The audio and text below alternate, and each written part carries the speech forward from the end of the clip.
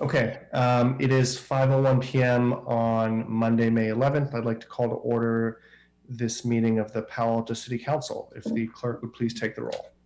Councilmember Cormack. Here. Vice Mayor Du Bois. Here. Councilmember Philseth. Here. Mayor Fine. Here. Councilmember Niss.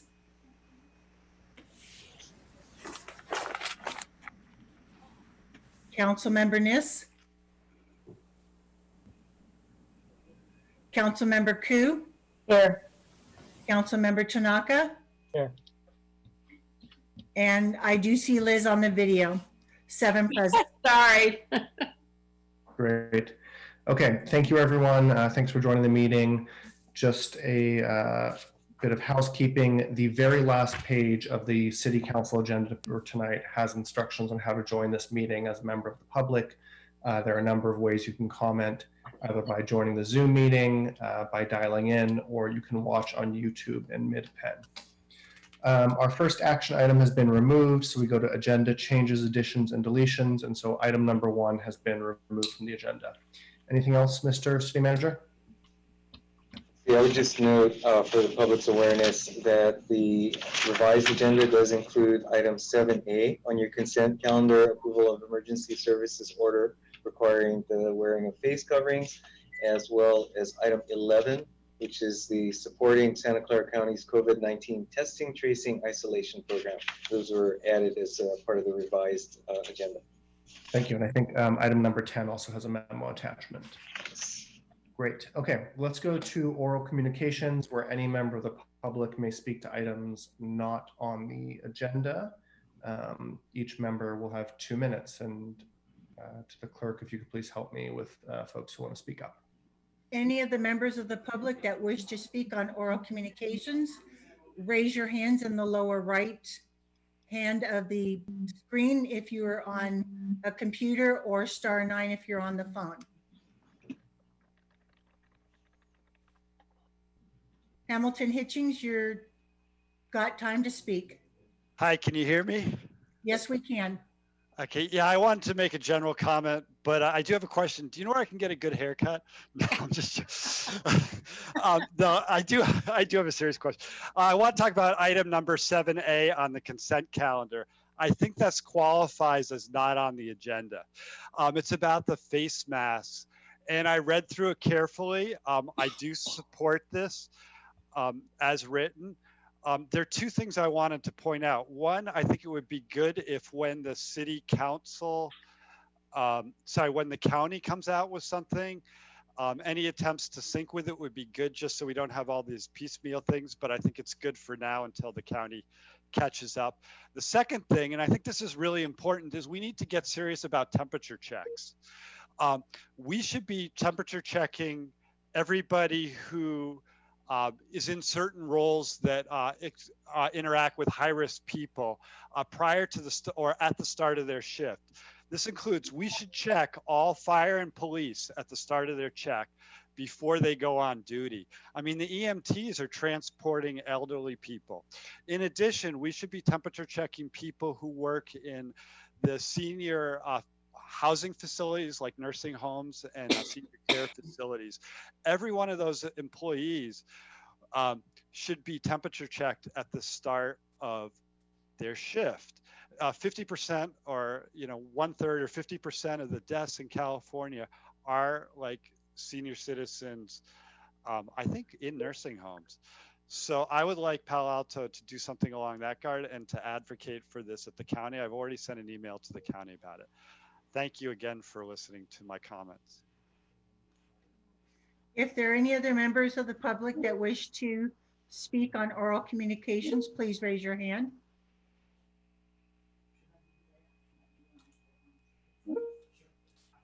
There are no others, Mayor. Okay, thank you very much. That concludes oral communications. Let's please move to the consent calendar, items 2 through 7A. Councilmember Koo, first I'm going to go to the members of the public, and then I'll come back to council. Beth, if you'd please help me with members of the public who wish to speak on the consent calendar. Any members of the public that wish to speak on the consent calendar, please raise your hand. Right now I show one. Stacy Olgato, do you want to speak on the consent calendar?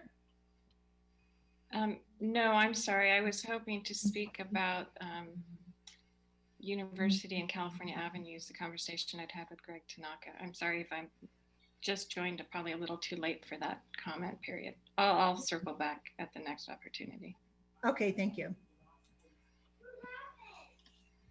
Mayor Fine, there are no others. Okay, thank you. I hand from Councilmember Tanaka. Yeah, I want to vote no on 2, 3, and 4, and I'm wondering if I might have support for 7A. What do you support? What do you mean support for 7A? Pulling 7A. Are you voting no on it or? No, no on 2, 3, and 4. Oh, sorry.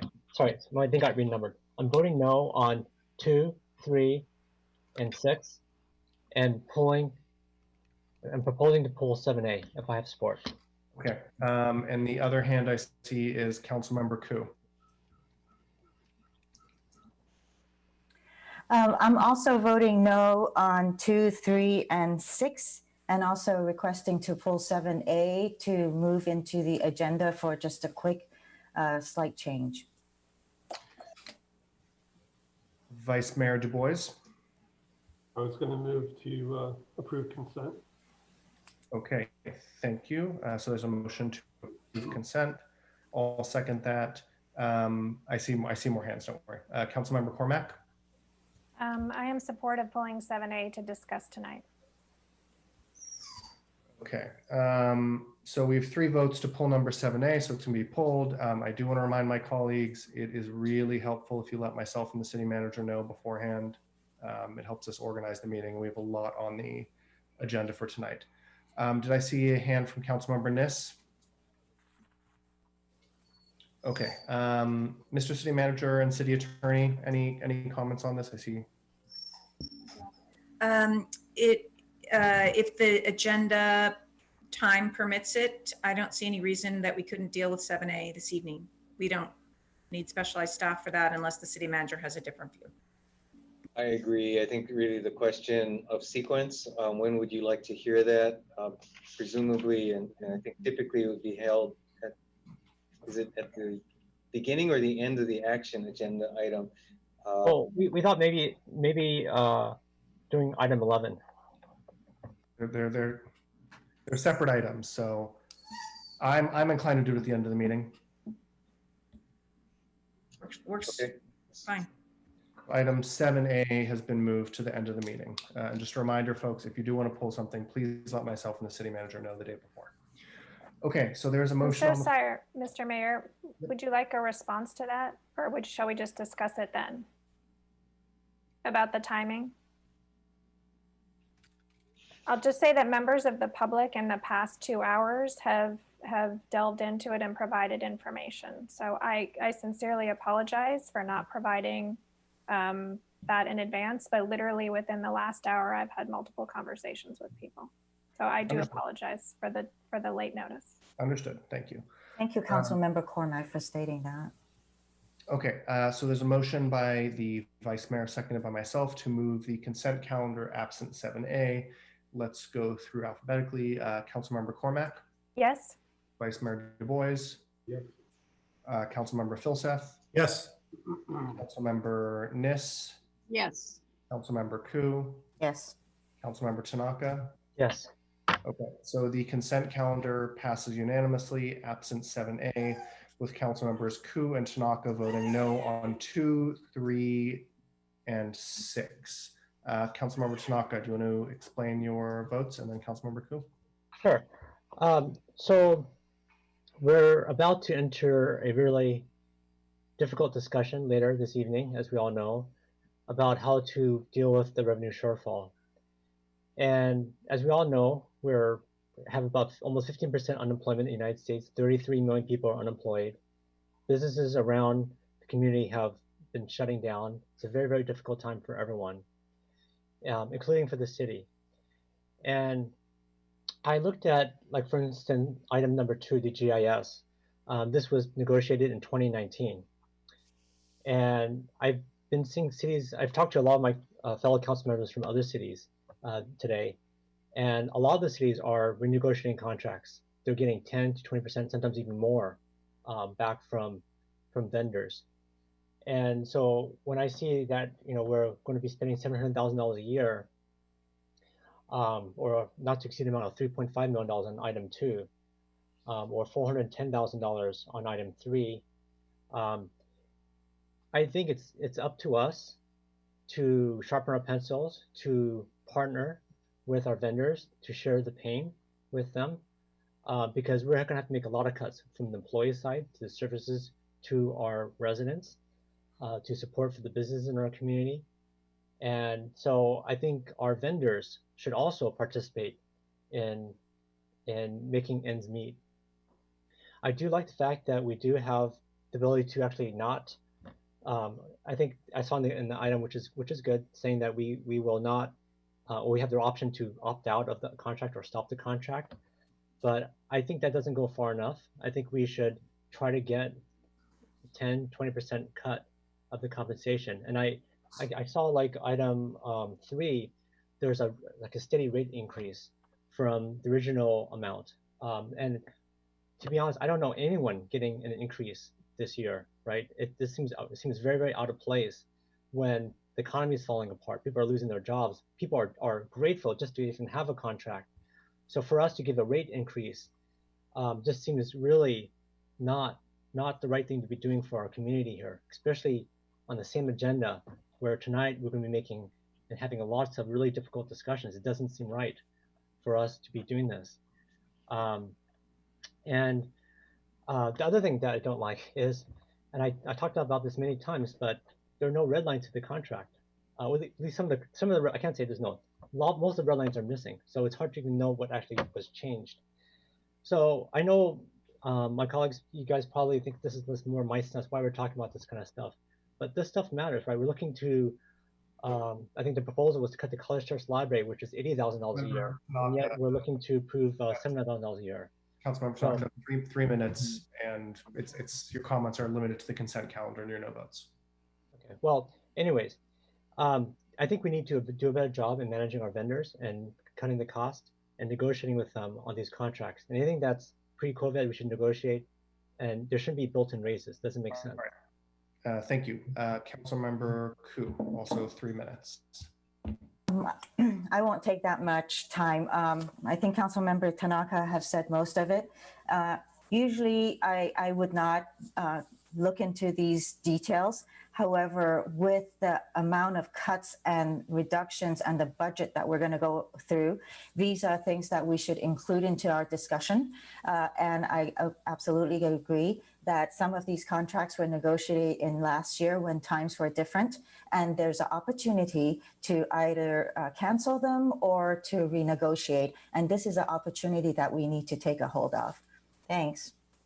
Thank you, Councilmember Ku. Okay, that concludes our consent calendar, and we move on to city manager comments. Mr. Shikata. All right, thank you, Mayor, members of the council. Let's see if we can ask the city clerk to put up a quick PowerPoint. I have a few comments. I would note that for the council's and public's recollection, we're transitioning back to our sense of normalcy rather than having the COVID-19 item at each meeting. We'll do city manager comments. I'll provide updates on related items.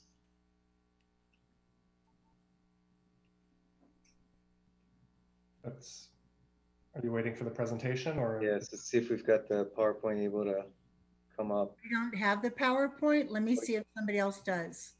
Okay. Well, I tell you what, I'll handle it verbally, and if we get it going, then we can catch up. But for the time being, again, with this format, I think we found that using slides can be helpful for the public to be able to follow just some key pieces of information I want to pass along. So first off, in terms of our current activities related to the shelter-in-place order, we've talked about some of this previously, but again, just to reiterate that gardening and landscaping is allowed I think we've continued to get some questions from the public about that. And just to reiterate that we are under the county's order allowing gardening and landscaping to proceed. Also on tonight's agenda related to the COVID-19 emergency, Council just extended the proclamation of local emergency under your consent calendar, and that is an important authorizing action for the city's ability to continue taking some steps that really reflect an expedited action procedure. Same for the face covering items that we'll be discussing later this evening. And finally, contact tracing and testing also on tonight's agenda related to the shelter in place order and the COVID-19 emergency. Also, just to note that we have a pilot project that just got underway. Terrific, thank you, Nellie. Next slide, please. That we're calling, let's see. Oh, this is actually the next presentation. Sorry, that's for the budget item. So for the city manager comments, there was a separate folder. So my apologies, Nellie. We'll just keep going. We have a pilot project we call the Shared Streets pilot, and that began this past weekend with 3 streets, the Bryant Street, Park Avenue, and Ross Road, that are being discouraged for through traffic and with increased awareness of pedestrian activity on those streets. That so far appears to be going well. We're doing some surveys, so we'll be able to get some additional information. Here we are. And the last bullet here, that also ongoing activity, the public will see the California Avenue Garage already underway, and the US Highway 101 bike bridge already beginning with the Lefkowitz underpass closing again on the 18th for that construction activity. Next slide, please.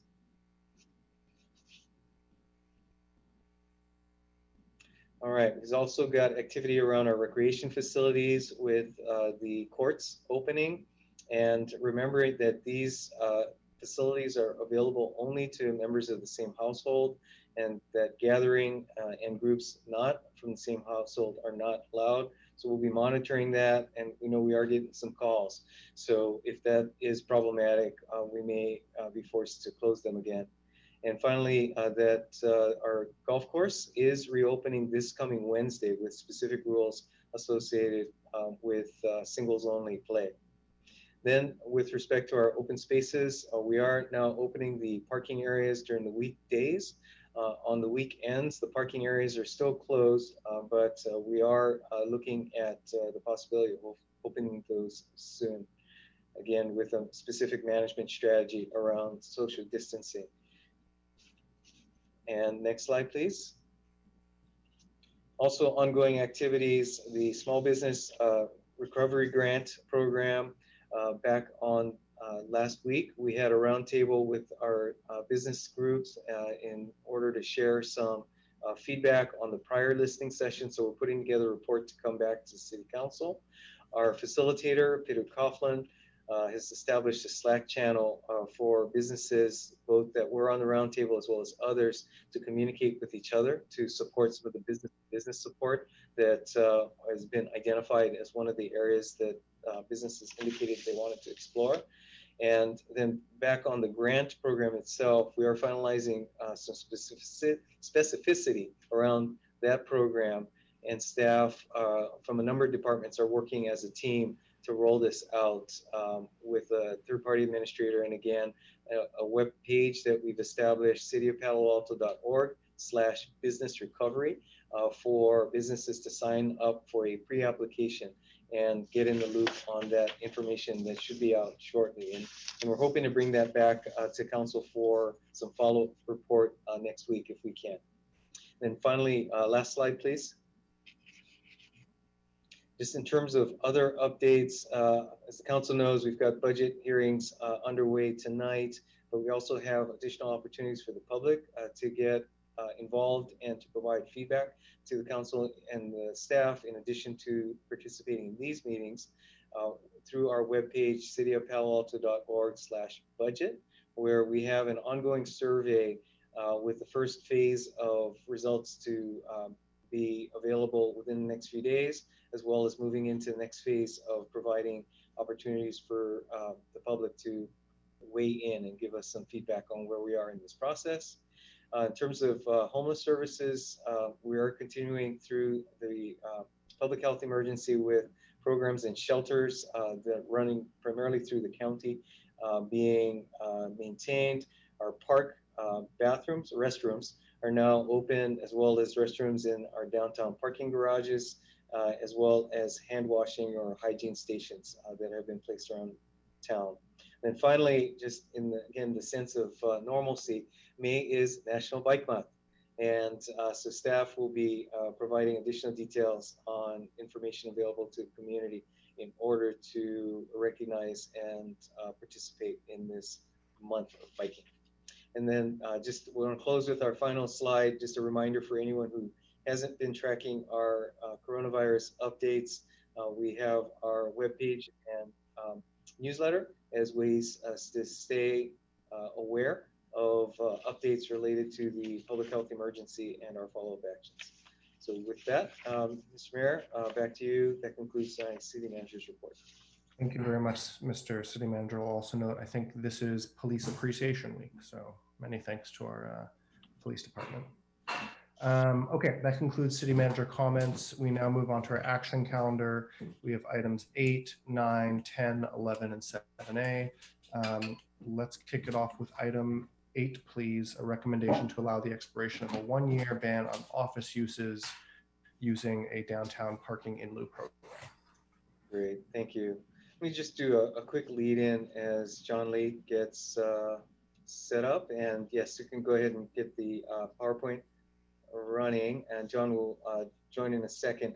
Just really want to provide just a moment of context for the council. As the council would be aware, but perhaps some community members may not be, that this item and the initiative to implement this suspension of the eligibility for the parking in lieu program for office uses above the ground floor was really a staff initiative, quite frankly, and it was brought forward as part of the housing work plan in the context of a number of actions that could be taken in order to support the development of housing. So Mr. Late will speak to the specifics of the program, but I do want to remind the public that this is really an item that was brought forward as one of a series of potential steps that the city could take, and really reflected staff's desire to provide a range of options.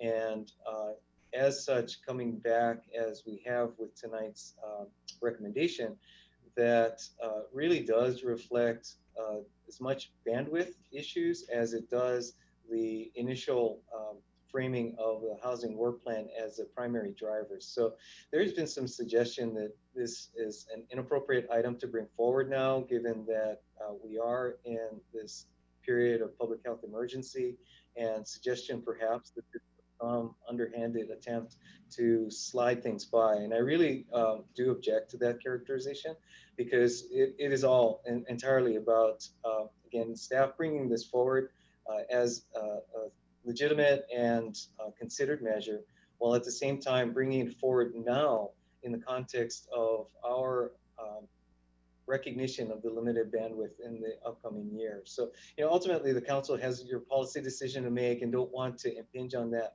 at all, but do want to assure members of the community that this was and has continued to be a staff brought forward issue out of recognition of the potential here, but also the times that we are in. So with that, let me ask Mr. Late to take off with the presentation. Great, thank you, Ed, and good evening, Mayor Fine and City Council members. Jonathan Late, Director for the Planning and Development Services Department. The council may recall that about 18 months or so ago, you were in a conversation about the housing work program, and specifically discussing downtown, and considering ways to tip the balance to promote more housing opportunities in this geographic area. And the Planning and Transportation Commission had discussed and previously whether or not in-lieu parking was a policy decision that if it was not allowed to continue for office space above the ground floor, that it might be an opportunity to get more housing development downtown.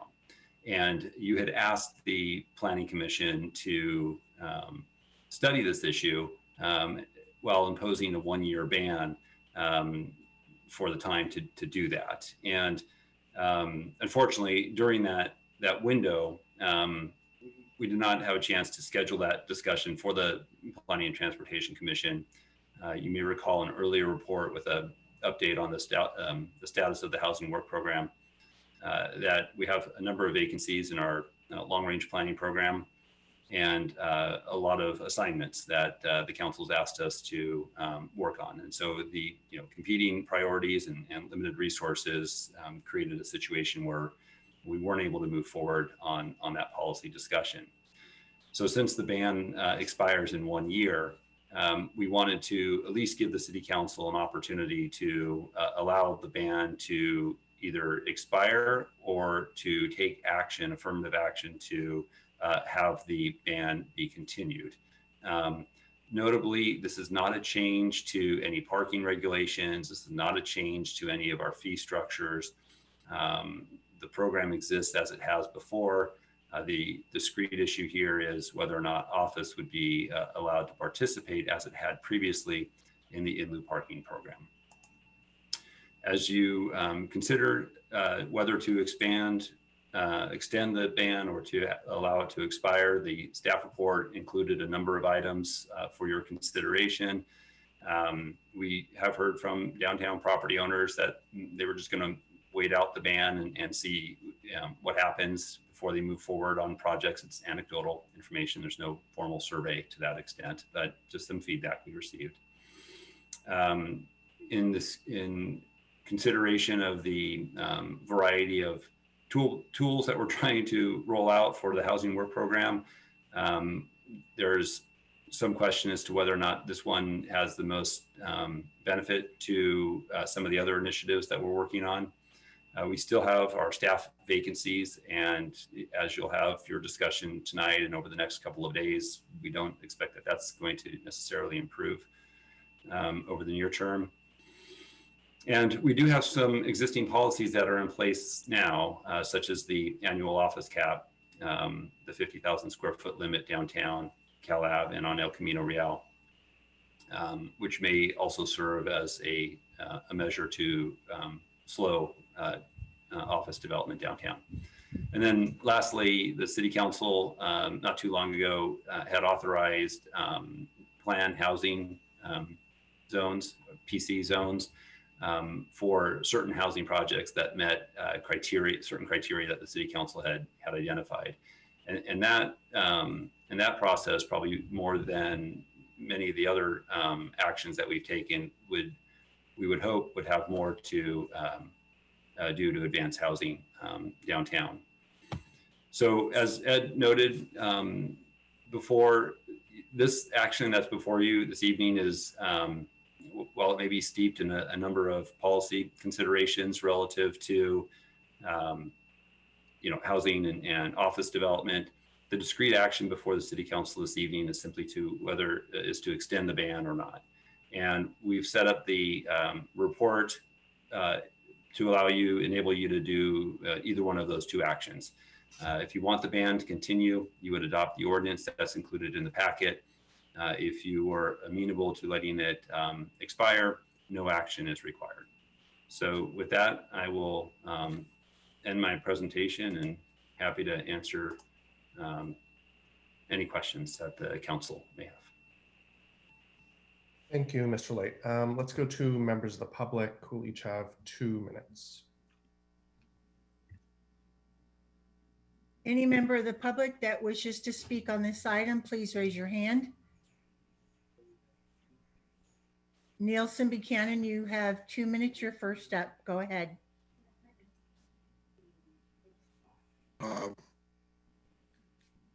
City Council, this is Nielsen Buchanan on Bryant Street. Very simply, from what the Jonathan Lake just reported, that the incentives for office use is actually working. And it seems to me now is the time to make sure that available resources are working on incentives to make the increase in housing.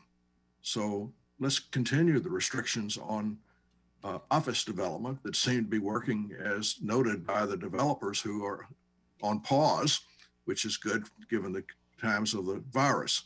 I don't want to take any more time. I think that's the main point. Thank you. Hamilton Hitchings, you're up. You have 2 minutes to speak. Thank you. I am a little frustrated that this is on the agenda because I think it's, maybe from time necessity it needs to be, but I feel it's a little tone deaf. I support option 1 to extend the ban.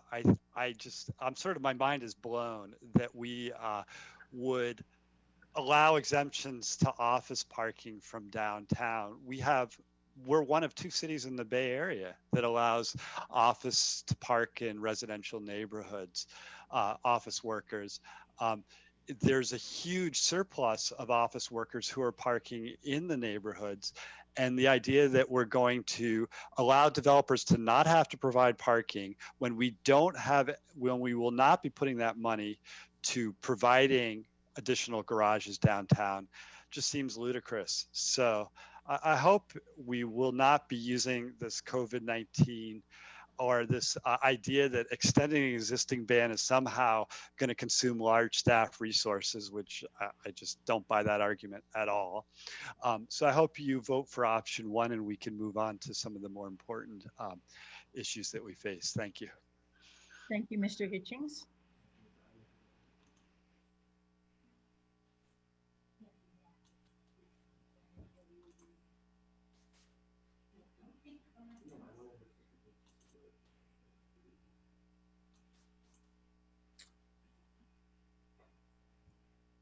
Terry Holzheimer is there, but it's not allowing him to speak. Mr. Holzheimer, are you trying to speak on this subject? Mayor Fine, what comes up is that he's unable to speak because he's using an older version of Zoom. Okay. Mr. Holzheimer, if it helps, maybe email in your comments. Let's give it another moment or two. I really apologize for the technical difficulty. Are there any other public speakers on this item? No, what we're going to do is promote him to panelist so he can speak. Okay, let's do that. Thank you.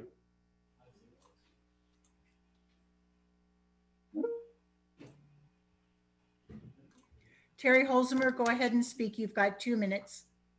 Okay, thank you. Yes, I wanted to voice my support tonight for keeping the ban in place, restricting the ability of commercial developers from participating in the city downtown in lieu parking program. I really think it's long overdue that commercial and business developers know that they can't keep exempting themselves by paying into a fund that largely does not build parking spaces. At the very least, the PTC should have the opportunity to weigh in on this issue and allow the ban temporarily, at least, to stand for at least a while they have an opportunity to respond and give their input, especially during this coronavirus situation that we all know impacts everything. Lastly, I'd like to make sure that residents and neighbors are put first in this situation. Let developers that we now know, instead of letting them push parking issues into the neighborhoods, let them build the proper parking that they need for their own businesses in their own properties. It's time that neighborhoods and people in residents in their own streets be protected. I say keep the ban in place. Thank you. Thank you. Mayor Fine, I have no other speakers. Okay, thank you. Thank you to the members of the public who joined us tonight with your comments and thoughts. So we now return to council, and the first hand I saw was Councilmember Nis, followed by Councilmember Koo.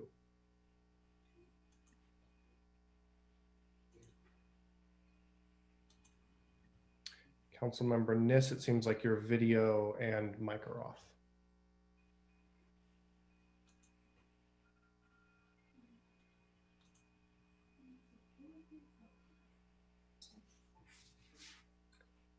Councilmember Nis.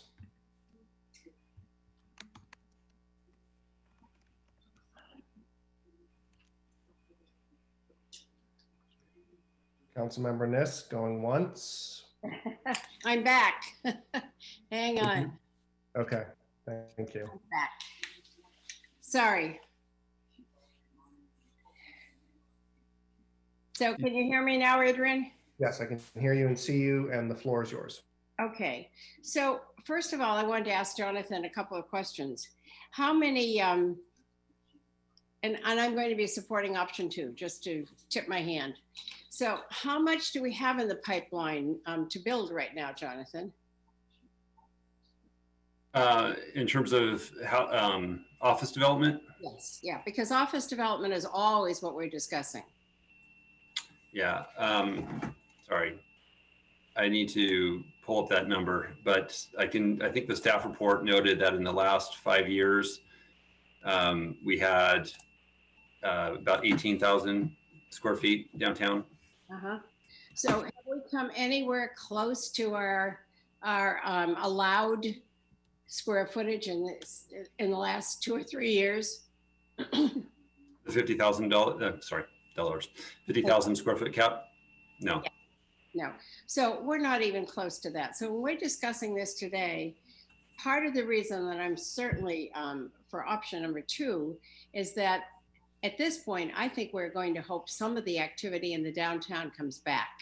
We're looking at a very bleak economic future, especially when we're talking about cutting $40 million from next year's budget. So and in fact, at this point, I would move option 2. Okay, so there is a motion by Councilmember Nis to move option 2. Is there a second on that? I'll second it. Okay. Okay, just speaking to this really briefly, this is a proposal that came from staff with which I originally disagreed. And I think we were actually caught in a bit of a confusing circumstance because if I recall correctly, Councilmember Scharf at the time was actually recused as he has a property interest that would have been affected by this. And the negotiation or compromise we reached was let's try this for a year. We've done that for a year and we've seen very little office development. And at the same time, as the report notes, we have other, in my opinion, more effective controls on commercial development. We have the annual cap and the citywide caps. And I think especially in this new climate where the old rules and arguments don't apply, we shouldn't be looking at additional strictures to stop office development every which way we can. I want to remind everybody that stopping jobs or commercial development does not create housing. That's a reality, that's a canard. Can we go back to the second to last slide, please? Yes, just give me one moment here.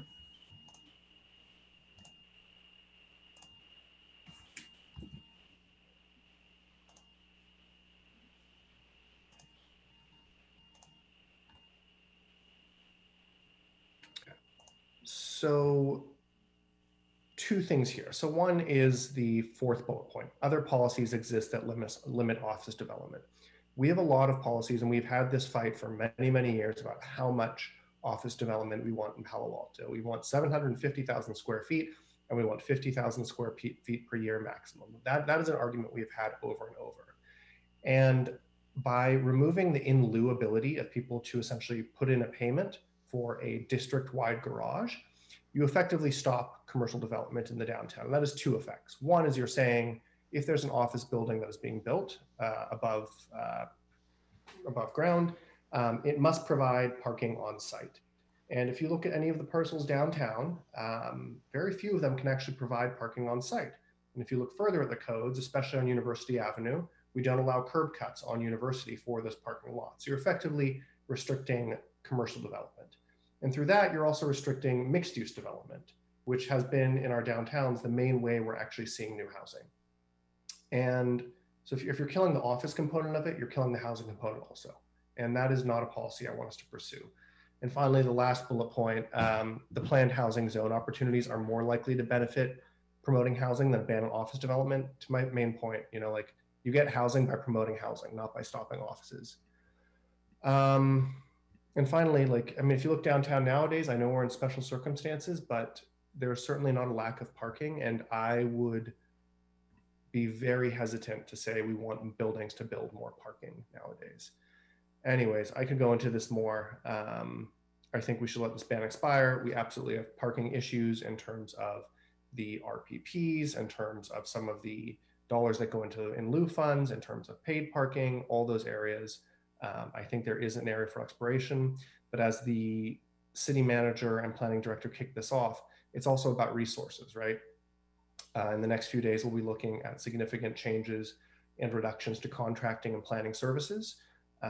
And this is just one more item that we haven't seen much benefit for in terms of housing.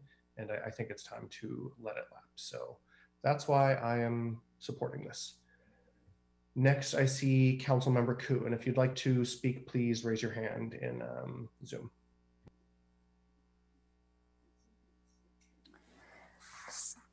So this, there's a lot of conflicting messages, in terms of what had come about. If I remember correctly, I've always spoken to phantom parking because there's all these buildings that are being built and people are reducing their number of parking spaces and people are paying in lieu fees. But if I remember correctly, if they're paying all these in lieu fees and we're supposed to be building a garage, the only place I can think of is the garage space that many of this council had said that they do not want that garage in order to make it available to place housing on it. So if that is not the spot, I wonder where is the spot that we're going to be building using this parking in lieu fees to build a parking space and essentially warehouse cars, as some of the previous comments that were made. And with due respect to city manager, I appreciate what you said, but in this time of COVID and people sheltering in place, I think that there has been various people that had said that politicians, city staff, and community members will say that you cannot let a good pandemic go to waste. And certainly this is a way to look at this situation.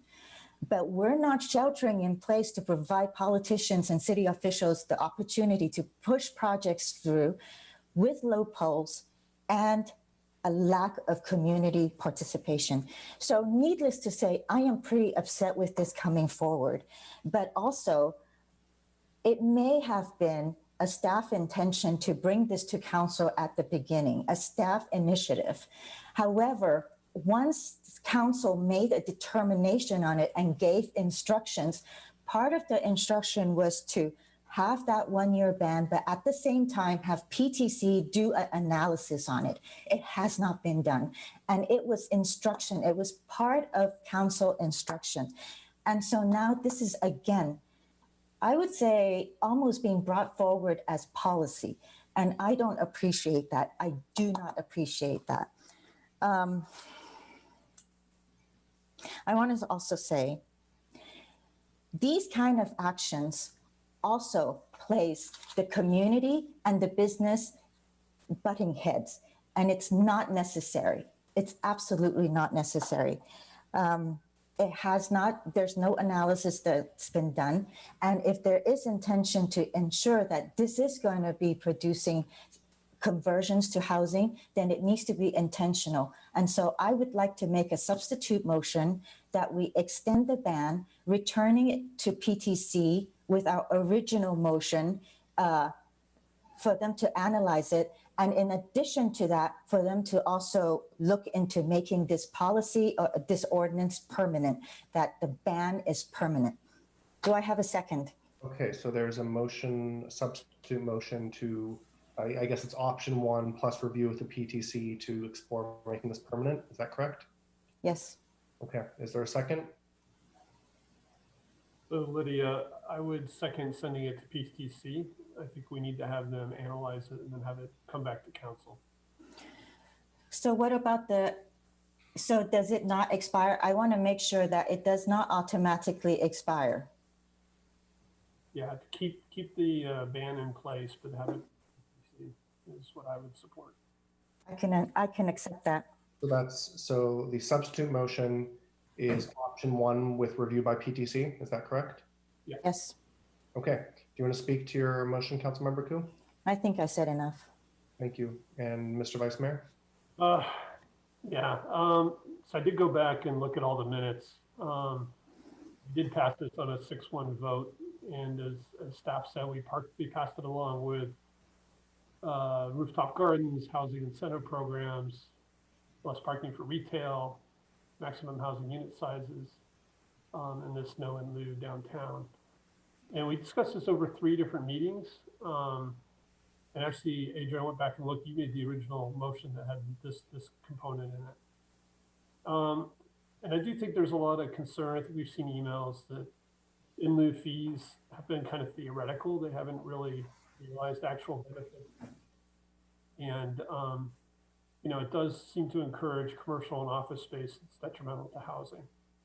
Even now, like we've been talking to a lot of retailers, and they're expressing concern that when things get back to normal, they won't have places for shoppers to park and for their employees to park. One of the reasons given was it hasn't resulted in much housing downtown yet. And developers are saying they're going to wait us out. I do think we need to be clear. We aren't proposing withdrawing any of those other changes that also have not yet resulted in housing. I think we need to give this some time. I think we need to follow through. So, and again, people have spoken to it. I think right now, COVID, we definitely have other things we should be focusing on. I was surprised it was even on the agenda tonight.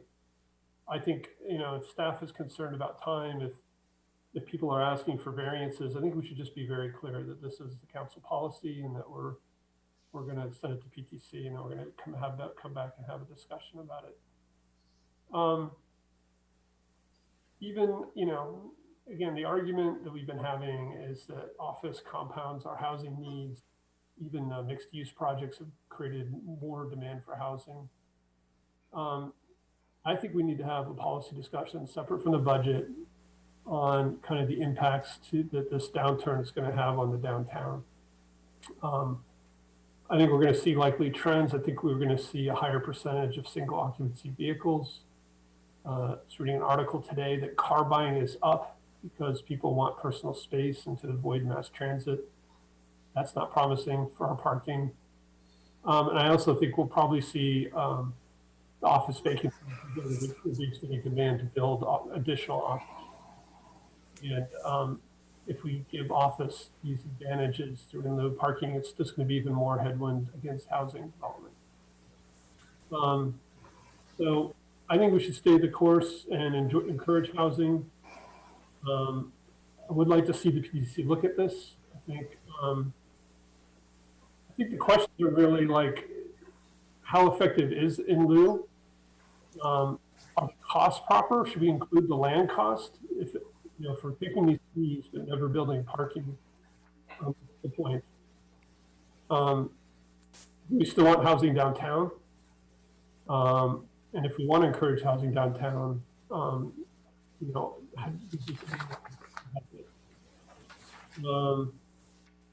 there's a lot of reliance on the PC zoning. I think there was also some split among council and some hesitation there. I don't think that's a slam dunk depending on how people use it.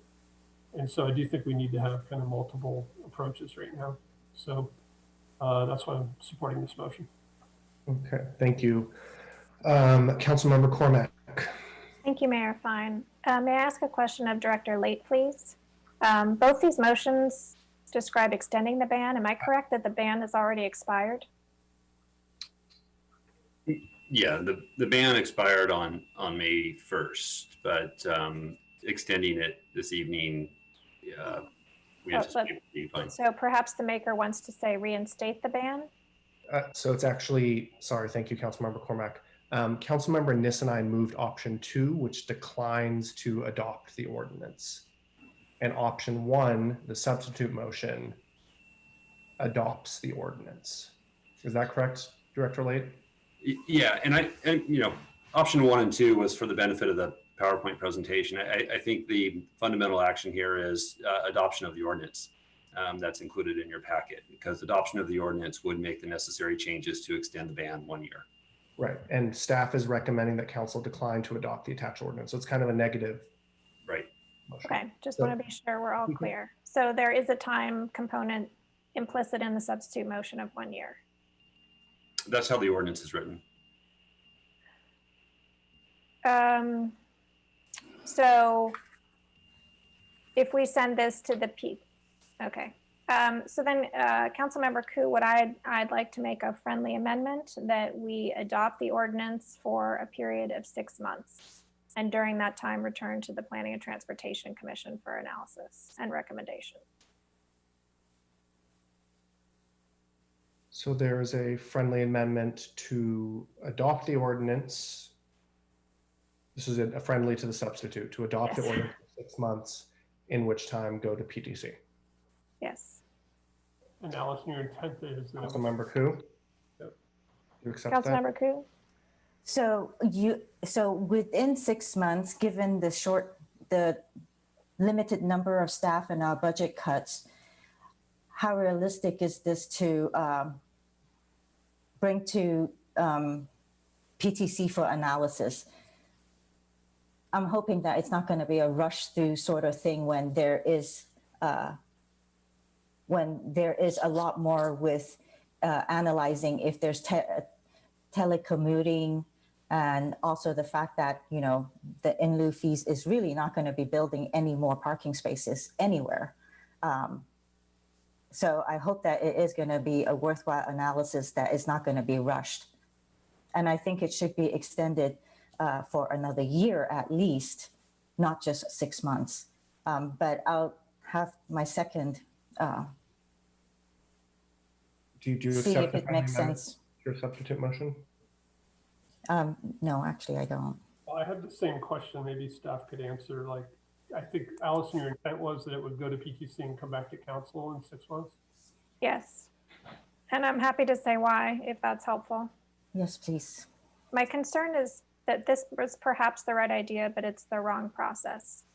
I really appreciate staff's focus on efficiency, but I'm not comfortable with the fact that the PTC hasn't reviewed that. I think being effective is important in this instance. So it's really a process thing for me, and that's why I think 6 months would be preferable to 1 year. Thank you for explaining that, and also for the clarification. Yeah, okay, I mean, So yes. let's if there is a friendly amendment here, let's get the language right. Is it to adopt the ordinance for 6 months and in that time go to PTC? Or a recommendation. Okay. Well, to adopt the ordinance for a period of 6 months. And get a recommendation from During which time, Right. Planning and Transportation Commission would make a recommendation, And it would come back to council. and which would return to council. Director Late, does that make sense to you? Does it jive? It makes sense. It gives me a little heartburn, but yeah, it makes sense.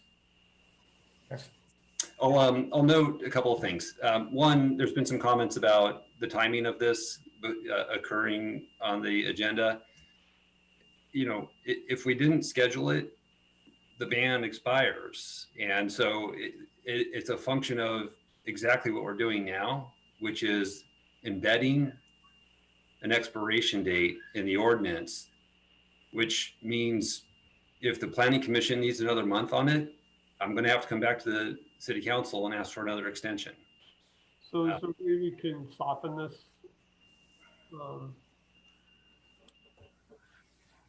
We'll make it 9 months with an intent to come back in 6 or something?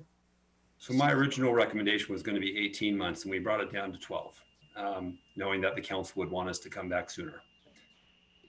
We're going to have a lot on our plate between now and 6 months. I'd like to have a little flexibility, having that conversation with the planning commission, which, by the way, was previously going to include economic analysis to run some pro forma work to see what that tipping point is to allow in lieu parking. At what point does it become less attractive for housing development? As you're going to have your discussions this evening, we're probably not going to have as much consultant funding to support that endeavor.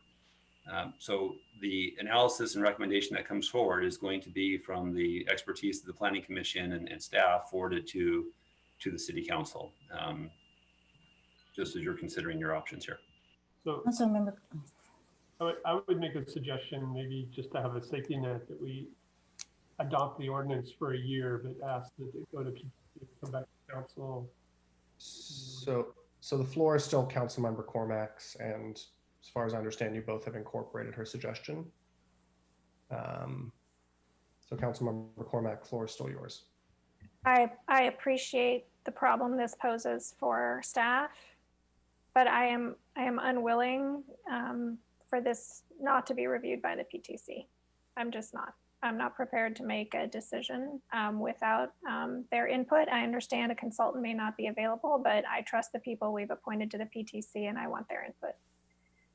So if we say 9 months, can we get past this? Councilmember Koo and Councilmember Du Bois? 9 months is good. Gets us into next year, and who knows what will be going on next year. Yeah. Yes. Okay, Thank you fine. for that. So for a period of 9 months, 9 months. and I cede the floor. Thank you. Okay, thank you. Next, I see Councilmember Filseth. Thanks very much. Well, I'm going to be real brief here because my head's pretty much where Councilmember Cormack's was, which is, I don't know the answer here, but it doesn't seem super critical urgent because there's nobody building anything downtown anyway. Although the developers wait us out comment was kind of curious, but we got lots of stuff to think about. I'd just as soon have PTC think about it and get a recommendation from them on this. I did want to appreciate staff bringing this forward.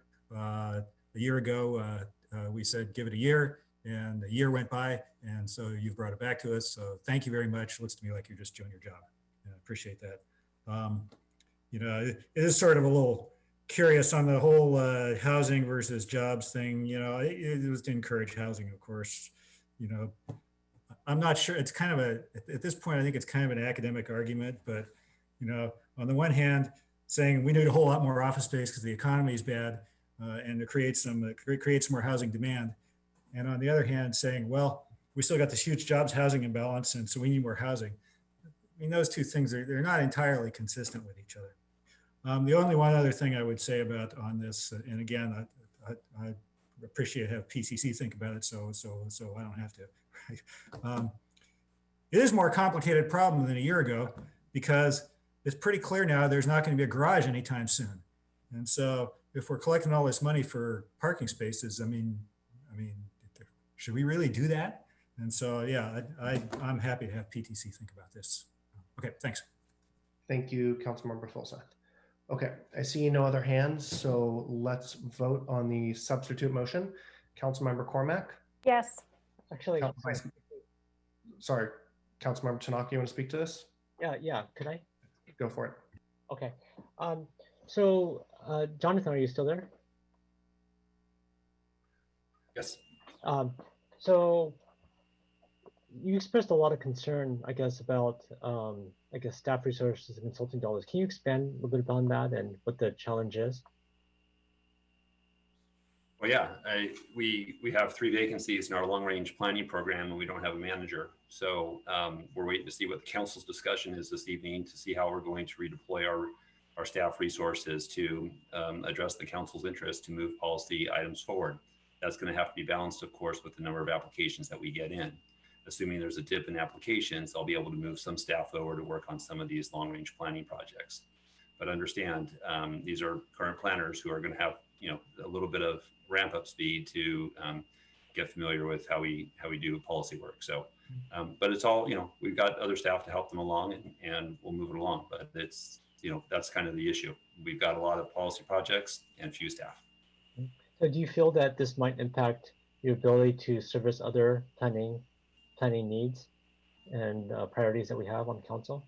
Well, I think it's more of a question of which priorities does the city council want to prioritize relative to the other items that you've assigned to us. And we have that, I think it's the February 1st or 2nd report that provided an update on the housing element, or excuse me, the housing work plan. And so these are things that this item will be competing against. Of course, with the 9-month timeline that the council's given us, it will necessarily require that we treat this one sooner than some other items that were on that list. Okay. What kind of planning items do you think this might impact? You know, Councilmember Tanaka, I don't have that complete list in front of me. And again, I need to understand what kind of resources I have available to me following the council's budget discussions.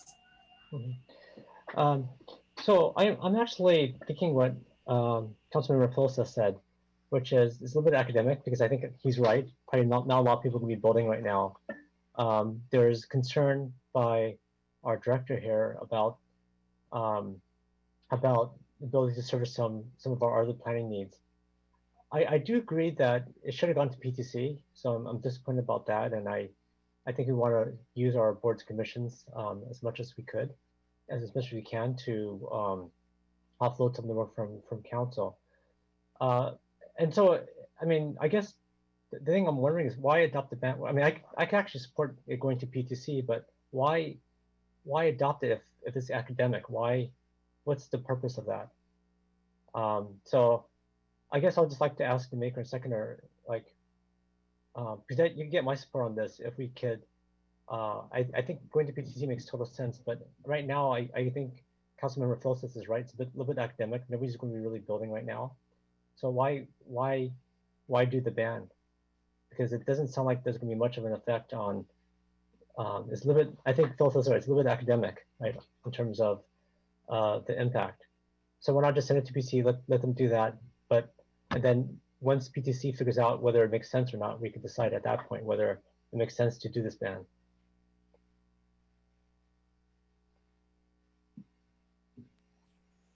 So I'm asking the maker and the seconder, whether you guys would be willing, and I would support this then, to go to PTC, but basically let it expire as it is. Then what's the point of it going to PTC? I don't understand your question, Councilmember Tanaka. So basically it would be, they would evaluate to see whether this ban makes sense to be permanent. If it is, we can make it permanent. Well, it doesn't make sense to not extend it and then to let it, and then it doesn't make sense what you're asking for. It does necessitate extension in order for it to go to PTC to come, so that they can come back and inform us as to how to proceed, whether it makes sense or not. At that point, then it's ban or no ban. So I might not have answered your question, but I can't understand where that question is coming from. Okay, that's fine. Thank you. Okay, folks, it is 6:05 and we do have a lot more items. I do see 2 more hands. Let's go through them quickly. Councilmember Philseth and Councilmember Niss.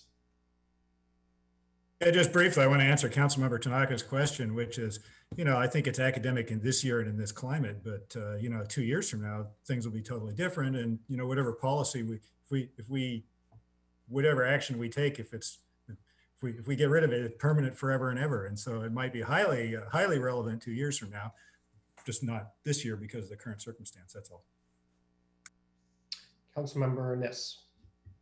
Well, I hope it is relevant 2 years from now, but I rather doubt it. I think it's going to be a long time before we see this downtown really coming back to life, which I know, Eric, makes you delighted. Keep that vitality down. But as I recall, I'm looking at the charts. Are you in the background, Jonathan? Yes. Great. As I recall, when we were discussing this and going back in time, I think that PTC has looked at this in different lights, perhaps not this direct a question, but am I correct that when we've looked at this in total before as to what happens to the downtown, does it keep growing, does it not keep growing? Am I correct, or is this a brand new item for this, for the PTC, maybe for this PTC to take up? Well, it's an item that was discussed about 18, maybe longer, 18 months ago, maybe longer for the PTC, when when we were considering the housing work program. So I don't think it's new, but it is something that we haven't spent that much time studying. A different form. Thank you. Okay, so I just want to make one or two last comments. Haven't spoken on this yet, except to my original support for the original motion.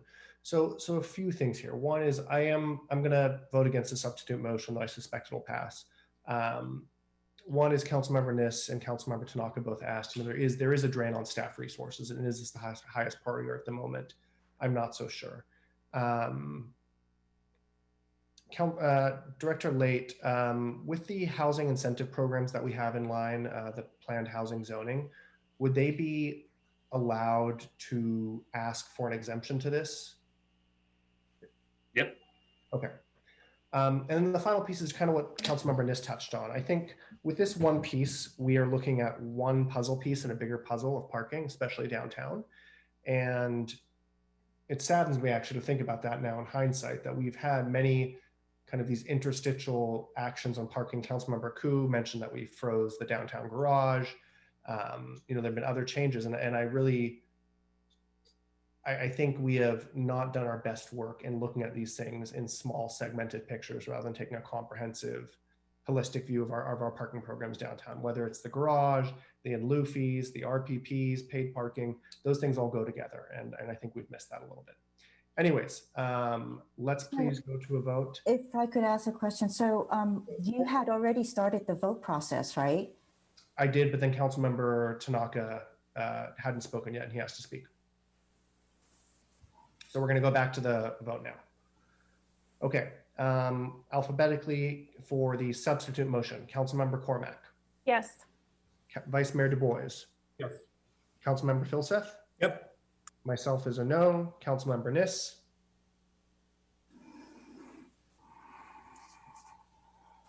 I think you're on mute, Councilmember. Sounds like a no. That's a no. Councilmember Koo. Yes. Councilmember Tanaka. No. Thank you. Okay, and that passes. The substitute motion passes on a 4-3 with myself, Councilmembers Niss and Tanaka dissenting. Thank you, everyone. All right, that finishes item number 8. We are now on to item number 9, a discussion and direction to staff about potentially reducing the number of members on the Human Relations Commission and the Public Art Commission. Does staff have a presentation on this? We do not have a presentation, Mr. Mayor. Okay. I hadn't flagged this to you both before. So just hold on one moment, Councilmember Niss. So let's go around. Happy to have questions, comments, or motions. The first hand I see is Councilmember Cormack. Thank you, Mayor Fine. I believe a member of the public may have raised their hand. Do you want to start with that? Let's do that. Thanks for noticing to me. Beth, if we could go to the member of the public. Sure.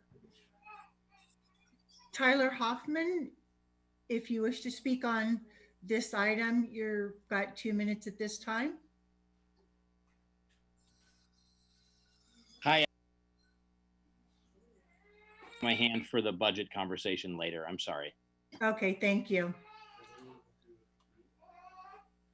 Mayor, there are no other speakers. All right, thank you, Beth. Thank you, Mr. Hoffman. We'll hear from you later. Okay, Councilmember Cormack, back to you, and then Councilmember Niss. Thank you, Mayor Fine. I'd like to move the staff recommendation. And I would second it. Mr. Mayor, you're on mute. You want to speak to your motion and your second? Certainly. I thank staff for returning so promptly with this. I understand a few concerns have been shared about meeting a quorum. I believe that we can manage those, certainly as we think about the work that the vice mayor and I embarked on, and that we hope staff will be able to return to at some point. The expectations for attendance and participation will be made clear going forward. So that concludes my comments. Councilmember Niss. So thank you, Councilmember Cormack.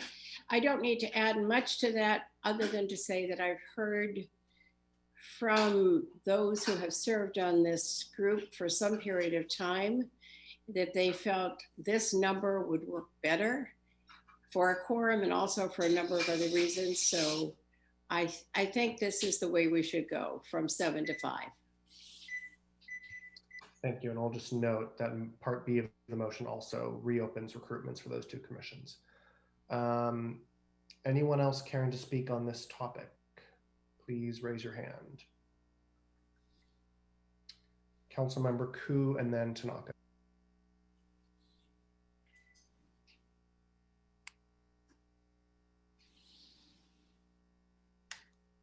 Councilmember Koo, you're muted.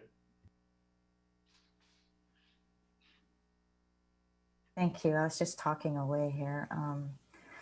So I also have heard from commissioners as well as members of the public, and I'm actually torn on this. I was actually pretty convinced at the last meeting, but now we do have a very diverse community, and so I think and a large community, and I think that with 5 members,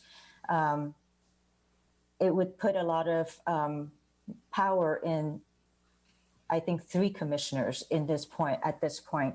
So I have concerns about that. I think that it would be great to just have the 7 so that there's more diversity amongst the commissioners and they can reach out into different areas. And when I was a liaison at the Human Relations, they were really figuring how to put their programs together and without exhausting each other.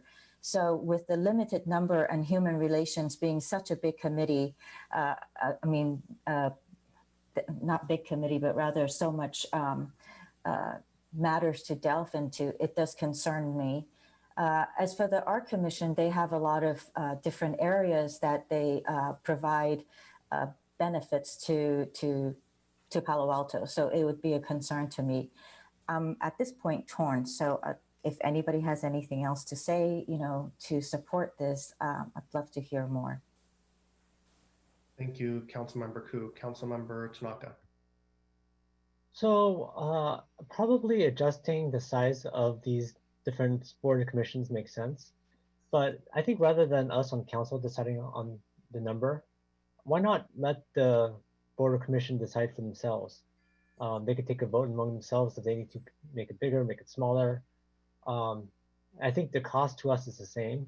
I think there's advantages of having bigger boards and commissions, and there's just also disadvantages. I mean, the advantage of having bigger ones is you can be more inclusive, you have more viewpoints of the community.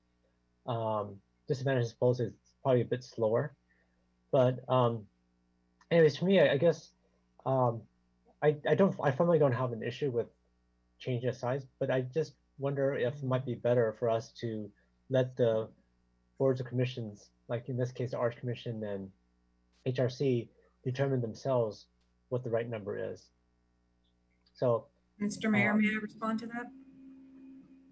Sorry, who's that speaking, actually? This is the city attorney, Molly Stump.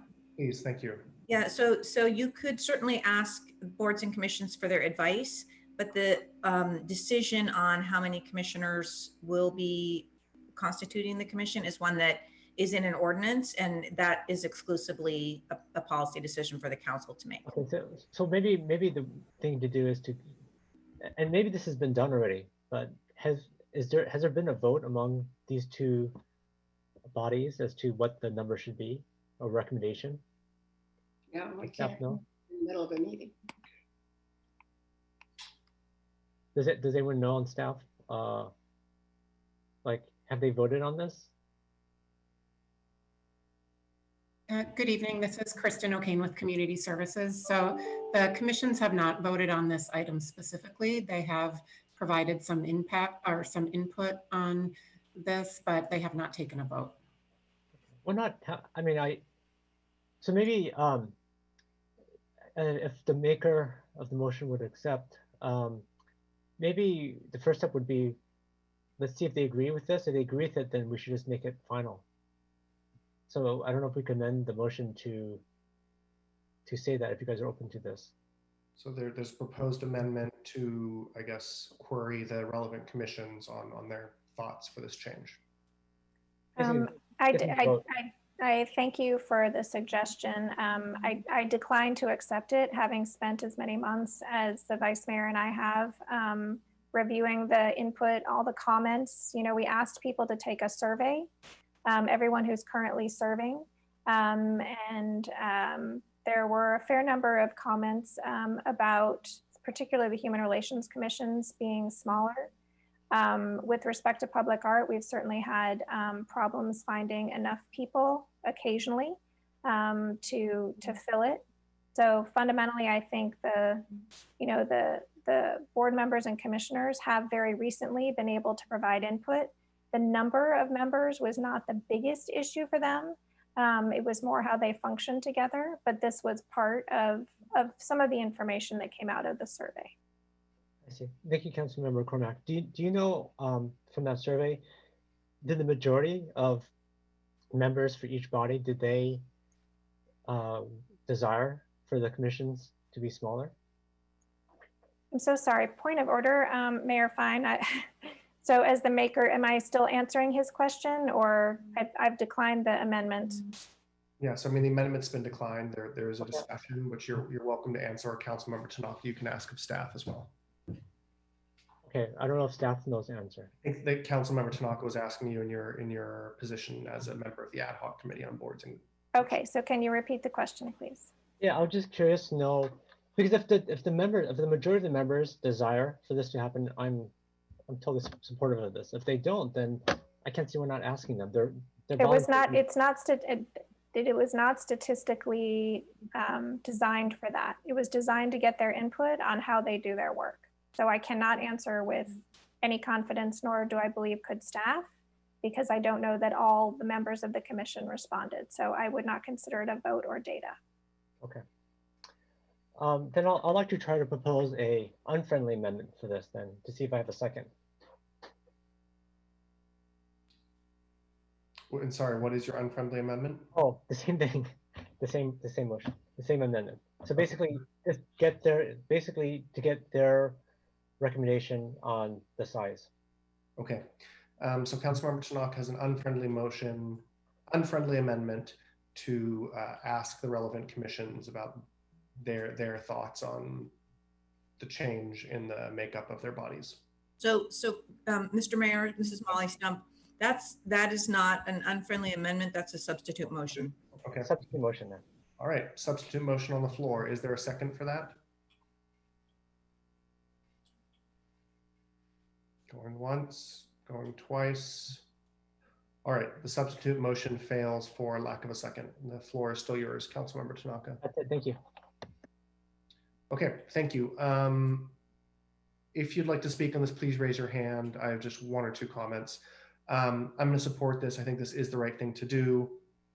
I think it does occur to me that after this, I think we will only have 2 commissions with 7 members. So Parks and Rec and Planning Commission.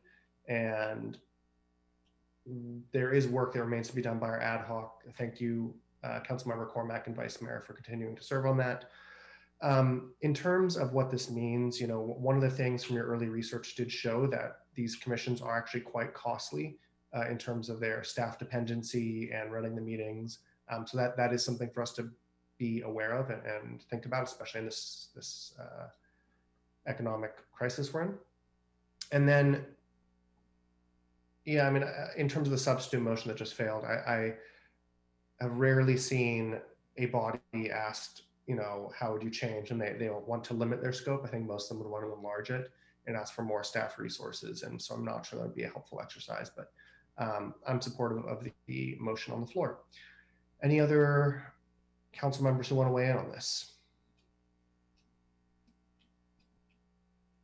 Okay. Let's please vote on the main motion. Councilmember Cormack, Yes. Vice Mayor Du Bois, Vote yes. Councilmember Filseth. Yes. Myself is a yes. Councilmember Niss, Yes. Councilmember Ku, Yes. and Councilmember Tanaka. Yes. Thank you. That passes unanimously. Thank you, council members and staff, for your work on this. So now we're done with item number 9. Our next item is item 10, kind of the big item for the night, review and discussion of the revised FY 2021 operating and capital budgets. Because it is such a big item, I know we're a few minutes ahead of schedule. I'm going to ask for just a 5-minute break. So let's all try to be back here at 6:25 or so. And in the next item, if you need to leave, just turn off your camera quickly, or maybe we'll pause halfway through if we see the need. See you all in a few minutes.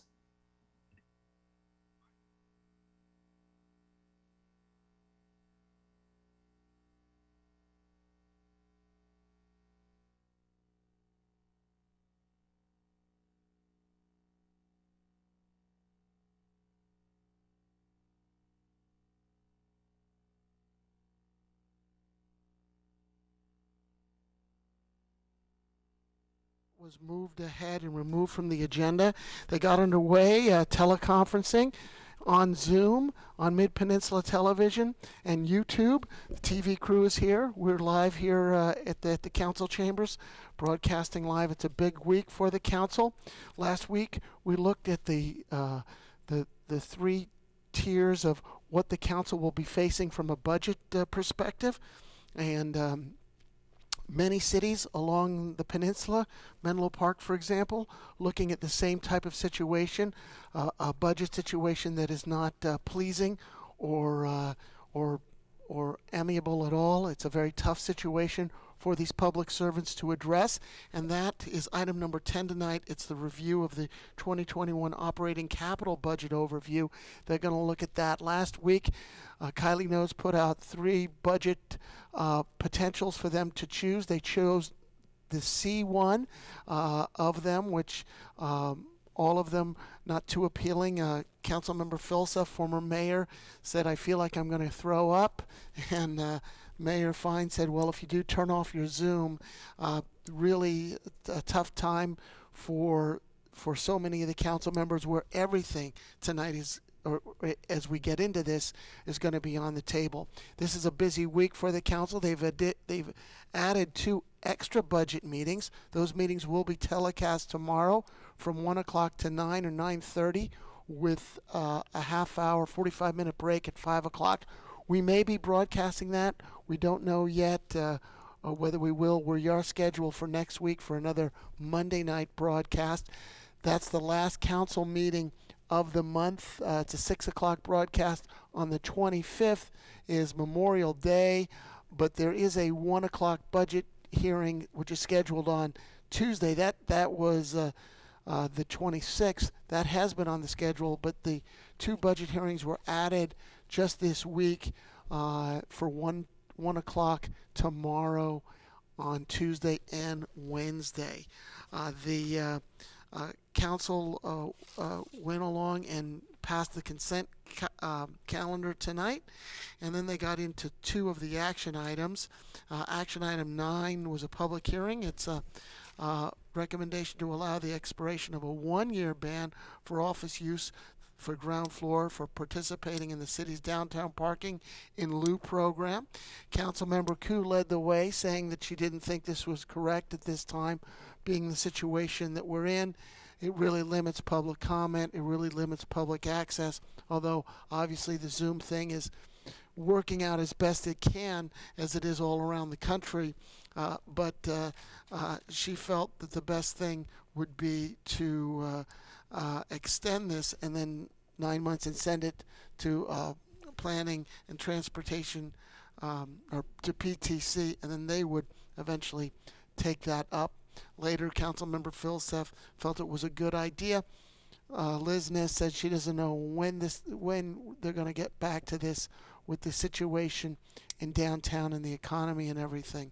So they went ahead and passed that. It was contentious, though. Councilmember Tanaka had some strong feelings about it. It went on a 4-3 vote.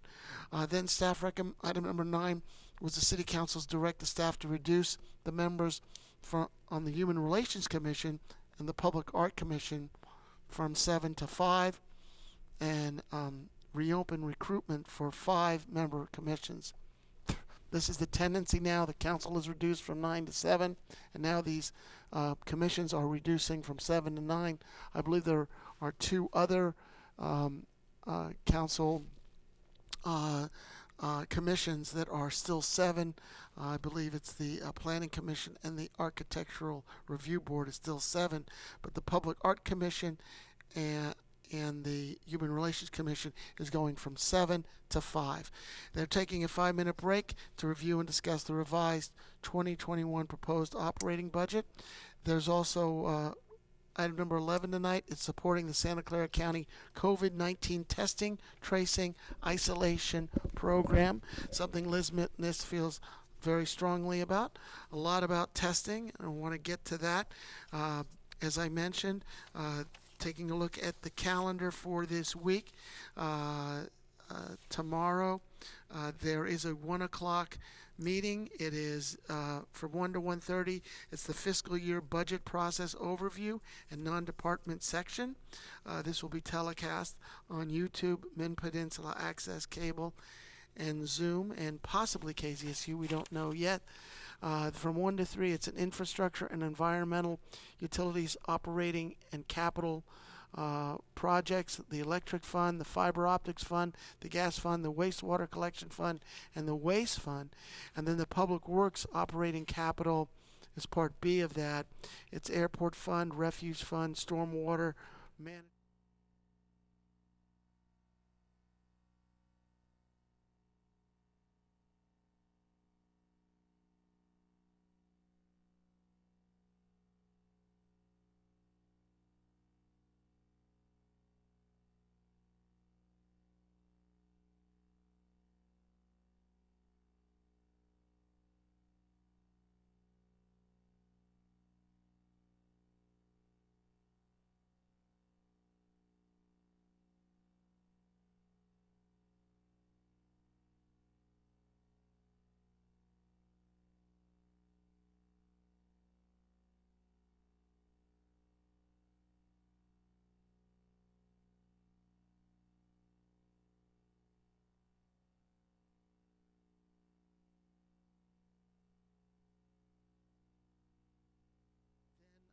On Wednesday, we have more of it at 1 o'clock, from 1 to 9 o'clock, as they'll start from 1 to 1:30. They'll look at what they did the previous day, budget hearing continuation, and then from 1:30 to 2, discussion of fiscal year proposed municipal fee schedule amendments, and then from 2 to 3:30, planning and transportation services operating capital budgets, including respective special revenue funds, planning and development services, and office of transportation. From 3:30 to 5:30, general fund capital budget, general capital improvement plan, Cumberland capital improvement plan. From 5:30 to 6:15, they'll take a dinner break, and then from 6:15 to 7:15, discussion and direction to staff regarding the establishment of a pension funding policy improvement, number 1, to the contract to increase compensation by $97,675 for additional actuarial consultant services, and a new total not to exceed $230,000, and then the May 12th.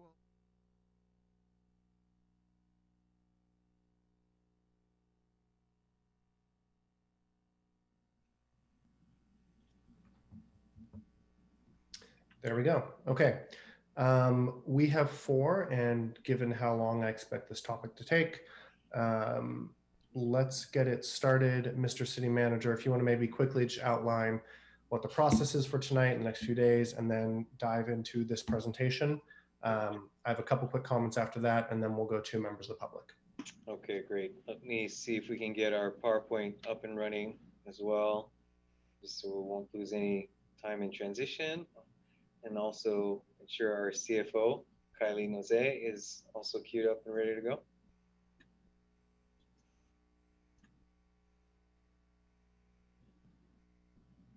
It's that pleasant present pause, waiting to make sure that someone's not stuck waiting to hit the mute button, or that actually they've gotten back from the break. Kylie, you ready to go? Yep, I think everyone's on, Brad's on, so we're ready. Okay, very good. Thank you. Well, Mr. Merritt, to your point, this item before you kicks off what will be 3 days, fairly solid days of budget discussions in the really detailed work that the council has before you in working through staff proposals that will ultimately become recommendations in your adopted budget for the upcoming fiscal year. So with that, we've got a few points we'd like to cover with the council, talk about the process going forward, and then walk through some of the specifics. So why don't I go ahead and jump in?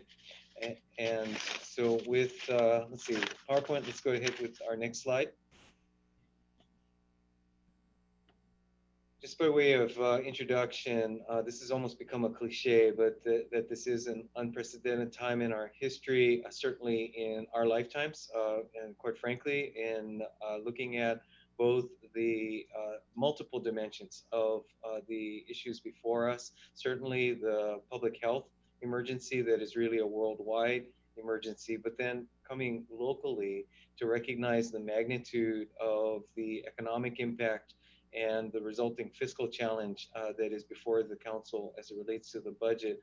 And then finally, just the speed by which this issue has all come to a head and really needing to be addressed such that really over the course of a couple of months, where we are today and now planning forward for your upcoming fiscal year. In that context, I would like to say thank you to the council for having been to this point very thoughtful in your approach. And as you may recall, in the council, the community perhaps could be reminded that we took a very thoughtful and intentional approach to address the emergency in two phases. One was to address the emergency itself, and I believe that the community was well served by our organizational approach to opening our emergency operations center, working with our partners, both in the public and private center and sectors, and addressing the emergency conditions such as we have. And while that work continues, really being intentional about separating that work from the work that we're talking about now, which is looking forward both to the fiscal year and beyond, and the fiscal realignment that's necessary in order to address the new normal and at least the new for the foreseeable future conditions that we're confronting. So on May 4th, the council adopted just a week ago, believe it or not, the council adopted the overall revenue assumptions that led to the package of proposals that you'll start to discuss this evening. And that laid the groundwork really for this $39 million general fund deficit to be addressed through a series of proposals. The staff report that you have before you tonight that was dated May 7th provides a starting point for this council discussion on a variety of topics, from the general to the very specific, and that based on the council's feedback tonight and over the next 2 days, staff will refine our budget strategies and return to you on May 26th. So essentially 2 weeks out to come back and take the feedback that you'll have over the next few days and turn those into actual budget recommendations that should be close to a final form for the council to consider to provide your policy direction. And then we'll come back with the specifics and the details on the actual budgetary actions necessary.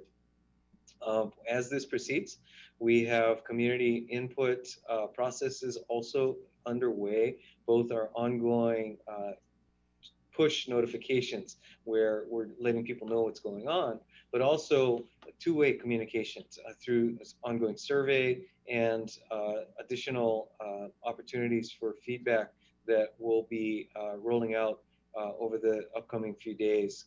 and really providing multiple methods for the public, both residents, businesses, and other stakeholders to advise the council on their perspectives. And then finally, while service level impacts are anticipated, that it is really important to remember that essential city services will be maintained and these services will continue over the upcoming year.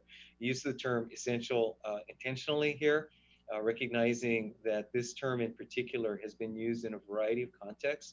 And ultimately, this term does have a context for each one of us. And the question of what's essential is highly subjective, but certainly one in Palo Alto that has a variety of dimensions to it. So next slide, please. So as we proceed with the discussion of your budget, we're reinforcing something of a framework that we have adopted and perhaps taken into our format here as a way of providing kind of a top line description through these areas of city service, whether they be public safety, infrastructure, environment, or the like, as a means through which while we are so much of our work is done in detail, that we also have the ability to step back and take a big picture look at effectively how are the city's resources, our taxpayer resources, invested in the services that the city does provide. And so this graphic provides that overall picture in terms of our general fund expenses and how they are divvied up effectively among the major categories of expenditure. And so as you see here, the largest share of that general fund expenses goes to public safety, which is our police, fire, emergency services. Next largest being with our infrastructure and environment, including public works, but also our highly robust environmental initiatives. Next being our community, neighborhood, and library services, really community serving, but in no way less essential, certainly from the perspective of providing the quality of life that really typifies Palo Alto. Next up is at 12% our administration and governance functions, which includes our overall management of the operations of the city, as well as the governance, the city council itself, in providing both the window and the ensuring the engagement of our community in the decisions and the operations of the city itself. Then we have planning and transportation, which looks forward, but also manages so much of the community's focus around land use and our transportation system. And then simply a sliver associated with economic sustainability as an ongoing area of attention for certainly as we come out of this economic and public health emergency. Next slide, please. So stepping forward in terms of the next couple of days and then what comes back on the 26th, oh, there it is. The next 2 days, the council will be first tonight talking about the operating protocols for the hearings that you'll have over the next couple of days. I'll call your attention to an Add Places memo that we distributed early this morning. Just food for thought for the council to consider in how you'd like to proceed with the discussions over Tuesday and Wednesday. These were largely built upon what has been typically the Finance Committee's procedures, but obviously needed some modification based on the full council being a part of this discussion in detail. Then, as you're hearing now, staff will provide an overview of the revised budget balancing strategy based upon the target that has been set. The council will hear the budgeting actions that could be necessary based on meeting that target, but having the input from our subject matter experts within each of our department's service areas. And then finally, that the council will have opportunities to review these progress at the end of the sessions that you have on Tuesday and Wednesday, and provide any macro guidance that you'd like to provide to staff as we then take your feedback and prepare recommendations for you for May 26th. Then on the 26th, you'll receive what we hope to be a close to final balancing strategy based on your feedback and direction you provide to us over the next couple of days, and then giving us a final direction for the detailed actions that are necessary as part of the appropriations, the ordinances, and all the actions required for your budget adoption. Next slide, please. And then the last slide for me before I'll turn it over to Kylie and Jose for the purpose of walking you through some of the specifics would be to talk about some of the principles that got us to this point. First, the council has adopted budget principles that have and continue to guide our work at the macro scale.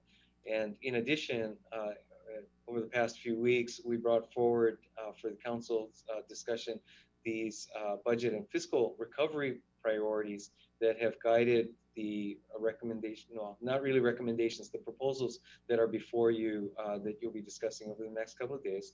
The first is to recognize the importance of economic recovery in our particular moment in time, much more so perhaps than it has been on an ongoing basis, really emphasizing the interrelationship between our local economy and the ability for the city to provide services to our community.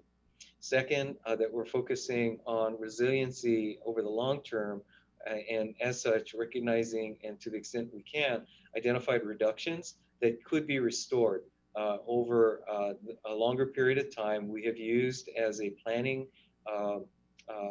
milestone the expectation of a 2-year reduction period through which we, in direction to the departments, have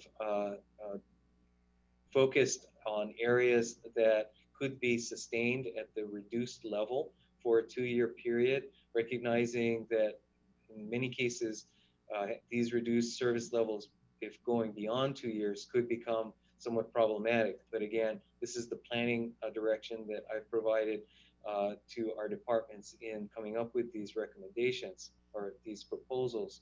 Third, that we will continue to seek new ways to identify efficiencies and in many cases use technology as tools in our ability to leverage our resources and continue services and in some ways evolve services where we can.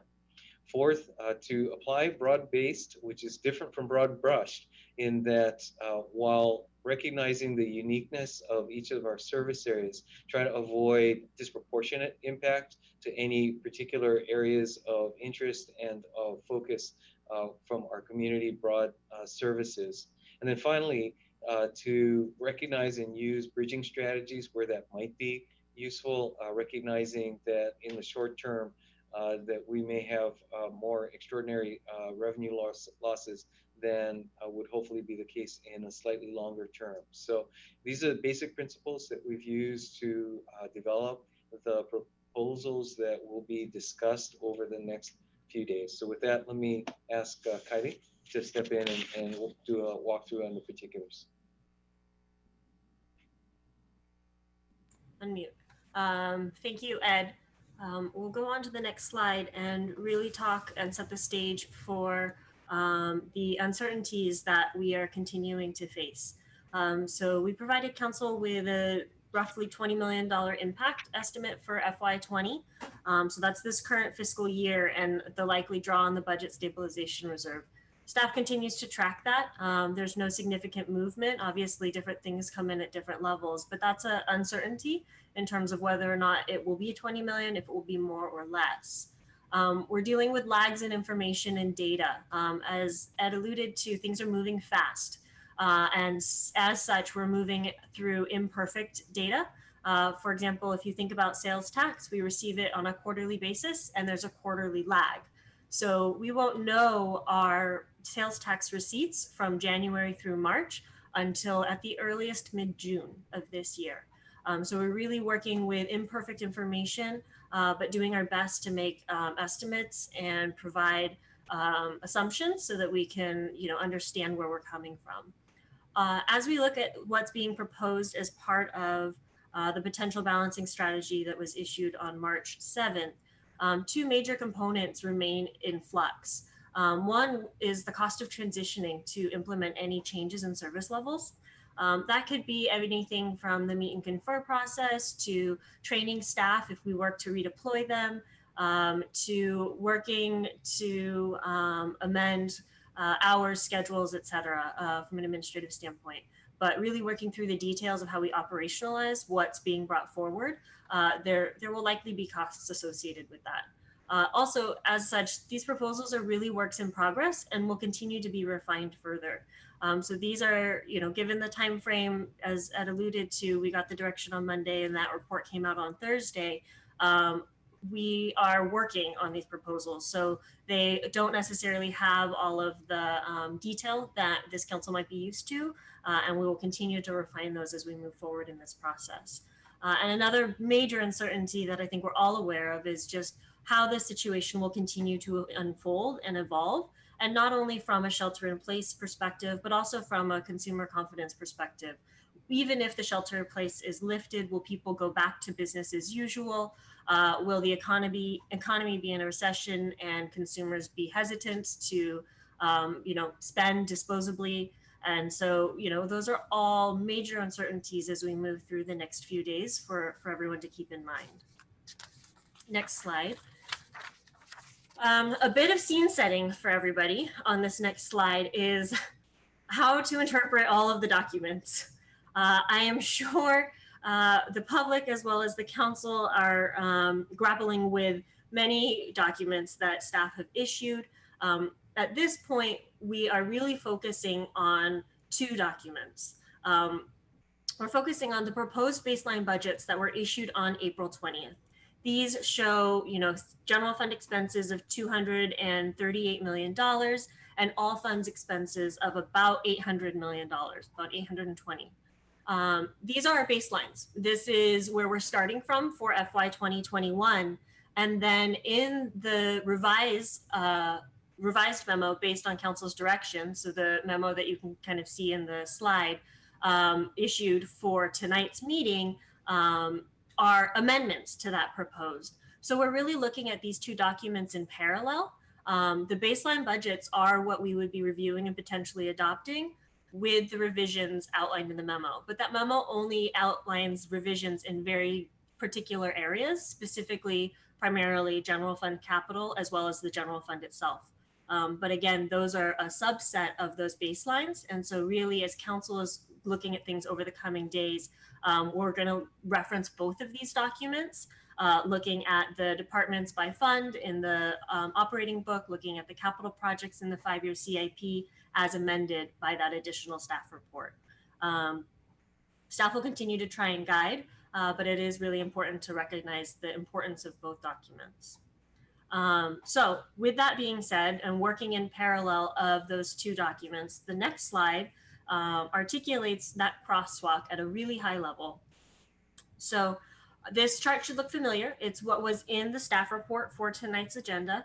And it really looks at that top level line of what was proposed and what was included in the baseline budgets that were released on April 20th. That's that top line budget. You can see expenses were $238.8 million in the general fund and $818.9 million in all funds. You can see that the FTEs were about 574 in the general fund and about 1,034 in all funds.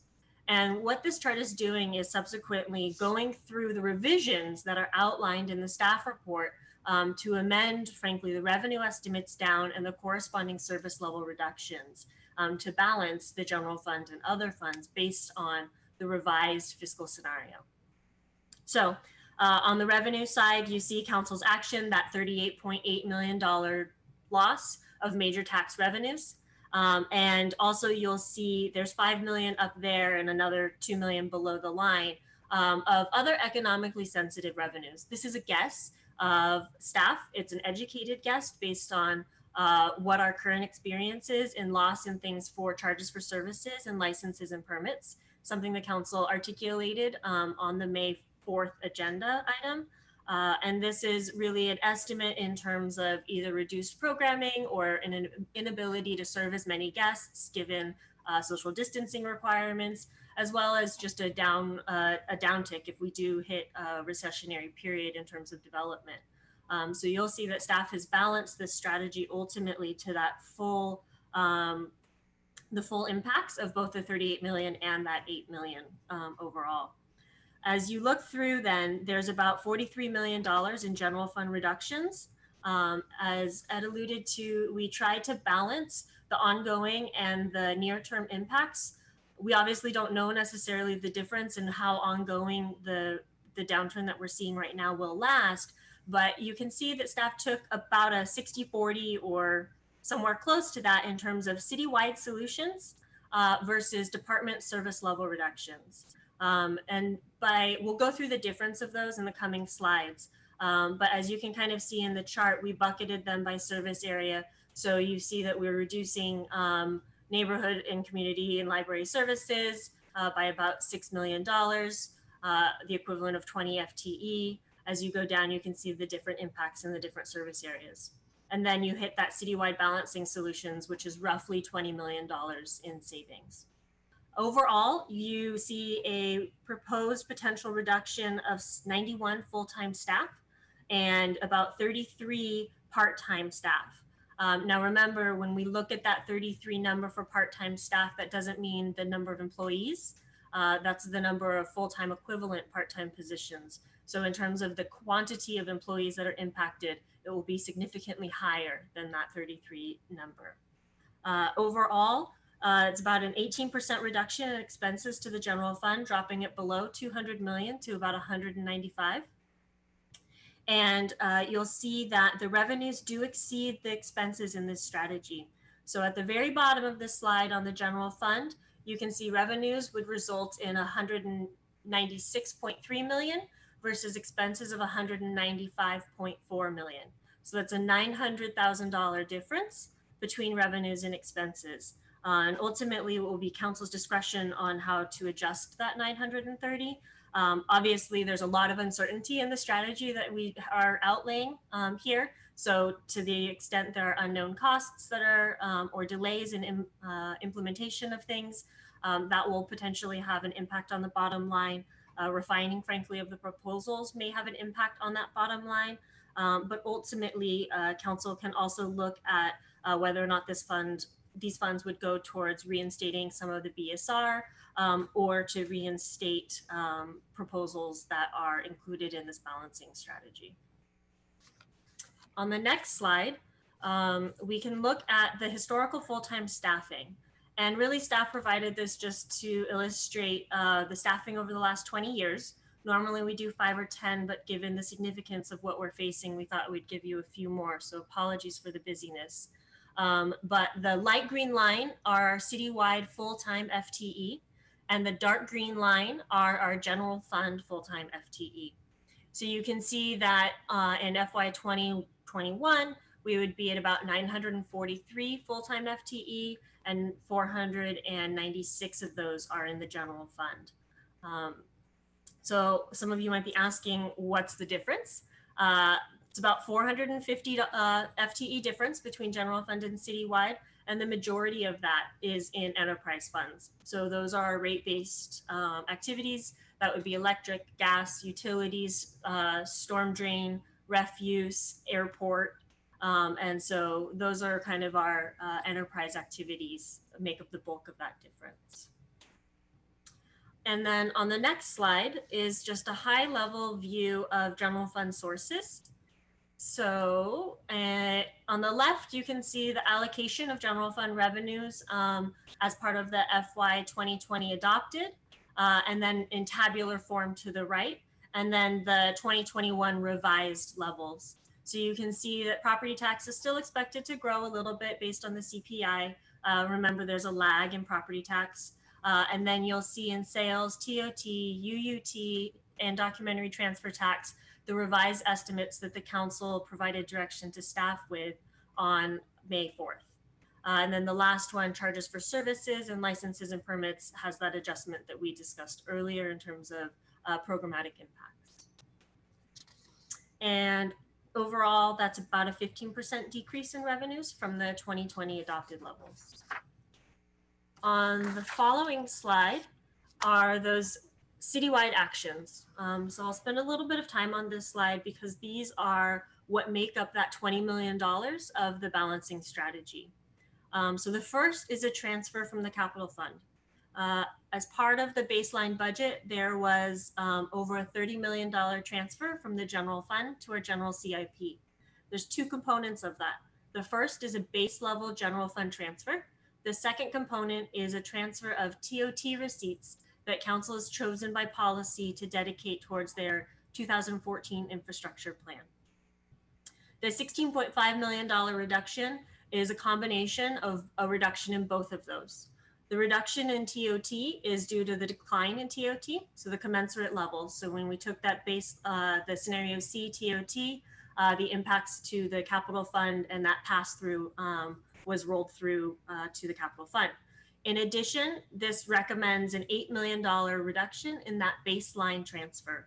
And we'll go over the impacts later. So effectively combined, these would reduce the transfer to general capital by about 50%, leaving $16 million to be transferred over the coming year. The next is the Cubberley lease, and staff continue to work on the details, and obviously this would need to be worked on in concert with PAUSD. And the balancing assumes a net reduction of 2.5 million, meaning that's both expense changes as well as revenue loss.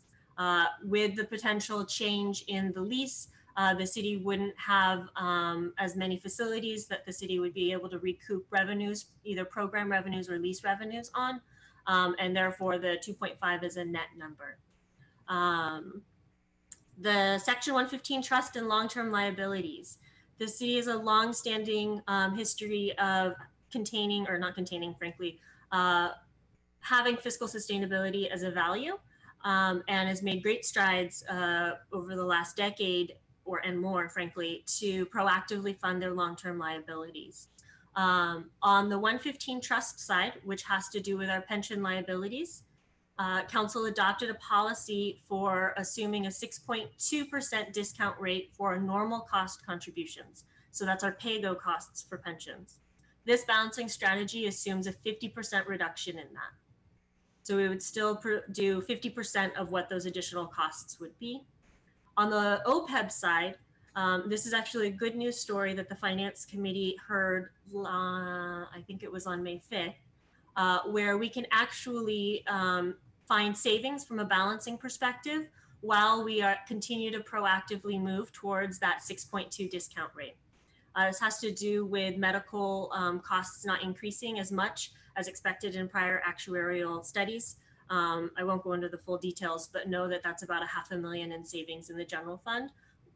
So we're continuing to proactively fund our OPEB liabilities at that more conservative discount rate. Internal service fund reserve balances. Just a reminder to the council and the public what an internal service fund is. That is when we have all the other city funds paying into a service. So for example, the vehicle fund or the workers' comp fund or our general liabilities fund, where everyone is using that service. And so there's an allocation and everybody pays into that. And staff is looking at all of our balances in those funds, primarily in the IT fund, as well as our general liability fund, and looking to reduce reserve balances or change our risk levels. And we think that that can get us about $1 million in general fund. And depending on the fund, it'll impact all funds as well. So that's, as I mentioned before, we're doing works in progress on these proposals. This is definitely one of those areas where staff has done some cursory analysis, but we'll need to follow up with more details. All right, moving on to city service areas. So the citywide was a balancing strategy of almost 20 million. So it's about 44% of the balancing strategy. Now the second half are impacts to service levels. And we'll walk through these by the service areas that Ed walked you through earlier. Public safety, infrastructure and environment, planning and transportation, economic sustainability and business support, neighborhood, community and library services, and then of course, administration and government. So on the next slide, we will start with, frankly, what will continue. So before we talk about what won't continue, this is what we wanted to make sure council and the public realizes will continue. In spite of all the reductions that we will go through on the following slides, we will continue to respond to all priority emergency calls. We will continue our services for water and electricity to people's homes and businesses, and gas and sewer services. And we'll make sure that we're maintaining the infrastructure from a safety perspective. Our parks and open spaces will be open for the community. We'll have 4 libraries that will remain open, welcoming patrons. We will ensure that our streets and roads, frankly, remain safe for the public to walk on and drive on. 3 community centers will remain open with classes and other programming continuing within those community centers. Obviously, the Development Center will continue to field requests for planning and building permits as are requested by the residents and the commercial businesses. And then, of course, we will continue to maintain things like our traffic signals and the maintenance and timing, as well as the education of our youth through safe routes to school.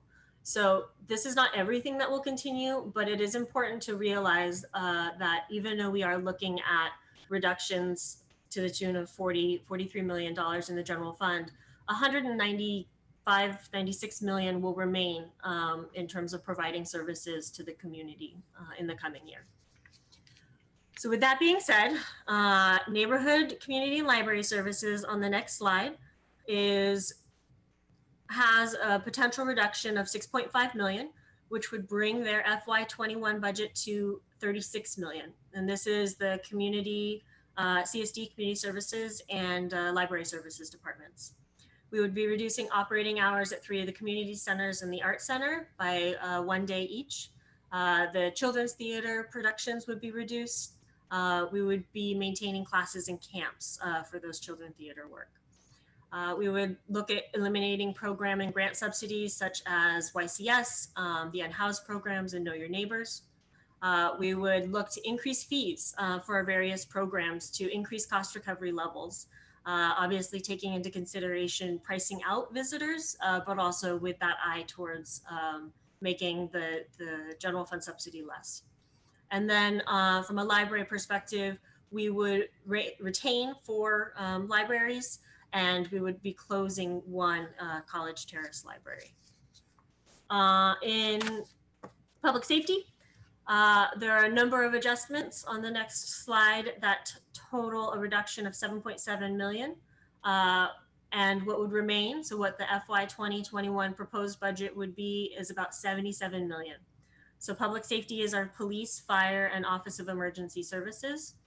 We would be restructuring our dispatch staffing, looking at reductions in patrol staffing, and eliminating our specialized units such as traffic.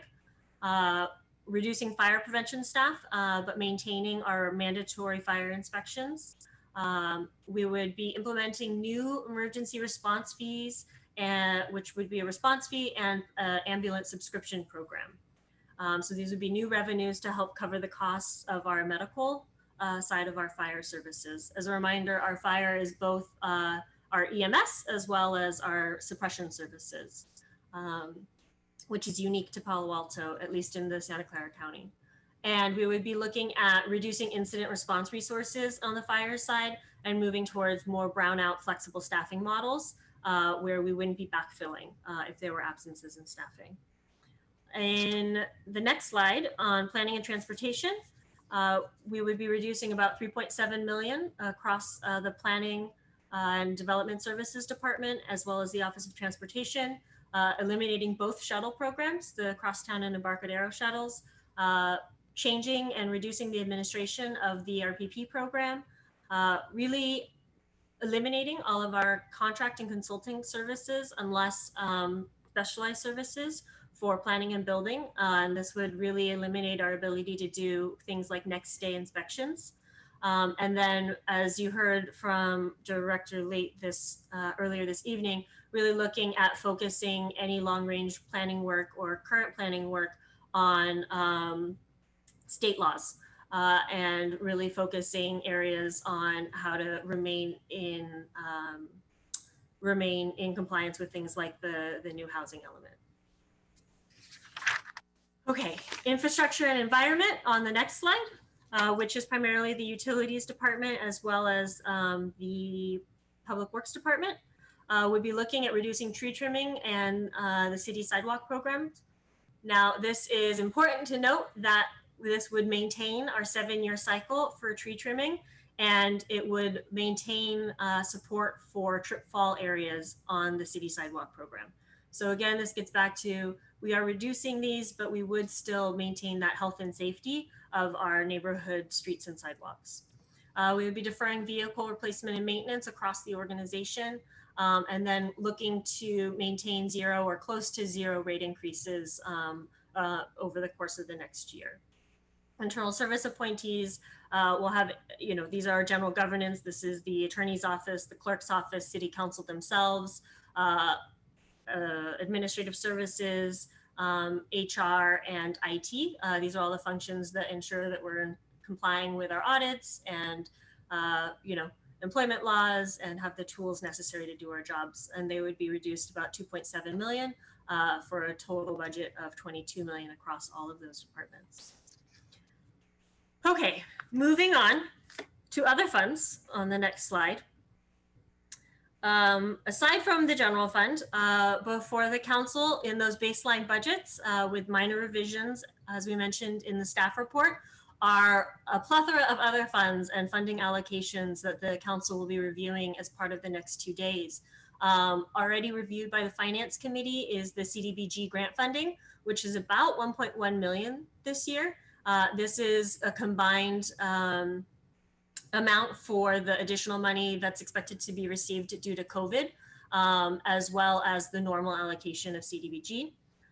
We'll be going more in depth on the RPP parking permit program, which runs out of its own special revenue fund. However, has a general fund subsidy, so it's got that tie-in nexus to the general fund.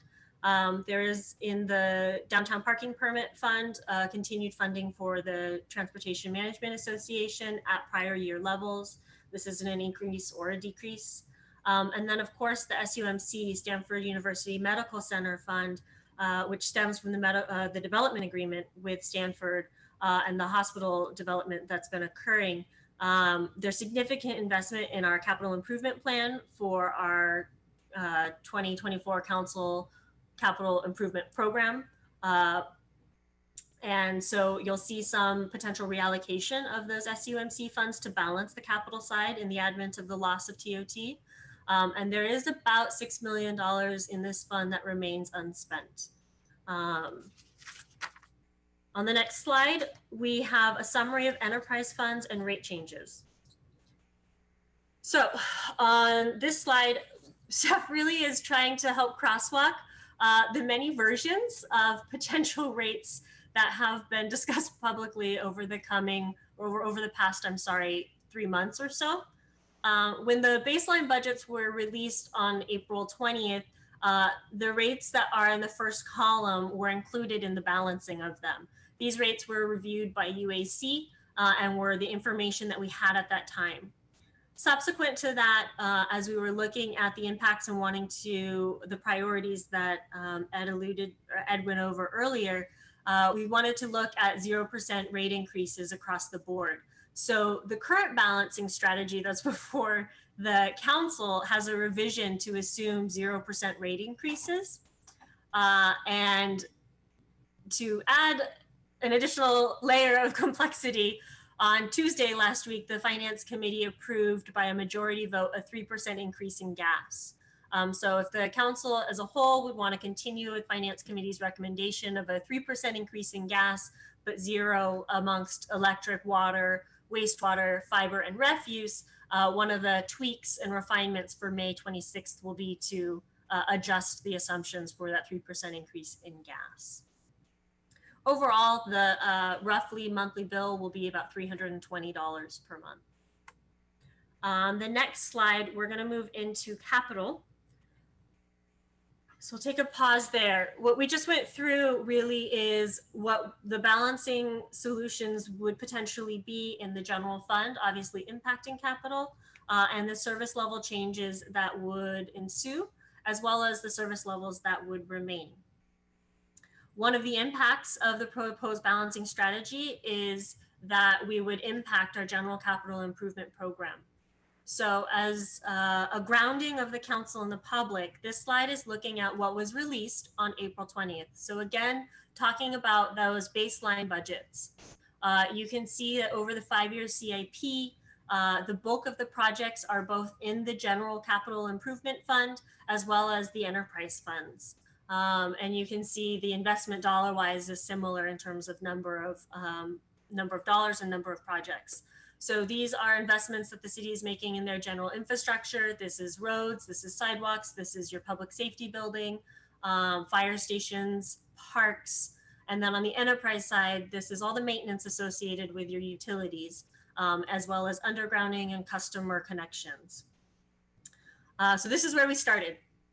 On the next slide, as a result of those balancing actions that we discussed earlier, staff has brought forward adjustments primarily in the general capital improvement fund. So how we read this is, again, same thing as the general fund. Those top line bold numbers are what was released on April 20th. These are the baseline budgets. So for example, in that general fund CIP in FY 2021, we were assuming expenses of $169 million. As a result of the loss of $16.5 million, you'll see that there are balancing actions that are reducing costs in the various project categories. And then the following two columns are looking at the 5-year impact. Obviously on the CAP side, we're not only looking at the current year that we're moving into, but we're also looking at what's the plan over the course of the 5 years. So overall, you can see over the course of the 5 years, there's probably an impact of about $46.4 million in that general CIP. And you'll see expense reductions to the tune of $41.5 million. When you compound that with all funds, the additional changes are primarily in the vehicle and equipment replacement fund. We just talked about extending the replacement and cycle time for our vehicles. You'll see that on that bottom line. As we reduce and push out those capital investments, we would not charge all of the user departments or departments that are receiving the vehicles for those costs. Ultimately, this would reduce our 5-year CIP down to $290 million in the general capital fund and about $700 million in the all funds on the capital side. So about a $45 million reduction over the 5 years. So that's the technical adjustments and how you get from those proposed books and crosswalk with the report that staff put out last Thursday. And then Brad is going to, our Public Works Director, is going to go over kind of what's left and what's changed in the coming 2 slides. Brad? Thank you, Kylie, and good evening, Mayor Fine and Council. Brad Eggleston, Public Works Director. So while the reductions in revenues to the capital fund that Kylie just outlined certainly are severe, we were able to work through this and develop a recommended package of project reductions that still continues the 2014 Council Infrastructure Plan progress that we've been making, while also continuing to address important health and safety concerns.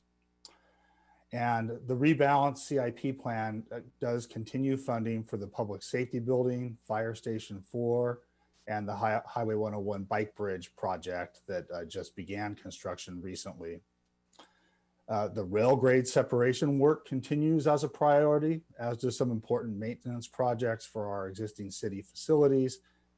Examples of those are the City Hall fire life safety and electrical upgrades project, but there are others as well. Just wanted to also note in terms of things that we are continuing to make progress on. Just last week, we received construction bids for the 3rd and final phase of the airport apron reconstruction project that's been underway for some years. And a little bit of silver lining in the otherwise fairly bad fiscal news. The FAA is expected now to fund 100% of the project cost for that 3rd phase under the CARES Act. So also the current fiscal year and the proposed 5-year plan include work on 6 of the 13 new projects that are under the stormwater management ballot measure. And actually, the construction contract for the first of those projects is scheduled to come to council for approval in early June. And then there's significant work continuing as well for the work to rebuild the water quality control plant. Next slide, please. So this slide summarizes the proposed changes to the CIP. These figures are really a summary of the more complex table that Kylie went back through in some detail a few slides back.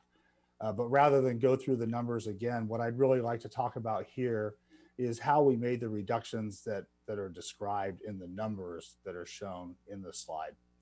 And so one thing to really emphasize is the city's made a significant investment in infrastructure over the last 10 years. You'll recall the work that IBRIC did starting in 2010 and finishing in 2011. So those investments have put us in a good position to be able to make some temporary reductions in areas of work like sidewalk repairs, street lights, street maintenance, and other areas as well, without ongoing significant negative impacts. And we have proposed reductions in those areas. We have also reduced or eliminated the funding for some projects that seemed less important in the past when they were first funded, or in some instances where there's uncertainty about how the projects would proceed. So a few examples of projects like that are Ventura Building Systems project, Baylands flood protection levees, and El Camino median landscaping. And all of those are projects where the funding has been removed. A significant reduction, all of the funding for the downtown parking garage, except for the portion of that that was coming from in lieu parking fee funds, has been proposed to be removed, essentially allowing staff and the council to reimagine the project in terms of the method that we would use for providing additional parking in the downtown. And as well, the Embarcadero Road at El Camino project has been removed. This is a project that's been pushed out several times and has uncertainties about how it will proceed, essentially due to the involvement of the grade separation project in the future. So those are a few examples, but overall, these projects of reductions, we've been able to meet the reductions to the general fund that have been proposed, while I think still allowing our most important infrastructure needs to continue moving forward, and as I said, addressing health and safety concerns. So thank you, and back to Kylie. Thanks, Brad. On this next slide, it's should look familiar. This is the budget process and timeline. We're already in May. We've moved through April, and we are moving into the budget hearings on the next 2 days to really deliberate with the council and discuss the proposed documents as well as the potential reductions and impacts to service levels. Obviously, these are organized kind of service area by service area for the council's review over the coming days. We're also doing various committee and commission review with PTC as well as the Storm Drain Oversight Committee. I believe the Storm Drain Oversight Committee is done and PTC is scheduled for 6/10. The goal is, as our city manager outlined, that by May 26th, council is reviewing this refined and recommended, frankly, at that point, budget balancing strategy for all funds that the council can then provide direction to staff for ultimate budget adoption on June 22nd. But what continues to be important as part of this is not just the proposals and the service level impacts, but staff continues to try and allow for opportunities for engagement and feedback, both on the push as well as pull side of things. So I'll turn over the presentation to Megan, who will walk us through our first engagement from a public perspective and preliminary results. So Megan. Hi, good evening, everyone. Megan Horgan-Taylor. Thanks for having me. If we could go to the next slide. I wanted to highlight a couple of the steps coming up or already underway to engage the community around our budget conversations. Currently, we have an online opportunity for the community to share their budget priorities and provide input on what they feel their focus and the focus of the budget conversations should be. What we've done is tried to start the conversation with a very short online opportunity, quick way to engage in this process, knowing that it's very complex. So this is just one of a few ways that the city will be engaging the community online. This first area is a priority, like I said, of our 6 service areas.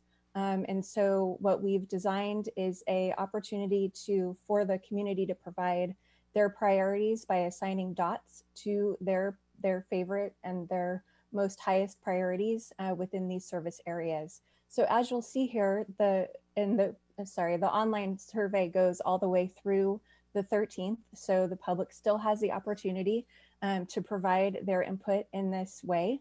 The opportunity so far, the community, we've had over 1,000 visitors participating in this online opportunity for input. And so of to date, we've had 1,000 people provide the survey, and public safety is currently the highest ranking area for the specific service area at 25%. The second area is neighborhood, community, and library services at 22%. And then you'll see the other priorities from there: infrastructure and environment at 16%, and planning and transportation at 15%, and economic sustainability and business support at 12%. So this is just one way, again, that will engage the community. So this online survey will run until the 13th. And then past that, we're providing an additional opportunity for input around the specific proposals that the council will be considering over the next few days. And that opportunity will run from May 13th to May 22nd. So there will be an opportunity for us to report back to council in multiple different ways. So on the 13th, we'll provide an update to you of all of the comments that received to date, as well as a high-level summary like you see in front of you. And then as part of the opportunity for us coming back to you on May 26th, we'll have this second opportunity for public input from this other additional online survey. In the meantime, we are exploring other opportunities for both conversations as well as input. So if you go to the next slide.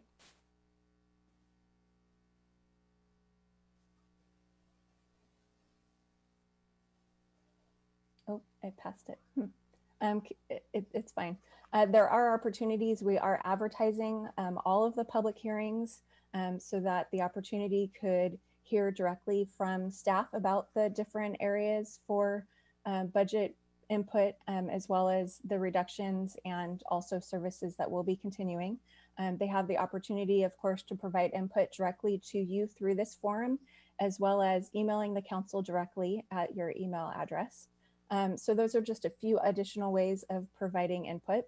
We're also sharing these smaller city updates through the different hearings in small bursts. So we'll be providing additional videos, if you will, of the presentations that staff will be giving to you over the next few days on our YouTube channel as well. So a lot of different opportunities. We're sharing this information online at a direct website at www.cityofpaloalto.org/budget, pretty easy.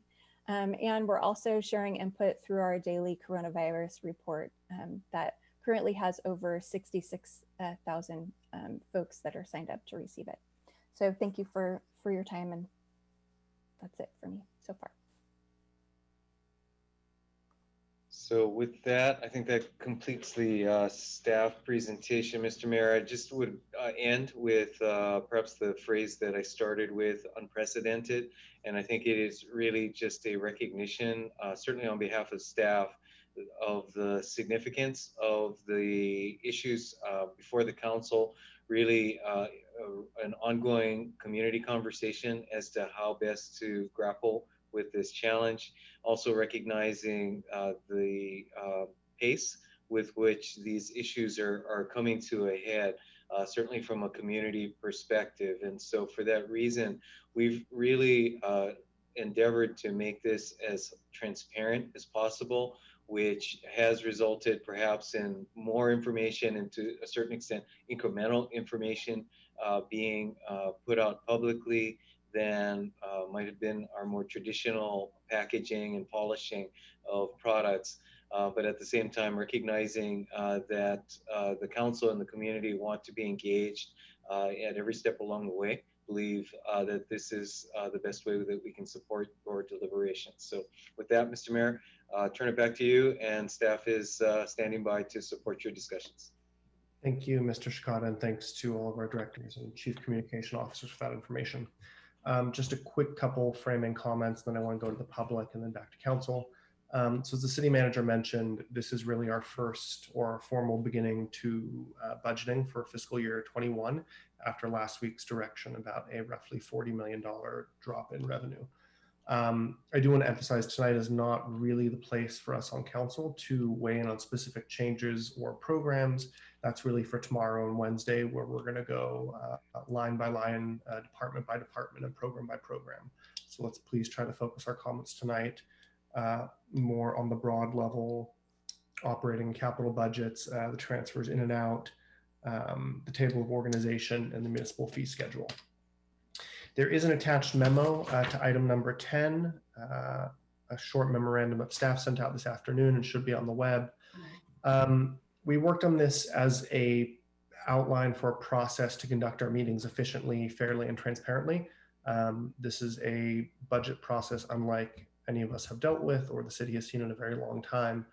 We do need to make tough decisions, and I hope we can all hold each other to that. So just at a high level, just going over this, what this memorandum includes. So first of all, it highlights that the agenda for our budgeting is organized by service area, as was detailed tonight. And we're going to allow public comment for each of those items, each of those service areas, rather than just the beginning of our 1 p.m. meetings on Tuesday and Wednesday. Council questions will be done in rounds. We'll see whether it's alphabetical or by hand raising. I want to make sure everybody gets a chance. But because we can rat hole in some of these issues, I think it's important to limit ourselves. And so we're going to start with a time limit of 5 minutes per council member. And if we need to go for second rounds, we'll absolutely do that. As in previous years, we will have tentative approvals for service areas. I think that helps us move certain items off the plate so we can move forward. And then we'll come back at the end for a tentative approval of the operating and capital budgets. There's note number 2 here, which is all participants are expected to foster an environment of professional and collegial decorum. These are difficult conversations. Let's be polite, professional, and productive. Item number 3, there are 2 parking lots we discussed. So in previous budget sessions, we've had 1 parking lot, and we're proposing 2 for this upcoming budget discussions. 1 is the short-term parking lot, kind of what we're used to, where if there's a proposal that you disagree with, or you would like more information or data from staff, you can place something in the short-term parking lot. We are proposing, though, for efficiency's sake, and so that we have a majority movement forward, it takes 3 votes to place something in the short-term parking lot. There's also a long-term parking lot, and think of that as items that staff is going to deal with after we've adopted the budget. So maybe there is more information or an audit or a new program direction in fiscal year 21. The long-term parking lot is for items after the budget is adopted. As always, council may request or make an alternative action or modification to a proposal with a majority vote. So I hope that's acceptable to most of us. Just re-emphasizing, and then I want to go to the public. Tonight is really a high-level overview of the operating capital budgets, the municipal fee schedule, the table of organization, and then also I would love to hear from my colleagues, you know, does this order look about right? And does this process in the memorandum sound about right as well? So with that, if the city clerk would please help me go to members of the public, and we'll come back to council. Yes, Mr. Mayor. Any member of the public that wishes to speak on this budget item, please raise your hand on your computer, or if you're speaking from a phone, dial *9 and you will be put in the order for speaking. You will each have 2 minutes Our first speaker is Tyler Hoffman.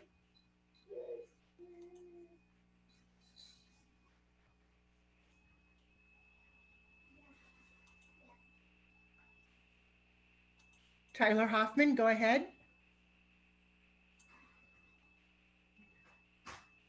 His microphone won't unmute. We'll move to Hamilton Hitchings. Thank you. Hi, I'm Hamilton Hitchings. To help balance the budget, please consider the following additional steps. Implement a reduction in salary for a temporary reduction in salary for all city employees till the budget is restored. Here's the reasons why this is a good idea. Enable significantly less cuts to service. For example, it's been proposed 38 full-time equivalents cut for public safety. This means less money spent on severance and eventual hiring and retraining. I don't know if you're aware of how difficult it has been for the police department to hire and put the police officers through training and bring them on board. But it's at least equivalent to a year's worth of salary to bring an officer on board. This also means less layoffs, which can be catastrophic for employees who will face a very difficult time on the job market. It also shares the pain across all employees rather than some significantly suffering while others feel no pain, especially within leadership who are the highest paid. For example, Stanford Healthcare just did this at a rate of 20% across all its employees. Although I don't know what number would be appropriate for Palo Alto. Implement an extended salary freeze for 2 to 3 years for two reasons. First, we pay Palo Alto staff very high salaries because we want to attract the top talent. Given the new economic realities, we need to help manage our deficit. And the second is to ensure we continue to make progress on solidifying and protecting the pension of our existing employees and ensuring we do not have to pay that retirement through major service cuts in the future. Thank you. Thank you, Mr. Hitchings. Our next speaker is Chris Acheri. Go ahead. Chris, you have 2 minutes. Hello, my name is Chris Sakari, and I am the president of the College Terrace Residents Association, and I'm speaking on behalf of the CTRA to urge the council to reject the proposal to close the College Terrace Library. Library was built in 1936 and just fully renovated 10 years ago. It's the oldest and smallest of the library system's 5 branches, and it's the city's only community center located west of El Camino Real. It's a vital hub and gathering place for residents on this side of the city. Families with young children listen to story time and escape the heat on warm summer days. Students stop in after school to do homework in the reading room. Neighbors catch up while passing through. And of course, people come to check out books. In fact, according to the library's own report, it's the only branch where checkouts increased year over year. As the community begins to slowly emerge from the isolation of shelter in place, we're going to need more places to gather and reconnect, not fewer. It would be incredibly heartbreaking and short-sighted to lose this long-standing civic gem at the very time when we need it most. So we in the CTRA implore you to keep the College Terrace Library open. That's all. Thank you very much. Our next speaker is Doria Suma. Doria, you have 2 minutes. Thank you very much. Doria Suma, I'm a planning commissioner, but I'm just speaking for myself tonight. Most passionately, I'm happy to follow up on the CTRA President Chris's comments. I agree with them wholeheartedly. I want to thank you all, staff and council, for the hard decisions you're going to have to make, but I think closing an entire branch of a library is short-sighted, especially considering the paucity of community meeting spaces we have here, and the fact that we can no longer, for some time now, use schools for rooms for meeting places because of the very hefty requirements for insurance. So it's not just a library, it's a historic resource, it's a community center, it's a child care center, it's a park, it's a public place where it is free for any person to enter and sit down to find a respite from the element and something to educate themselves. So please don't, please share whatever kinds of accommodations you have to make across the library system, and don't pick this one to be closed. Thank you very much.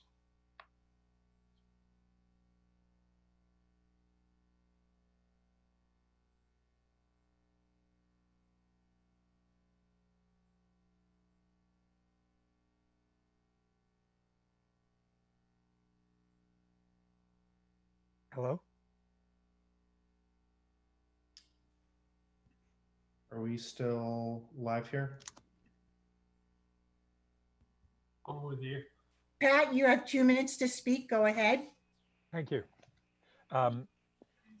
Good evening, council members, and thanks for the very difficult tasks you have before you. I'd like to focus tonight on two main areas. First is how you're going to frame your deliberations. And I believe that you should really consider a set of guiding principles for this discussion.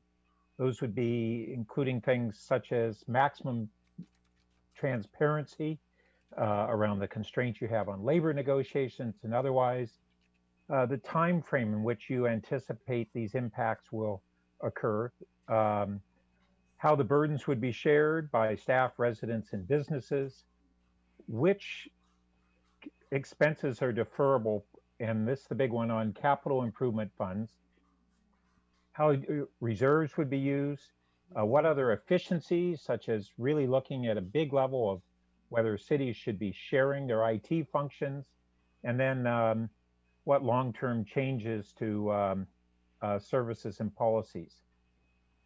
And the second thing I want to dive deeper into is on the budget itself and the capital improvement fund. Those of us who spent many years building this fund and getting it to be able to pursue the major projects that are going forward, I would like to say that in this time of extreme budgetary crisis, that there be a real deeper reconsideration of deferring certain unessential but important projects. The public safety building, the municipal service centers, which is $8 million upcoming, the fire station 4, and other capital projects. So I hope that you will re-examine those savings and how they can help defer or mitigate the severe operation cuts you're looking at. Thank you, Pat. Our next speaker is Kevin Murray. Go ahead, Kevin. You have 2 minutes. Good afternoon, City Council. Thanks again for your time. By way of quick background, Kevin Murray, Palo Alto resident since 1960, College Terrace resident since 1966. I implore you also to keep our library open. I've used that since being in kindergarten at Escondido all the way through grad school. It is not only a community resource and a great area for us to gather, but I also would ask that you consider other areas for cutting. One of my other colleagues has raised a possibility. One of those would be, of course, sharing the pain. Since we're losing all of these incoming resources, then we should look at cutting our pay to all of our staffers. Those making $200K or more, I would recommend 5 to 8%. Those less than that, no more than 2 to 4%. I also understand there may be a negotiation for a pay increase of 4%. We may have to relook at that down to 2%. I also think the operating cost of the library, as I understand it, was something like only $175K for the year, which would represent an annual income for a staffer at the lower end. And so myself and other recent retirees also would be, as we discussed within the College Terrace group, would be happy to volunteer our time to form shifts or reduce shifts if that helps with any of the budgetary concern. But in essence, this library should not, in my humble view, be singled out as the singular one that's going to be cut. And I also note that the second category of all the service sectors that was most important is the community service and libraries. So that's a huge focus for anybody who's lived in this community years know that, you know, Stanford was our original income source as a research hub, and now we've branched out to the high-tech industry. So I think this is emblematic of an important venue that should always be retained. Thanks for your attention. Thanks for your time. Good luck. Thank you, Mr. Murray. Our next speaker is Dan Mahoney. Dan, you have 2 minutes. Can you hear me? I guess. Yes, we can hear you. Go ahead. Okay, good. Hello, and thank you for all of the work that you're about to do. It's a difficult task. My point is really echoing some of the stuff that I just heard over the last couple of speakers, in that capital expenditures are things that don't affect as many individuals in this city as cutting headcount and cutting services and cutting libraries and different things like that. You have a bike bridge that was just started. Isn't that unique? That we broke ground in December of 2018, and it was just started last week. I'm not going to think that it's because the budget conversation was going to be started today. That's going to cost the city anywhere between $8 and $18 million. That's a lot of money. So that is something that I hope that somebody looks at. You can stop that right now and defer it. You can defer some of these capital expenditures that aren't necessary to do right now. And then in the other thing that I want to just briefly pick up, in 2018, we paid over $8 million in overtime to city employees. I would put a freeze on overtime. Why are we paying overtime? It's because we don't have the right people staffed. We don't have the right people managing. We don't have the right people in each one of the positions, so that they have to fill positions with overtime. So stop overtime. That's another suggestion. Good luck, guys.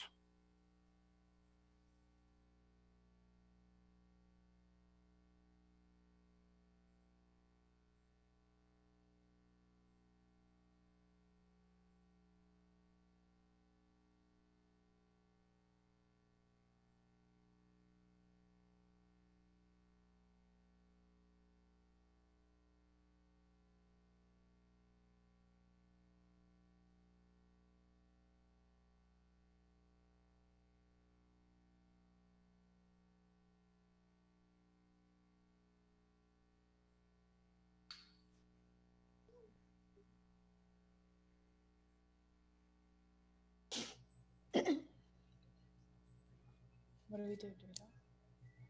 Should I start talking? Hello. Yes, go ahead, Lydia. It's your turn. You have 2 minutes. Thank you. Yes. Hello, my name is Lydia Callahan. I live in Crescent Park. And thank you so much for the work you're doing. I completely understand the need for budget cuts in this unprecedented time. So I wanted to kind of speak to the future when things hopefully normalize. And I wanted you to consider the importance of Palo Alto Children's Theater. I have twin girls. They both started participating in the Children's Theater when they were in 4th grade. They're both now 15, freshmen in high school. And they were both cast in the production of Cinderella that has, been postponed. And they've built skills, gained community, developed strong relationships with mentors. They've had so much fun, made great friends. And I cannot stress enough how important theater is for the mental health and well-being of our kids and teens. And I really think on the other side of this, it will be critical to allowing our kids and teens to, reconnect and reestablish their social bonds. And my daughter, Madeline Weiss, who has been in the theater at Palo Alto Children's Theater, wants to say just a few words too. Oh, hi. So basically, my first show at the Children's Theater was Alice in Wonderland. And I think I was in 4th or 5th grade. And I was kind of socially awkward, but I have made so many great friends from this program. And I also want to say that the Children's Theater teaches not only theater, but like things that'll help in real life, like professionalism and public speaking, cooperation, being a part of a team. it's all things that you can take into the workplace. And I think that it's a great resource for kids to have, and what they can learn from it will really benefit them and benefit us as a society in the long run. Yeah, so thank you so much for listening to us, and thanks for your consideration. That's all.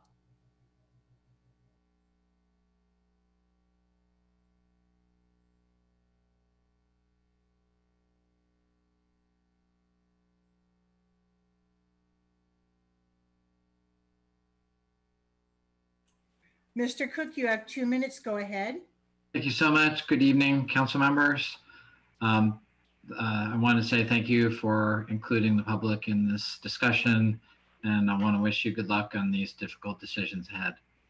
I'm a former president of the CTRA, but just speaking on behalf of myself. But I would say that I've discussed one small part of your budget cuts with a number of my neighbors and friends.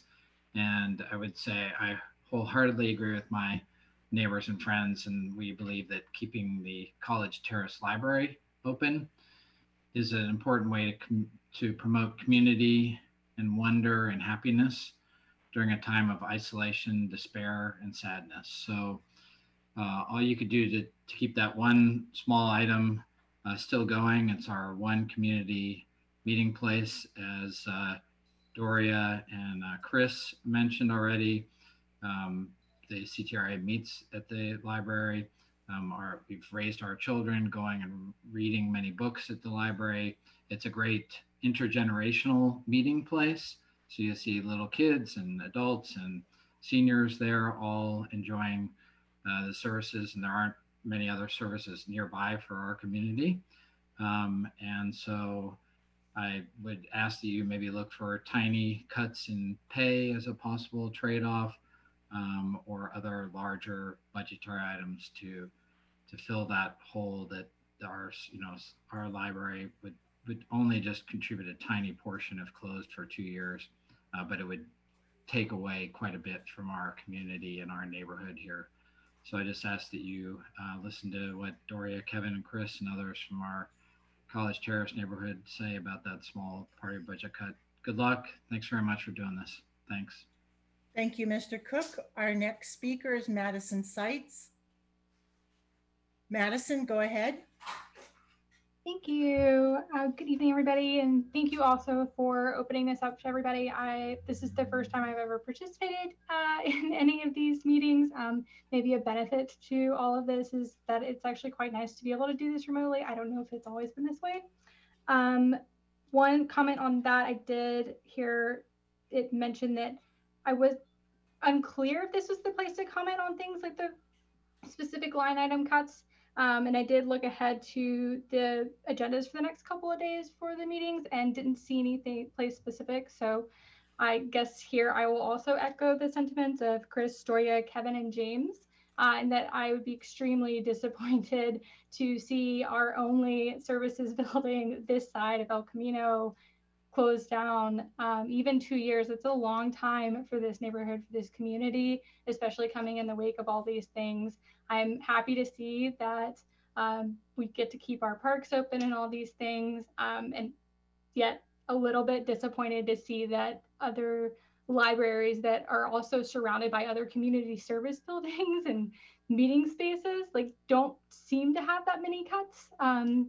It's a big ask, and as someone had mentioned earlier, instead of severely affecting a small population so much, it's, I think, a worthy investment to really consider kind of doing some cuts across the board to not so poorly impact such a huge area of the city that already lacks a lot anyway.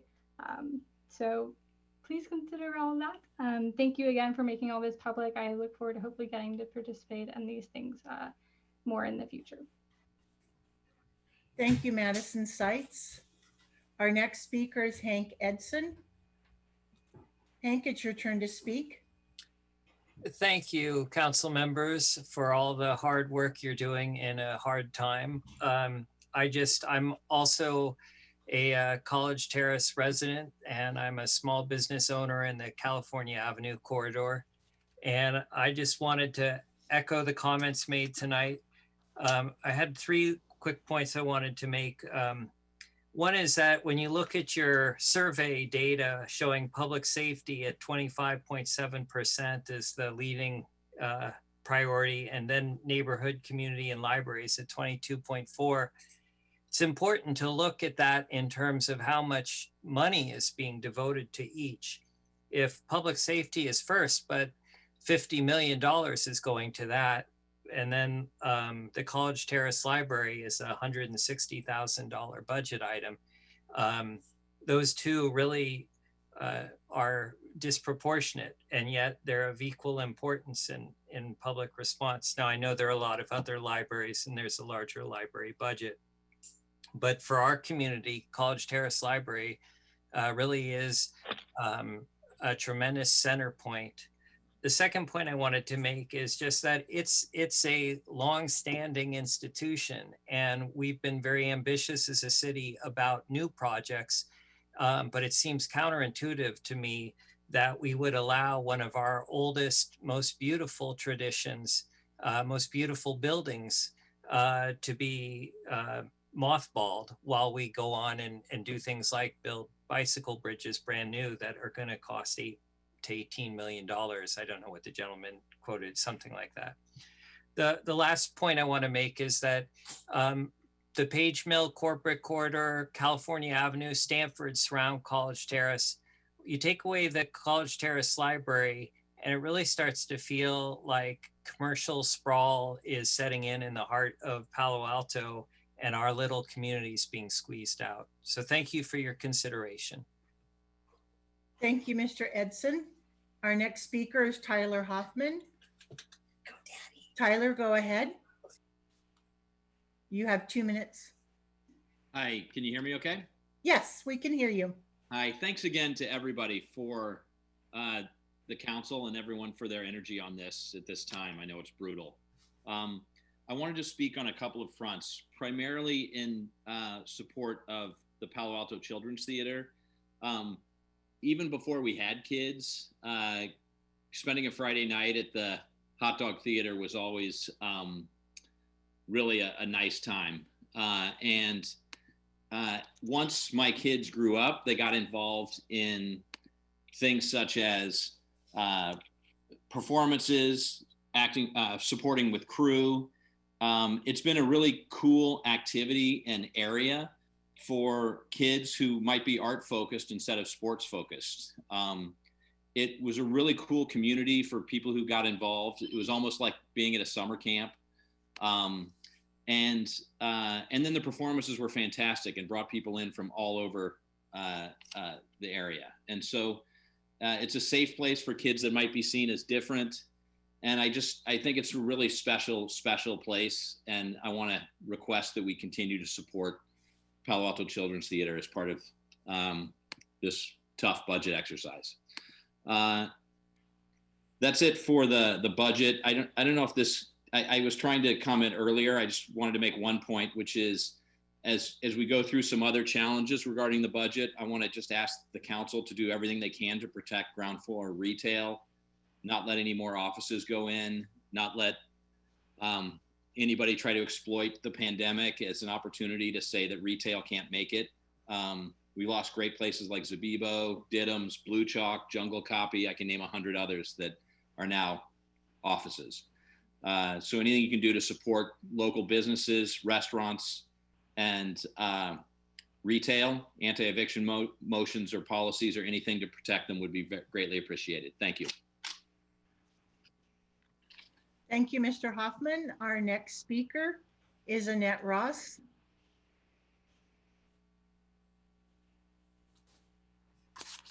Good evening, and thank you for this opportunity. Neighborhood libraries are one of the defining features of Palo Alto. They are a resource for people to congregate, to access the internet, to sit down and read a paper, to borrow books and audiobooks and other media, to teach children about the wonders of books and the calming pleasure of sitting down in a quiet place to read. Generations of Palo Alto children have benefited from the Children's Library. It makes no sense to minimize that very special resource. Libraries are also recycling in action every day. and neighborhood libraries are environmentally friendly every day. Each item in a library can be enjoyed by numerous people without multiple road trips by delivery vans or ultimately multiple copies ending up in our landfill. And when libraries are in neighborhoods, visitors can walk or bike to a nearby library instead of driving across town to get to one of the larger libraries. For College Terrace, why not designate the revenue from the accrued fines for not having an operating grocery at the 2180 El Camino Real Center to the continued operation of that library?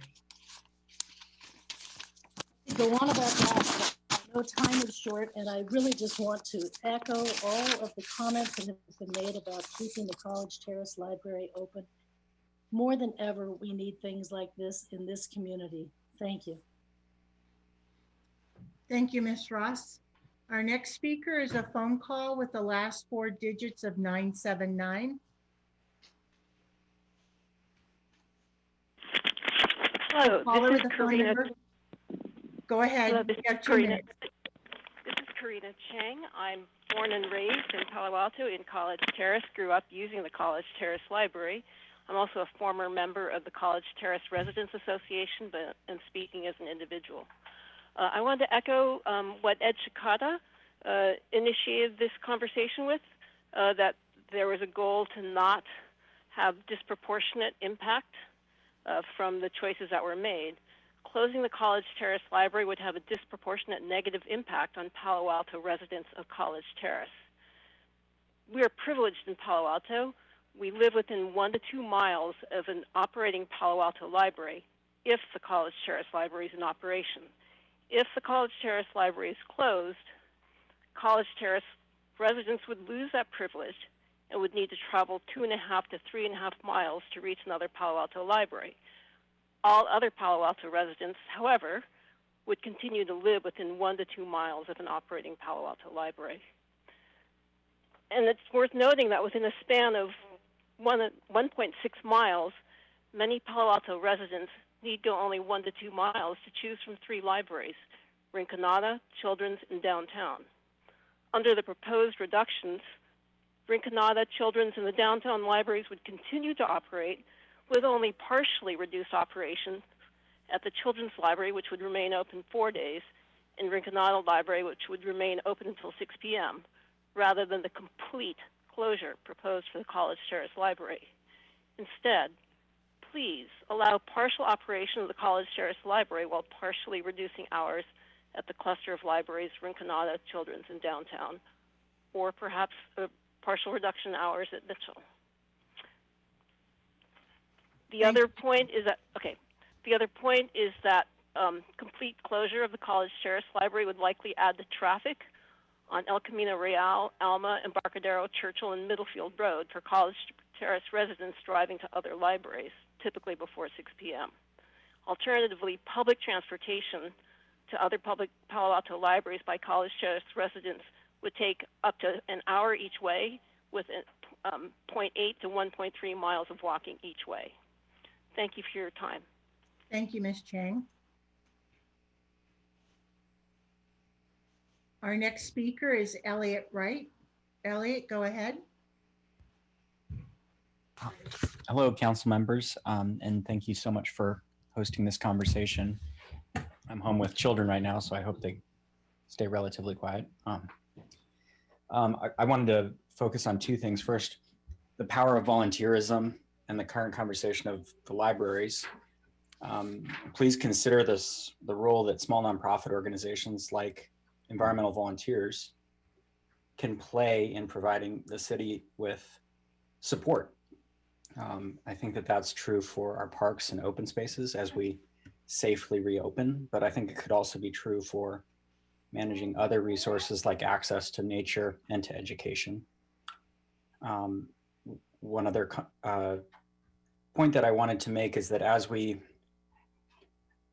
scale or reopen safe, fun, and meaningful opportunities for our community, it occurs to me that people need access to nature now more than ever, and that with thoughtful planning that the EV is known for, we can increase safe, fun, and meaningful experiences in nature, and that we can do so in a way that reduces the budgetary impact for the city in opening these parks and resources back for the community. Thanks. I'll yield back the time. Thank you, Mr. Wright. Our next speaker is Rebecca Eisenberg. Go ahead, Rebecca. Hey, thanks so much for having me. And so basically, my frustration is with the nature of this conversation. I don't think that we can choose between eliminating robust and extremely valuable city programs, such as the only library branch west of El Camino, the absolutely incredible children's theater program, or reduce services necessary for our safety, such as fire or police. The answer to all of those is that we shouldn't reduce any. All of these are necessary to maintain our quality of life here in Palo Alto. Here's what I don't understand. Balancing a budget is not only about cutting costs, it's also about maintaining or increasing the same or projected level of revenues. What we learned through the situation is that our local government's reliance on tax revenues from sales tax and hotel fees was short-sighted. We're one of the few cities in the entire country that doesn't tax businesses. We don't tax small businesses, which seems fair, but we also don't tax multi-billion-dollar businesses that enjoy large presences in Palo Alto, like Hewlett-Packard, VMware, Flipboard, Palantir, Tesla, or even large law firms like Wilson Sonsini and Cooley Godward that often boast of million-dollar profits per partner. These are businesses that can afford to pay their taxes. We can't protect city services and we can't protect small businesses unless we tax the large businesses that can't afford it. That's what a progressive tax means. I will yield the rest of my time to the extent I have any, and I appreciate your consideration to this question.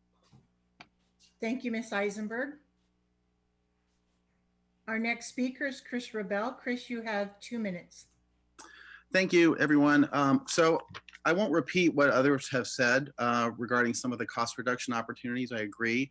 One area that I did want to hit on is the outsourced contracts. I believe that the budget showed, which was nice to see, descending order about $80 million of contracts, outsourced vendors. And I would encourage, and this may already be kind of in the works, I don't know, I didn't see it, but really focusing on striving for something, a 10% or so reduction on every single one of those big ticket contracts. I mean, that's $8 million. And I understand that there may not be force majeure clauses or, a specific material adverse change clause that could be triggered. But nonetheless, I think there are some creative ways where there could nonetheless be a reduction, either using a carrot approach or a stick approach. And I've had procurement organizations report to me, so I've used these personally, but a carrot approach would be, approaching the vendor and saying, look, we are in a crisis mode, economic depression.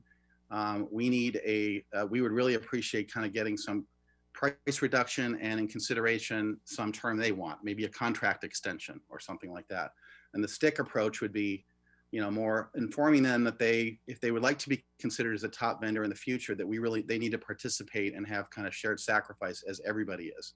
Obviously, there's a lot of shared sacrifice that we've all talked about with employees and businesses, residents, everybody. So they need to participate as well.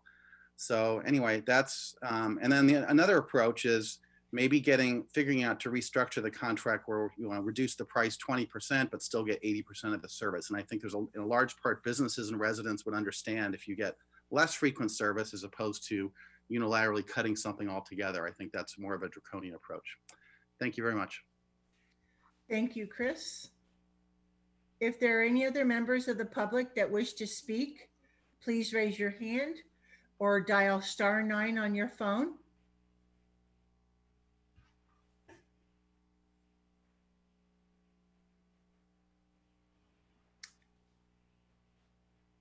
I have one more speaker. Speaker with the last three phone number digits of 184. Please go ahead. You have 2 minutes. Hi, my name is Alfred Bay, College Terrace resident, fellow Escondido graduate with Karina and Kevin and others.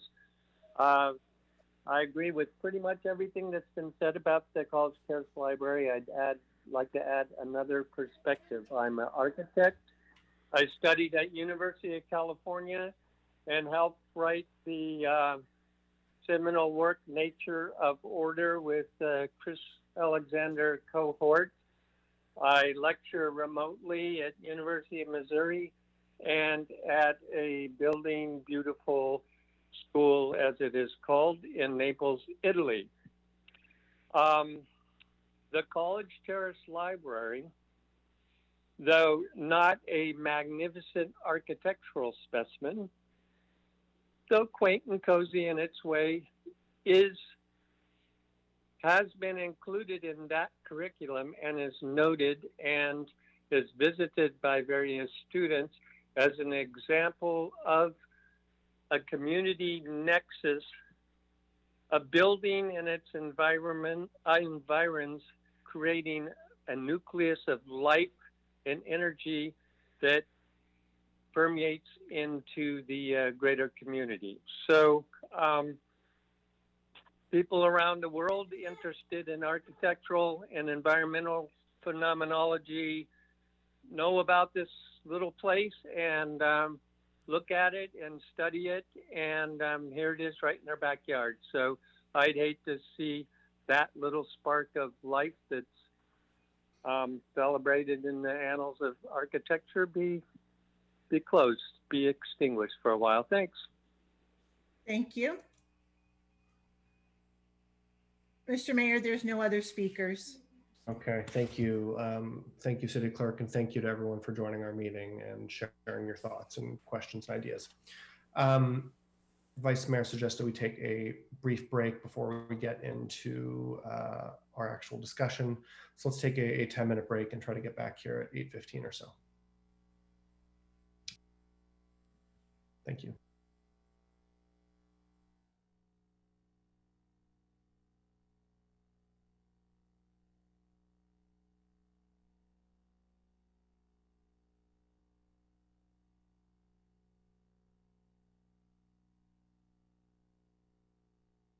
What we heard basically from the public testimony was objections to the cutting of the College Terrace Library and the Children's Theater that they feel is very important.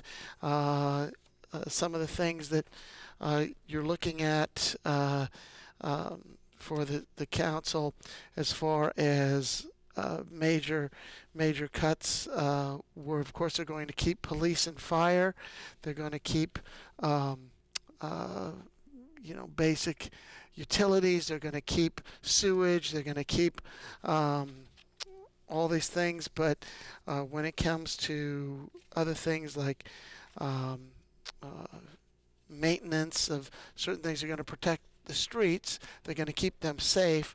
But when it comes to things like the shuttles, the various shuttles, are going to be cut.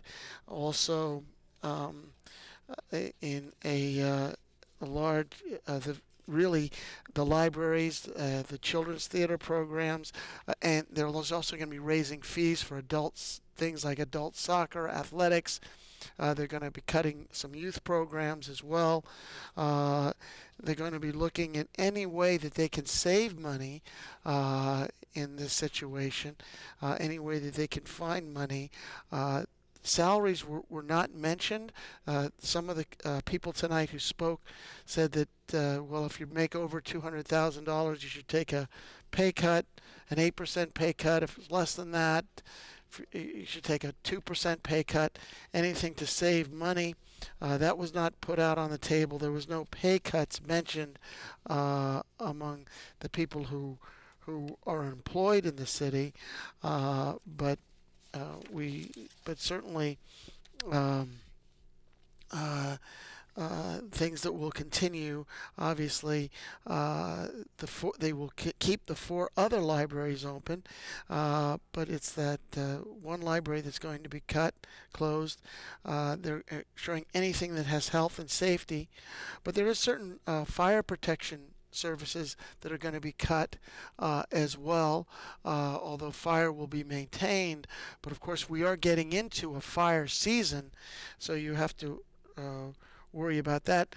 Former Mayor Pat Burt spoke tonight, and he talked about capital, putting down on any kind of capital programs that were being put out. Station 4, a couple of other things, anything to look for saving money. He put out there that could, so he sort of said, slow down on any projects that you have to save money. So it was a very sobering thing. Other things that will be, rates will either be brought up or programs will be cut, will be the museum, zoo, that sort of thing.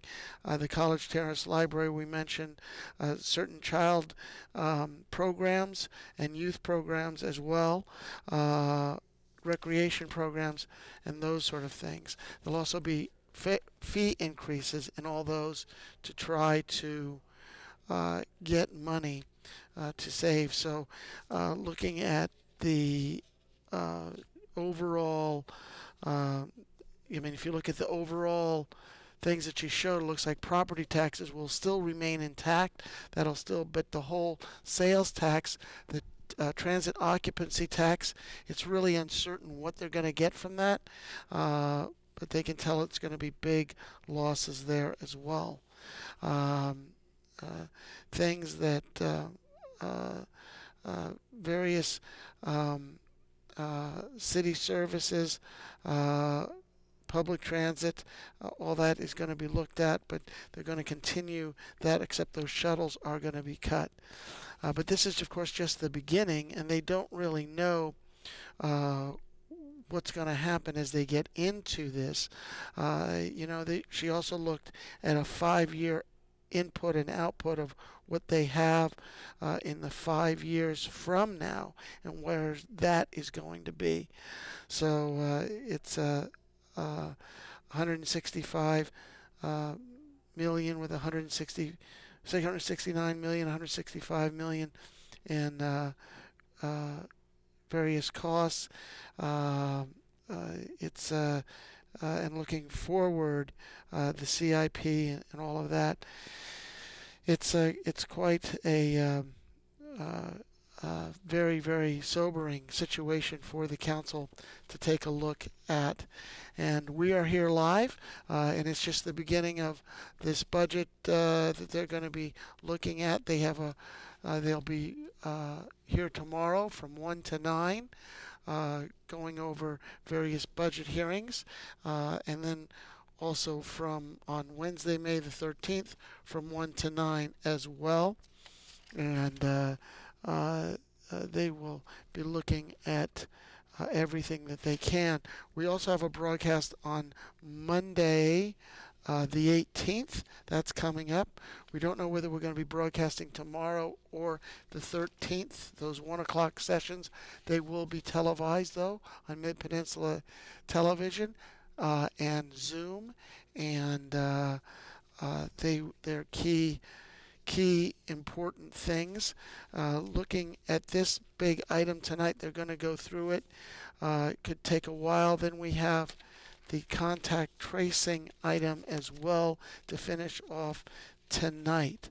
Next Monday, the Palo Alto City Council will have a 6 o'clock broadcast. There will start off with a study session. It's an update on the city's transportation analysis methodology to comply with Senate Bill 743, including the use of vehicle miles traveled for California Environmental Quality Act and the level service standards for local transportation analysis. And this is continued from May the 4th, 2020. Then we have several items on the consent calendar. The adoption of an ordinance for the Palo Alto Municipal Code for the statute of limitations challenges for the city's water rates, water collection disposal fees, refuse fees, storm management fees, and fiber licensing rates. Approval and authorization of the city manager for designees to execute a professional services agreement with Magellan Advisors, not to exceed $214,000 for phase 1 of the fiber network expansion. Also, item number 4 is approval and authorization for the city manager designee to execute the following marketing graphics in a combined not to exceed $290,000 annually and a combined not to exceed $1,450,000 over a 5-year term. Eric Goldsberry, art direction, marketing for a change, and underground advertising, finding California Environmental Quality Act exemption. And then there's another item. There's actually 4 items, items 2 to 5 on this consent calendar, which they can be removed. 2353 Webster Street, appeal of the director's approval of an individual review application to demolish an existing 1-story, 1,593 square foot and construct a 2-story, approximately 3,133 square foot with a basement and attached garage. Approval by the Director of Planning Development on March 17th, and that's a single-family resident. And those are the 4 consent calendar items.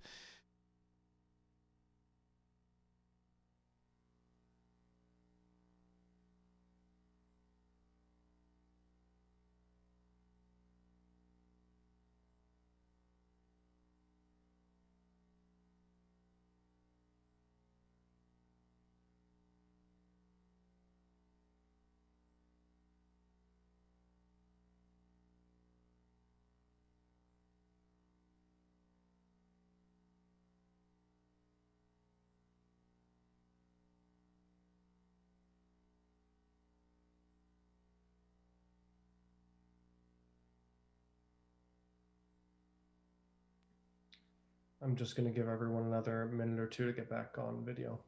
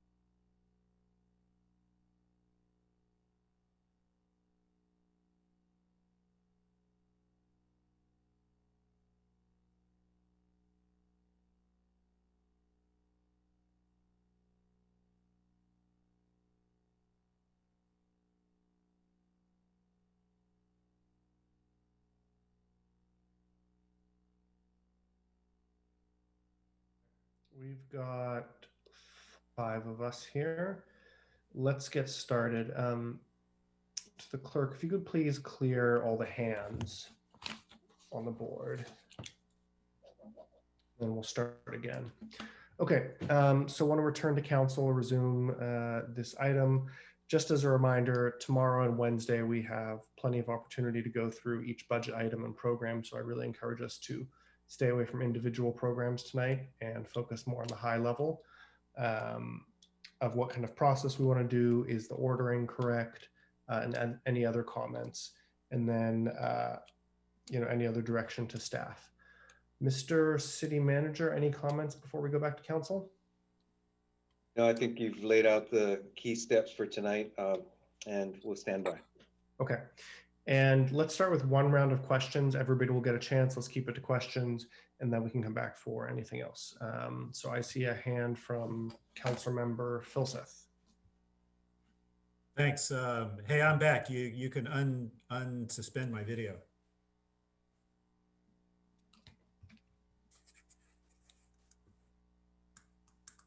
There we go. Thank you. Two quick things. Just a couple questions. There was a slide earlier, one of the very first ones that said citywide. It looks like we're actually going to have a loss of $92 million. If I got that right, citywide revenue was 660 and expenses was 750. Did I understand that right?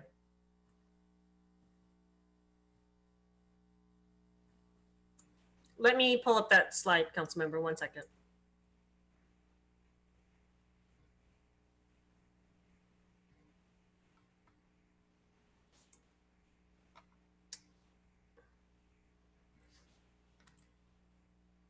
Councilmember, are you talking about the slide with the summary of the balancing actions, general fund, all funds?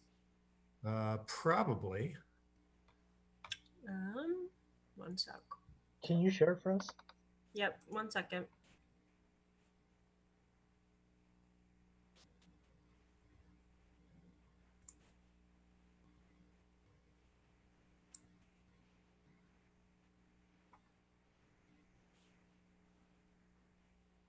Is it this one, Councilmember? Can you display it? Oh, did that work? Yes, that's the one. Okay. So what's your... Yeah, 659 versus 752. Bottom right. Correct. That's typical, council member. That's all funds. Around the 92. No, okay. Right. That's very typical because on the enterprise fund side, we often use our reserves for the ebbs and flows in revenues and expenses. On the general fund side, there's no draw on the reserve as part of this balancing strategy. But as reviewed by the Finance Committee and frankly, just normally, given the cycle times of both capital improvements and the operations of things, there is an expected draw on fund balance. Got it. So that 93 comes out of reserves. Okay. Second, sorry for the gearhead question on your detailed list in the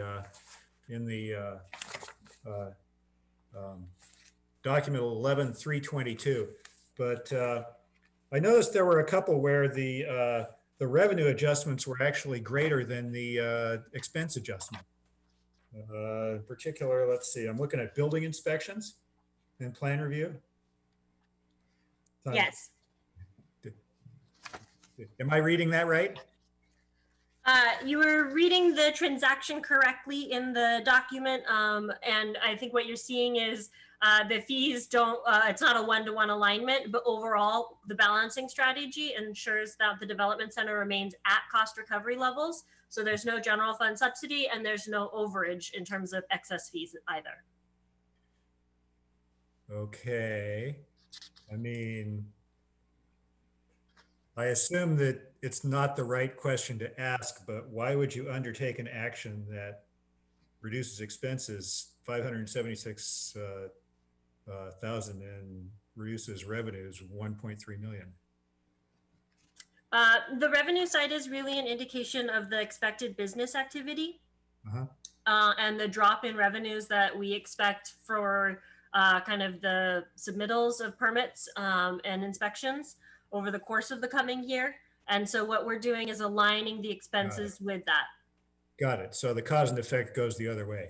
It's not as simple as saying, well, let's not do that one. Correct. We're looking at our sources first and then balancing to that. Got it. Thank you very much. Thanks. Thank you, Councilmember Filseth. Next, I had Vice Mayor Du Bois.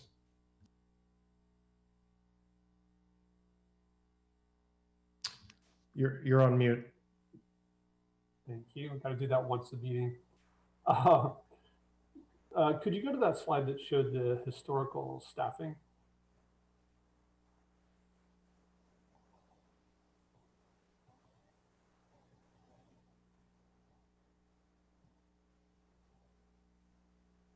Yeah, so I know around the time of the dot-com boom, the city very purposely started outsourcing more services. So do these FTEs include outsourced contractors? No, these would be full-time staff in terms of city employees. So to your point, to the extent we outsourced jobs, they would leave this chart and wouldn't return. So I've talked to people, they were saying it's probably 100 plus. Do you have any feel for how many FTEs we've effectively outsourced during this time? I personally don't. We'd have to go research that. Okay. Is that something you could give to council? Like, is that a lot of work or? Well, actually, to a large extent, I think that those figures are shown in attachment D to report tonight. Those are now the contracts, major contracts, and in particular, contracts such as the, let's see, where is our street sweeping? I believe that's RMC, as well as tree trimming, which is West Coast Arborists and others. We've got custodial, SWA services, just to give you a few examples, and I think those are a few of the largest. Doesn't include Pets in Need, which also has some, and things of that nature. So putting together a complete list, I think would be a little challenging, but I think during the discussion with the departments, it should be pretty easy to identify the specific high volume and changes that have been done over the last several years.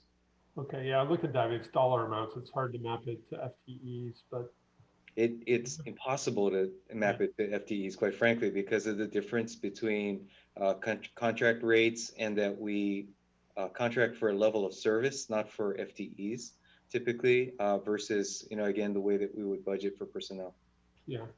So it's hard to say that I think our overall FTEs have gone down. They've probably gone up. It's just really hard to account for it.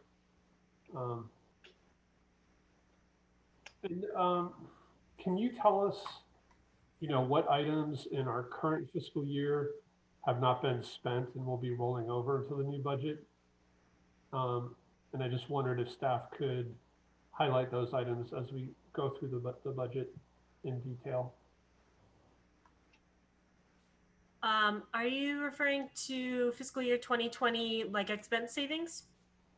Yeah, or projects that we just didn't get to. Usually we've been rolling those over, right? And I think maybe this year we might want to highlight those and actually reconsider some of them as part of the budget discussion. Sure. Staff is actually in the process of that right now. So typically the first crack at that is taken as part of the proposed documents. So those reappropriations were included in the April 20th capital budget document. And they're doing a revised estimate now in May. And I would expect to have those numbers for the May 26th City Council agenda. And obviously staff will be looking at that to see if there's any projects that are at a point that we could stop them. But ultimately, you have the most updated information that we have right now. Okay, so tomorrow, Wednesday, I mean, if you could just help point some of those out as we go through, that might be useful. Will we see those in the details, tomorrow on Wednesday? No, the ones that are already included in the 420 proposed document are outlined in there, and yes, staff can highlight those if necessary, but there aren't any significant ones I think that would be of assistance. Really what I think you're probably looking for is the more updated May estimates that won't be ready by tomorrow or Wednesday, that staff's really looking at what can they get done between now and the end of June, and we'll provide those on May 26th. Okay. Kind of a similar question, the April 20th document, I think the reserve balances are out of date.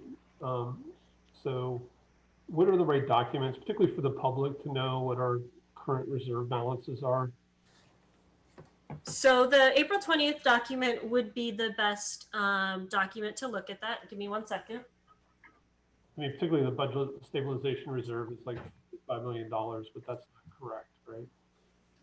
So obviously the budget stabilization reserve is the one that's most likely not correct given what's going on. But in terms of citywide funds in the operating budget document, on pages 41 and 42, when you look at the baseline budget for the various funds, you can see the proposed draw or addition to reserves. Now, obviously for the general fund, this one actually showed an increase to the BSR. That's part of the balance, but now that we've readjusted all the revenues and expenses, we're at a $900,000 increase to the BSR. So really, I think from a reserve perspective, this fund, meaning the general fund, is significantly impacted. And then you could look at, or we can review the rate forecasts for the utility funds, like we did with the Finance Committee, which articulate changes to the reserves over the next few years as a result of the proposed 0% rate increases. Those two are the main changes at this point. I've been getting a lot of questions like, you have $45 million there. Why are you doing all this? So I think we really need to just make sure people understand where the BSR actually is. And then one of the public suggested something. I'm just curious, can council just freeze overtime across the board? Or are there things, what would be the effects of that?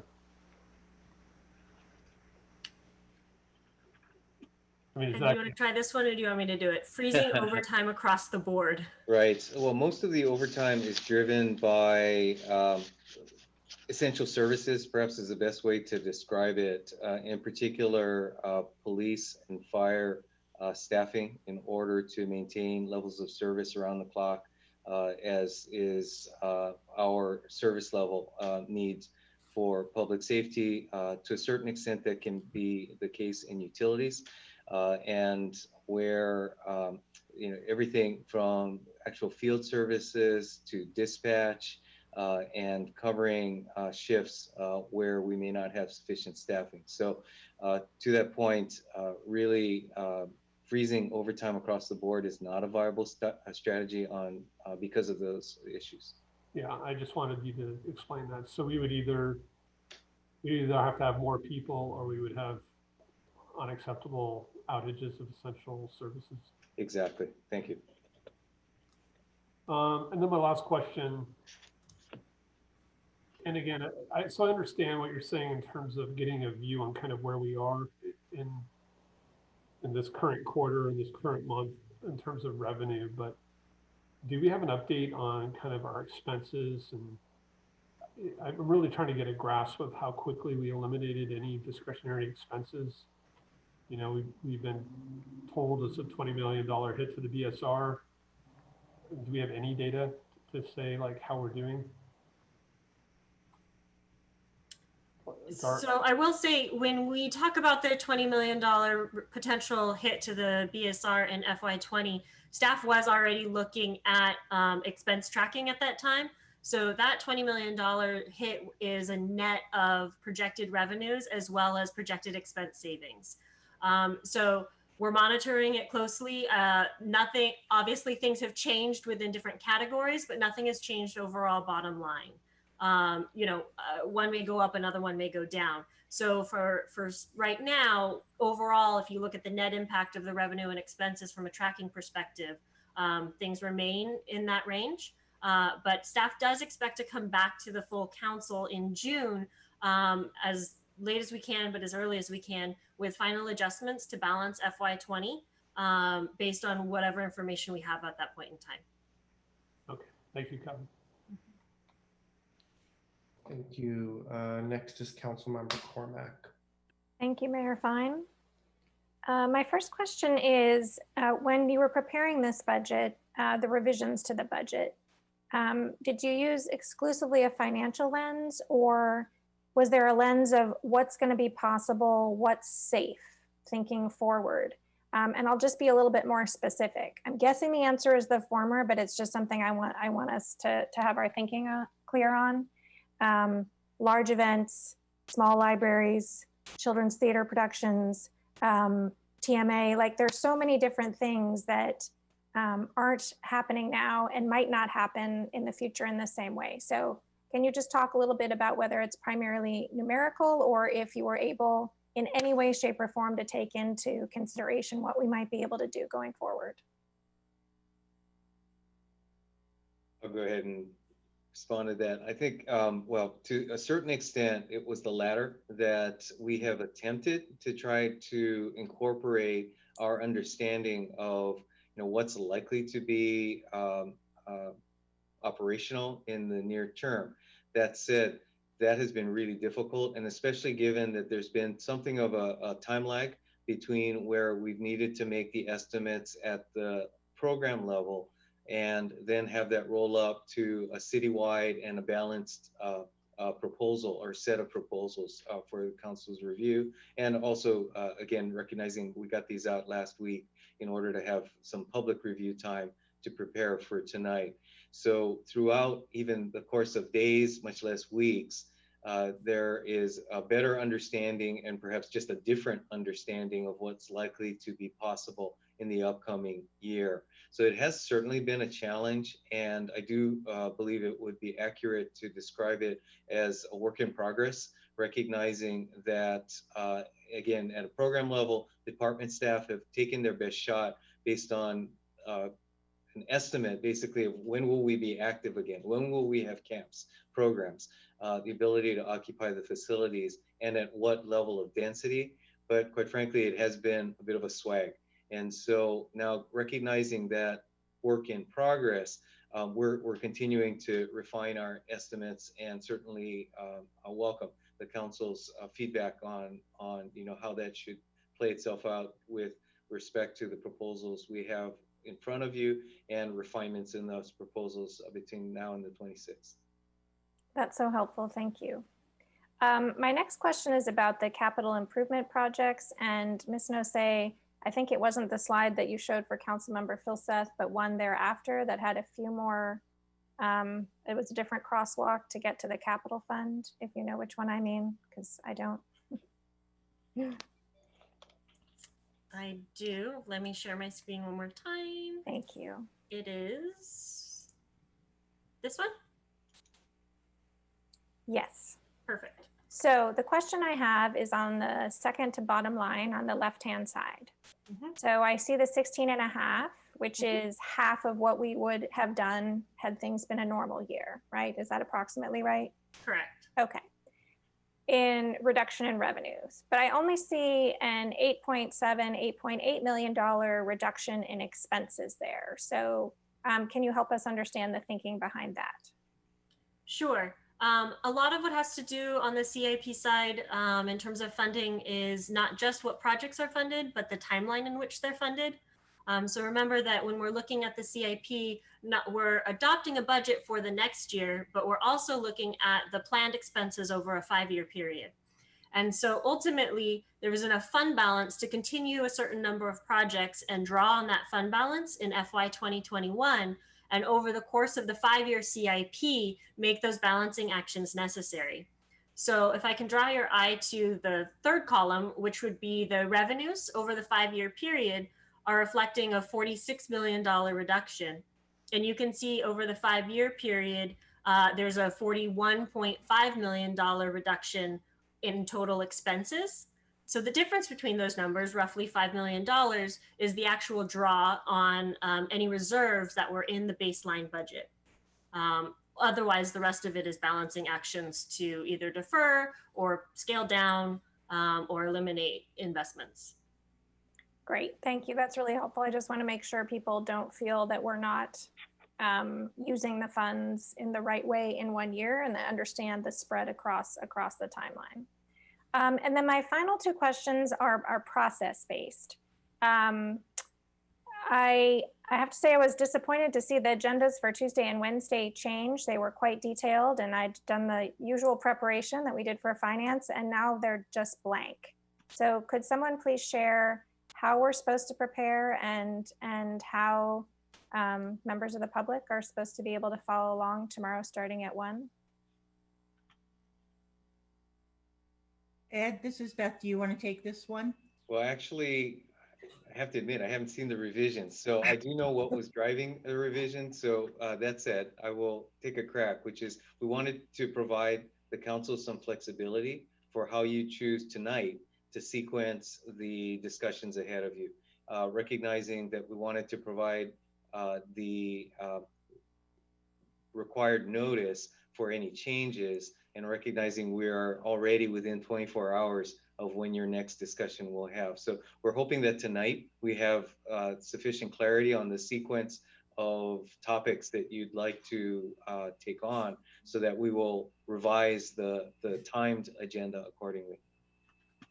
Did I get that right? I see Molly ready to jump in. No, I completely agree. So the thinking was the specific problem we wanted to avoid is by setting out the schedule the way we did, you actually would have been constrained if you wanted to pick one of those items from Wednesday and talk about it on Tuesday. So what we wanted to do was provide broader agenda for the moment, but the idea is that council itself will clarify tonight how you want to structure, and we'll issue then a revised kind of tentative or working agenda for Tuesday, and then another one for Wednesday, but with the baseline that it's noticed very broadly so that you won't be stopped by wanting to go back and revisit or go forward and grab a topic from the next day, if that makes sense. That's helpful and leads me into my final question, which is I confess I don't quite understand the task for this evening. So based on what was in the staff report, sorry, I've got the addendum. I guess now we have to be more clear about the order of the first one, which is what we want to see on which day. Is it the table of organization? Like I'm sorry, I'm just really confused about how you want us to move forward this evening. So if the city manager and the mayor could help us, I don't want us to be leaping into motions without understanding the task. Yes, and my apologies for perhaps providing too broad a recommendation. So if you were to refer to the staff report for tonight, that is the report that has the ID number 11322, and we have the recommendations 1 through 4.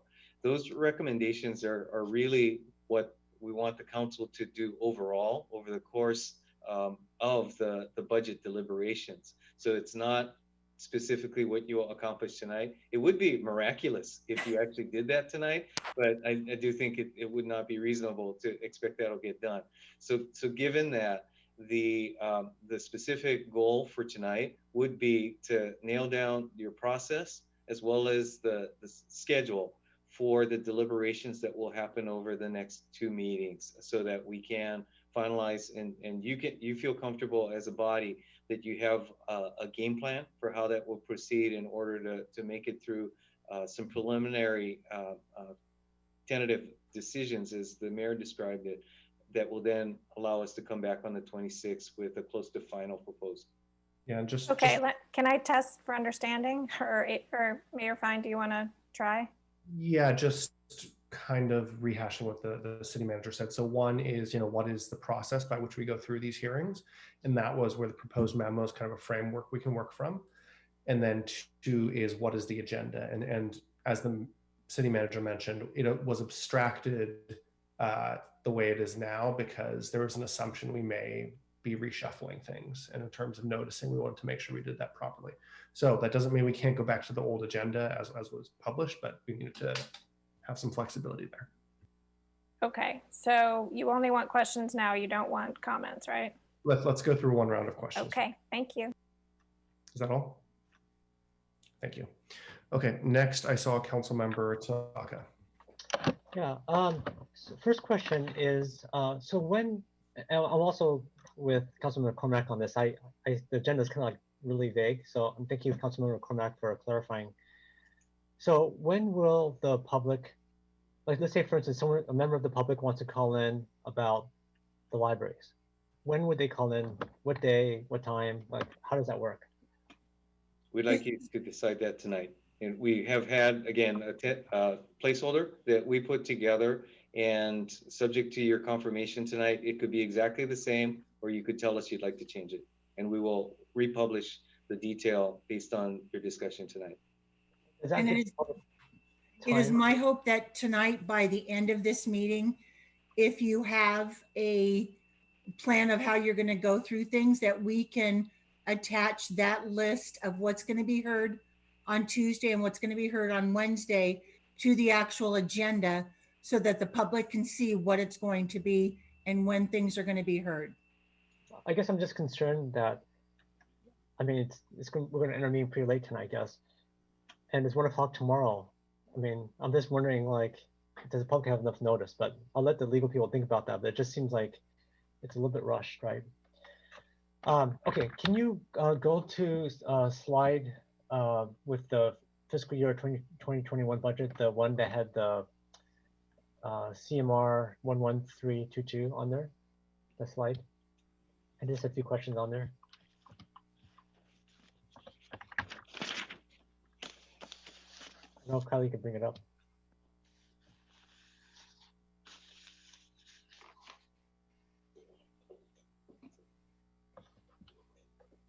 Okay, great.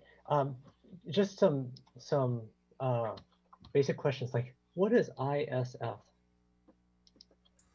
That's fair. ISF is an internal service fund. So that is a fund where the revenue sources are other city departments, general fund, enterprise fund, special revenue funds that are paying for a service that is received citywide. An example of that would be the information technology department, where everyone receives the benefit of the IT team and all the technology that we have and their contributions to funding those services. Okay, great. I just didn't know that TLA, so thank you. Yep.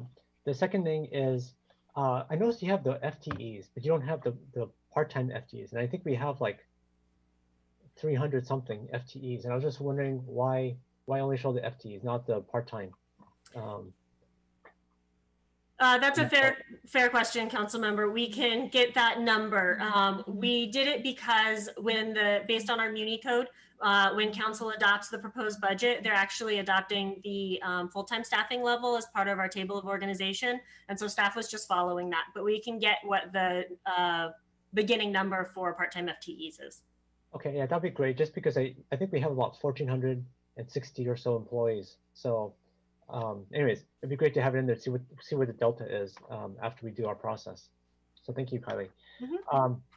And then I understand your response to the vice mayor in terms of overtime, but last year we had about $8 to $9 million worth of overtime.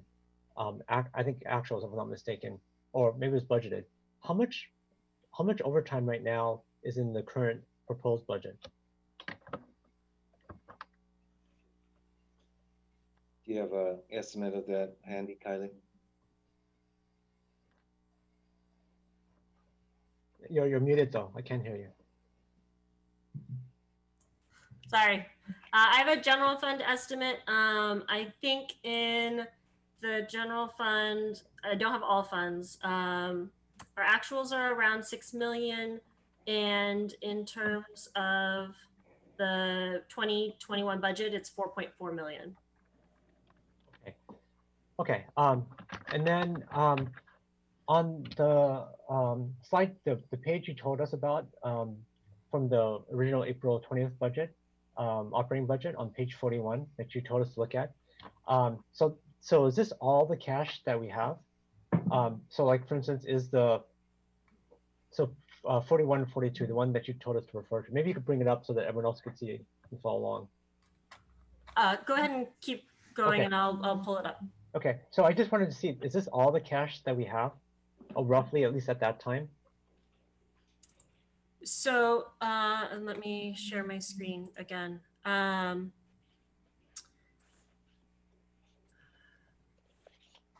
So I believe I have at least the first page up. So what this is these are the projected operating fund balances. So this is a combination of accounting principles as well as budgetary, and this is where we crosswalk between the two. So I wouldn't say this is necessarily the cash on hand. These are the balances in these funds with adjustments. So for example, you'll see in areas like the enterprise funds where you'll see some negative ending fund balances, and that's because of certain GASB rules and how we need to treat our long-term liabilities in our enterprise funds. But it is so I wouldn't say it's cash on hand, but it is from an accounting perspective, our ending balances in these funds. Okay, so it's a projection. So it's almost accruals, but not quite cash. It's a modified accrual basis. Modified accrual basis. Okay. So then, like the BSR, does that manifest itself as like 47? Is that 47,000? The first line, is that the BSR, the Budget Stabilization Reserve? Had we not adjusted the revenue adjustments as the council provided direction on May 4th, that would have been our BSR figure. But obviously that will change. Yeah, we're burning 20 million, so I totally get that. Okay, okay, great. So that helps me understand this better. And then, do you guys have, maybe you don't have it handy, but it would be really good to have handy for our budget discussions, but do you have a list? And I've seen it before when I was on the Infrastructure Commission, so I know it exists. I just don't know if you have it handy today or over the next 3 days, of all of the rentable space, all of the square footage that the city has, in terms of if we want to rent out space. Do you have that handy? Because what would be interesting is to see, you know, all the square footage that we have, what the current rent is, if there is any rent. Some buildings aren't being rented out now, and then, you know, what market is. So that, because this is another revenue opportunity for us to look at. So I was wondering if you have that handy, and if so, can you bring it up? The city does provide, based on since there's the city manager's authority to enter into some leases, we do provide a summary of all the leases annually that the city manager is entered into. So I'd be happy to provide a link to that in terms of the report out on that. Where I was trying to go on it was more, we have a certain amount of real estate, right? Some of it is being rented out at market rate, a lot of it's not, and maybe because we want to do that for community reasons. And then some of it's not being rented out at all. And so I wanted to see if we could have a breakdown of that, because we have significant assets that we're not fully monetizing. And at a time when we're trying to preserve as many city services as possible and as many jobs as we can, it's really important to know what's going on. I mean, maybe we keep it exactly the way it is, but I think we should make a conscious decision about that. So this is why I'm asking this question, is because I think it's really important for us on council as we make decisions to know about this. Sure. I think we can pull the most recent report. If for any reason it's dated, we'll see if we can update it. I would manage the expectations that this is not Class A space, whatever it's not. No, I get that. I've seen it on iBrick before, and I know, but we have a lot of square footage actually in the city. So I just wanted to ask that question, because I would like to see more about that. And I think council members would be interested to see that in terms of how much. I remember when I looked on the iBrick, which was many years ago, there was a lot of square footage not being rented. Okay. So can the city talk, you know, some of the members of the public, and I've, you know, been hammering on this for years, about our procurement strategy, especially in light of the COVID-19. I've talked to a lot of my colleagues at other cities, and they're very aggressively pounding away at the vendors on reductions, right? Sometimes they get a 5%, sometimes they get a 10%, sometimes they get more. I thought the speaker that called in earlier that talked about, you know, we have $80 million worth of contracts. If we just got 10%, that's $8 million right there, right? If you got a 10% like relief from them, and there's ways to structure it. So I wanted to understand what is the current, given this crisis, it is literally a crisis right now. What is our procurement strategy to try to share the pain with our vendors? Yeah. At this point, we have been taking that up on a case-by-case basis, but to your point, I do think you make a fair point in terms of a uniform strategy. So we'll discuss that with our department heads, and perhaps have that report back as a part of the departmental work, if not on a roll-up basis within the next couple of days.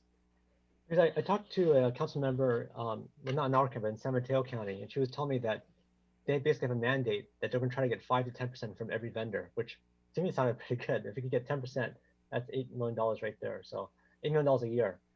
So, well, again, so I'll tell you from experience, we did exactly that in San Jose, went after every vendor, and with mixed success. So, and I would expect the same. We'll do it with as aggressively as we can, but we will have mixed success, and we'll report back what it appears to be bearing in terms of savings. Okay, great. I appreciate that. I just want to know what knobs we could turn here. And then we've talked about this before, but it would be interesting, and I don't know if you have a breakdown because it wasn't really easy to see, but what is like one-time expenses versus structural expenses, right? And to me, it's a little bit mixed right now. It's not so clear when I looked at that the big table of proposed expenses, it would really be nice to know what are the one-time. So I don't know if it's possible to enhance that so that it's easy for us to see what's a one-time, like one-time quick fix, and what's going to be more of a permanent structural fix. So I don't know if that's possible to enhance your table on the staff report for tonight. Oh, you must know, you probably know this already for each of those items, whether they're one-time or structural, right? So I would say for the most part, the operating proposals are ongoing expenses and the capital would be more one time. And so that's a general categorization. And beyond that, I think it's largely perhaps a case-by-case discussion that we would have as we go through them. Okay, I think probably the other council members would find it useful to know that. And then I guess as you guys created and I noticed a lot of the fees are really going up a lot, or proposed fees. What was staff's strategy about dividing this between residents and non-residents?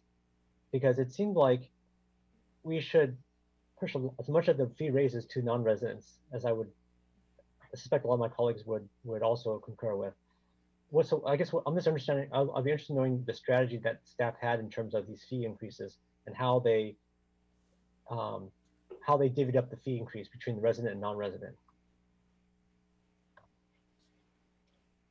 Well, in this case, I'm not sure if you're referring to a specific area, but we do have general guidance for council policy that we applied.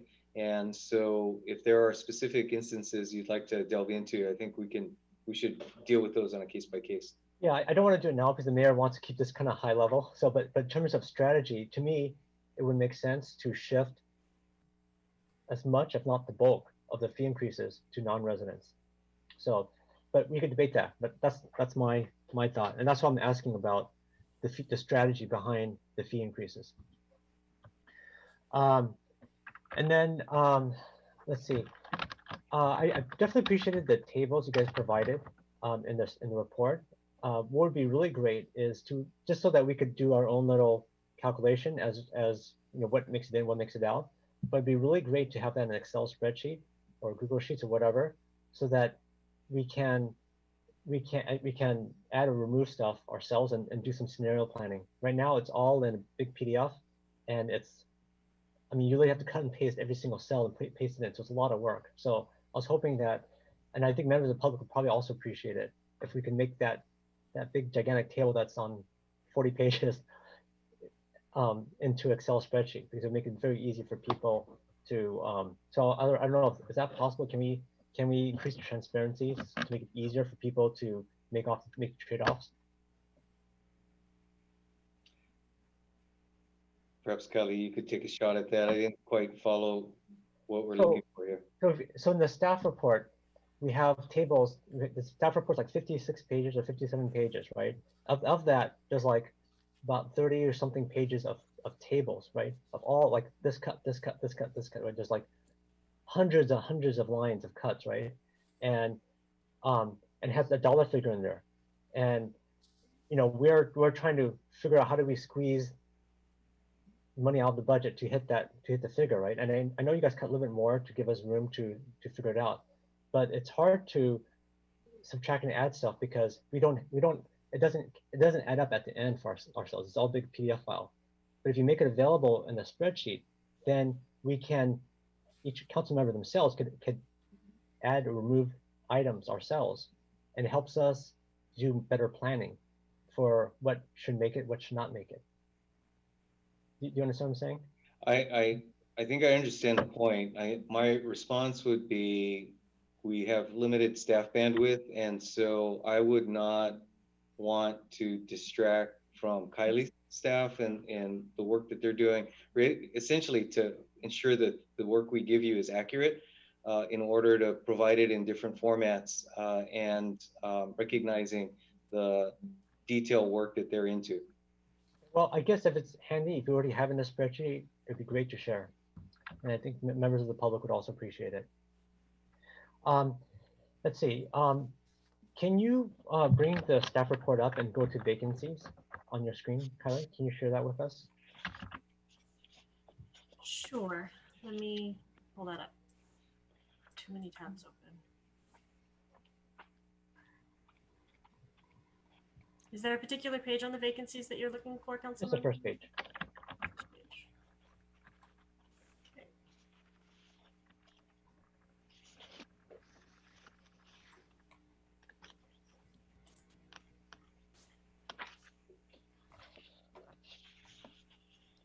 So I see the number, actually, sorry, scroll down a little bit. So these are all the vacancies that you guys have, right? So can you scroll down a little bit more? Okay, stop there. So it says 102 vacant positions, right? That's and correct. okay, and I was looking at our average cost of the city employees, about $230,000, right, a year. So if I do the math, 230,000 times 102 positions, that's $23 million, right? Okay, so I mean, let's say, I mean, I think the city manager already did a hiring freeze. So let's say we don't fill these 102 positions. Is this $23 million right off the bat right here that we have? Or how does it work? Because I that's why I'm asking the question, because it looks like that's a lot of vacancies, and this was budgeted, and the average salary of the city, not salary, but average cost of a city employee is $230,000 a year. Do the math, that's 24,000, but yeah, 23 to $24 million a year, right, of vacancies. So of that 39 million, if you could just subtract off this, I mean, are we not almost there? So that's why I wanted to understand the vacancies a little better. Sure. I wish. Yeah, I know this by wishful thinking. That's what I'm trying to understand. Like, what is this table telling us? So a few points. First of all, the 103 vacancies are citywide. So if you look at the different columns, those are the funding sources. And really, the funding sources, you really, for the most part, can't move in between them. They're restricted. The first column is your general fund column.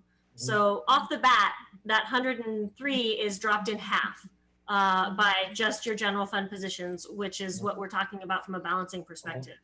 Beyond that, obviously, there are some essential positions within those vacancies that are right now perhaps vacant, but are being backfilled either by a contractor or by temporary staffing.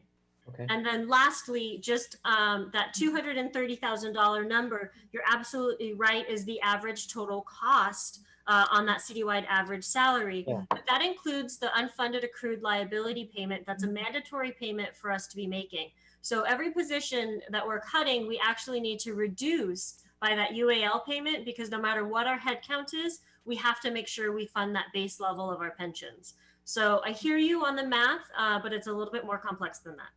Okay, well, I guess it would be great if you can translate this 102 into real dollars for us, because I think it would be interesting to know.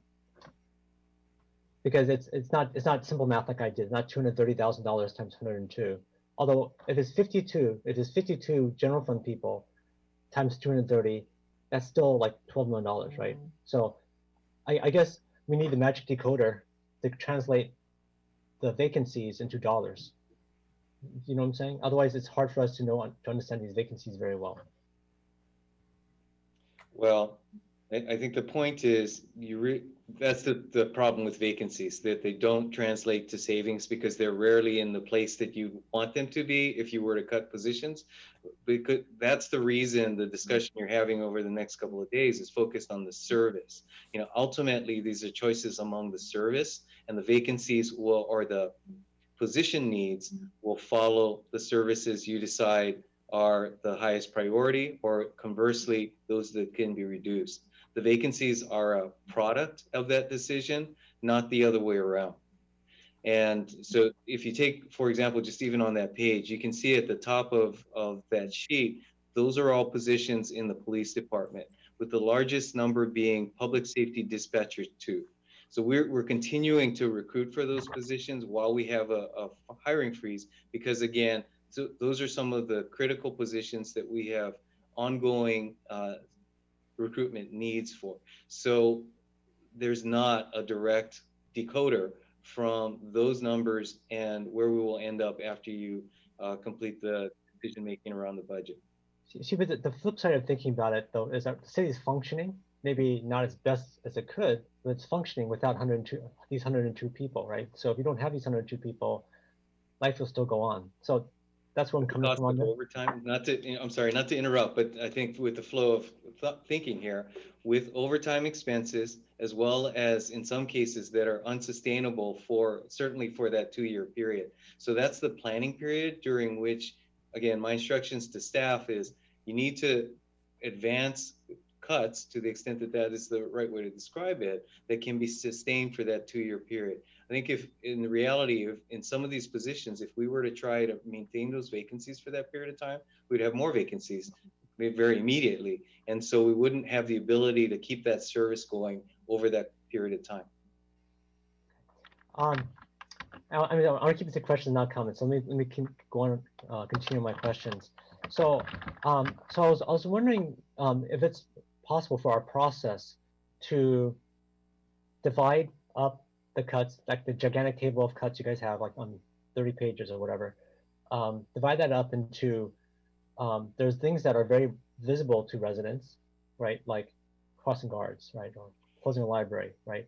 And then there's things like they're not very visible or aren't very impactful or don't really add a lot of value. Like for instance, 5 PR people or social media people we have in our city that cost us over $1 million, right? So there's things that like crossing guards and libraries, and then there's like, you know, $1 million plus worth of PR people, right? So is it possible for us to divide up those hundreds of lines into the like things, services that the residents use, and then others, right? And that way, I think would help us as council to understand the priorities better in terms of what needs to stay, what needs to go, right? Just jumping in here, Councilmember Schnock, I think part of the challenge there is, you know, residents use all the services in Palo Alto, and although you may call them PR people, they're communications folks, and there's some residents who may value the communications more than the library. So I think that's almost an impossible task for staff. Well, okay. Oh, I'm going to leave it at questions before, unless you want to get into comments now. Otherwise, I could bait you on this. but yeah, I mean, okay. Let's leave it at that. So the other thing is, and it's something that both the vice mayor and myself have brought up multiple times, but it's a span of control. I think we both noticed that the span of control in the city is relatively low. It's about 1 manager for every 4 people.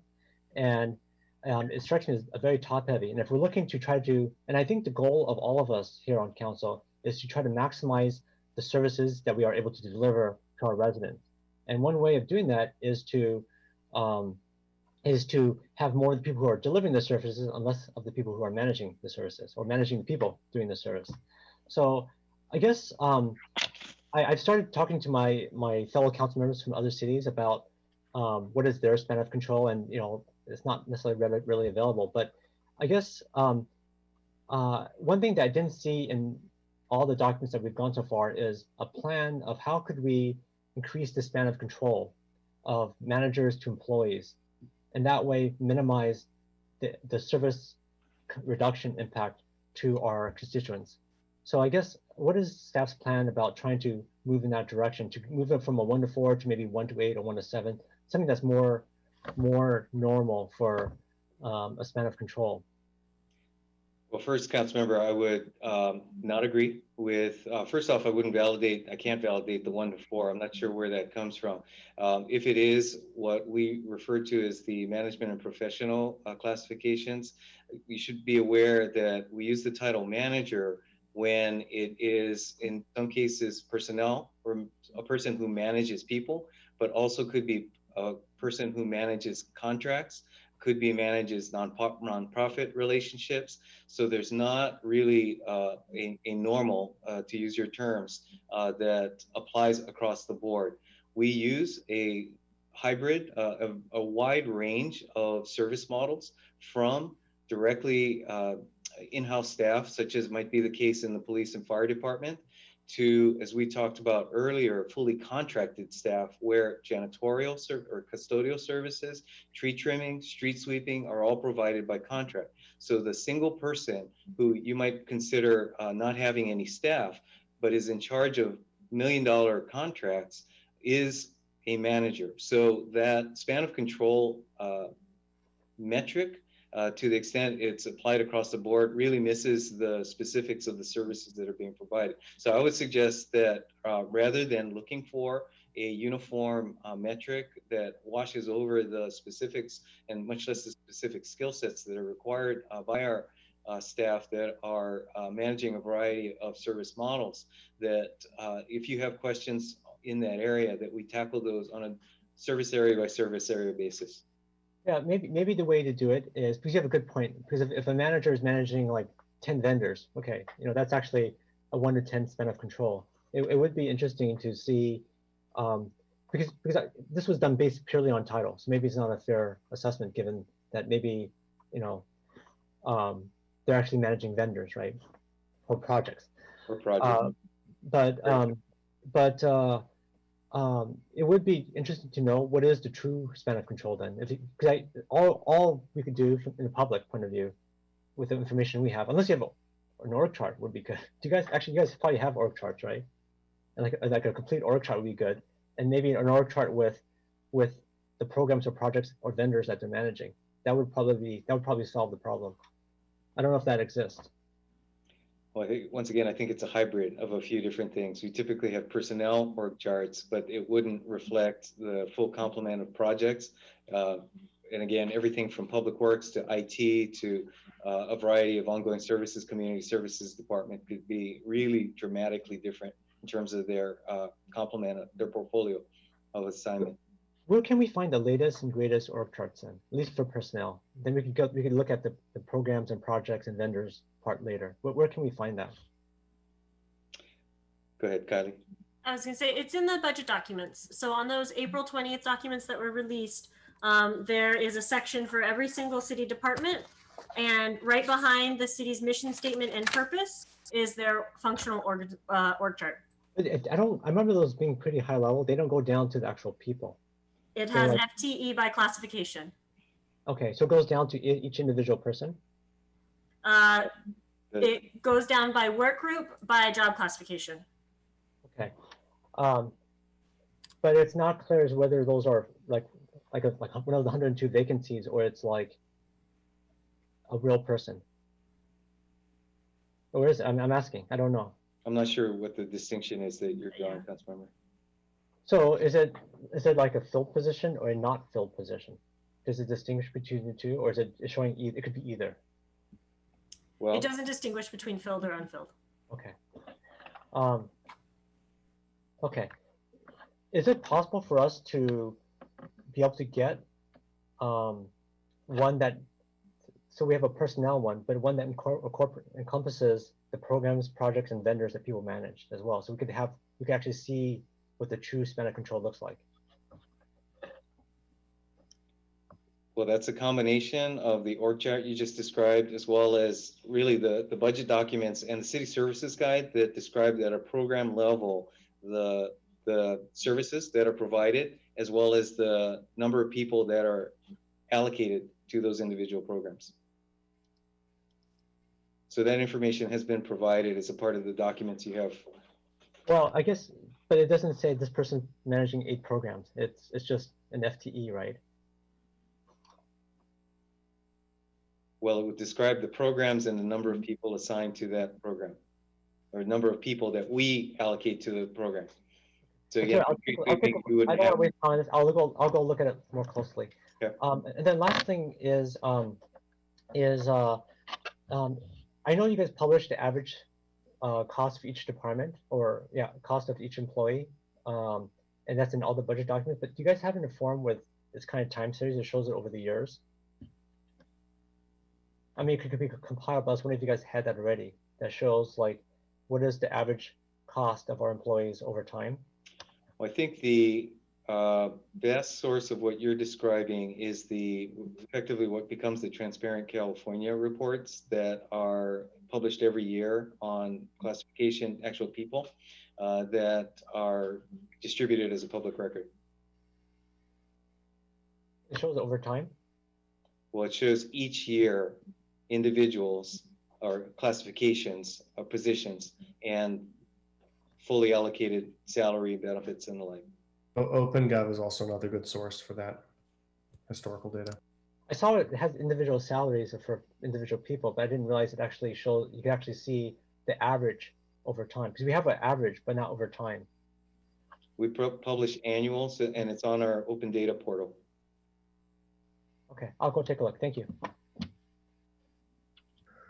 Thank you, Councilmember Tanaka. Next, I have Councilmember Ku. So just so I understand, basically tomorrow we're going to go through the document that's ID number 11322 and go through attachment A, exhibit 1 by 1. Is that the plan? Subject to your confirmation of tonight, what will happen tomorrow. Okay, so it's not actually going through the budget books department by department. There is really a combination of the two documents that are useful in all likelihood for the level of depth that the council's discussion is likely to get into. Okay. I was going to ask, I was reading about the debt servicing. I was just wondering how long ago has these ones been refied, and is it worth a look into refi if the rates are any good right now? Thank you for the question. And you are correct. And actually, frankly, prior to COVID-19, staff was already looking at refinancing existing debt that we have and working with our outside financial advisors. We are continuing to monitor the situation and we'll bring forward any refinances as appropriate. I will say that our existing debt for the most part is in non-general fund areas. So although absolutely we would want to pursue this from an overall financial proactive saving strategy, I don't know that would result in savings to help with the situation at hand in terms of the loss of tax revenues. Okay, thank you. When the discussion was going on, especially with community services programs, right?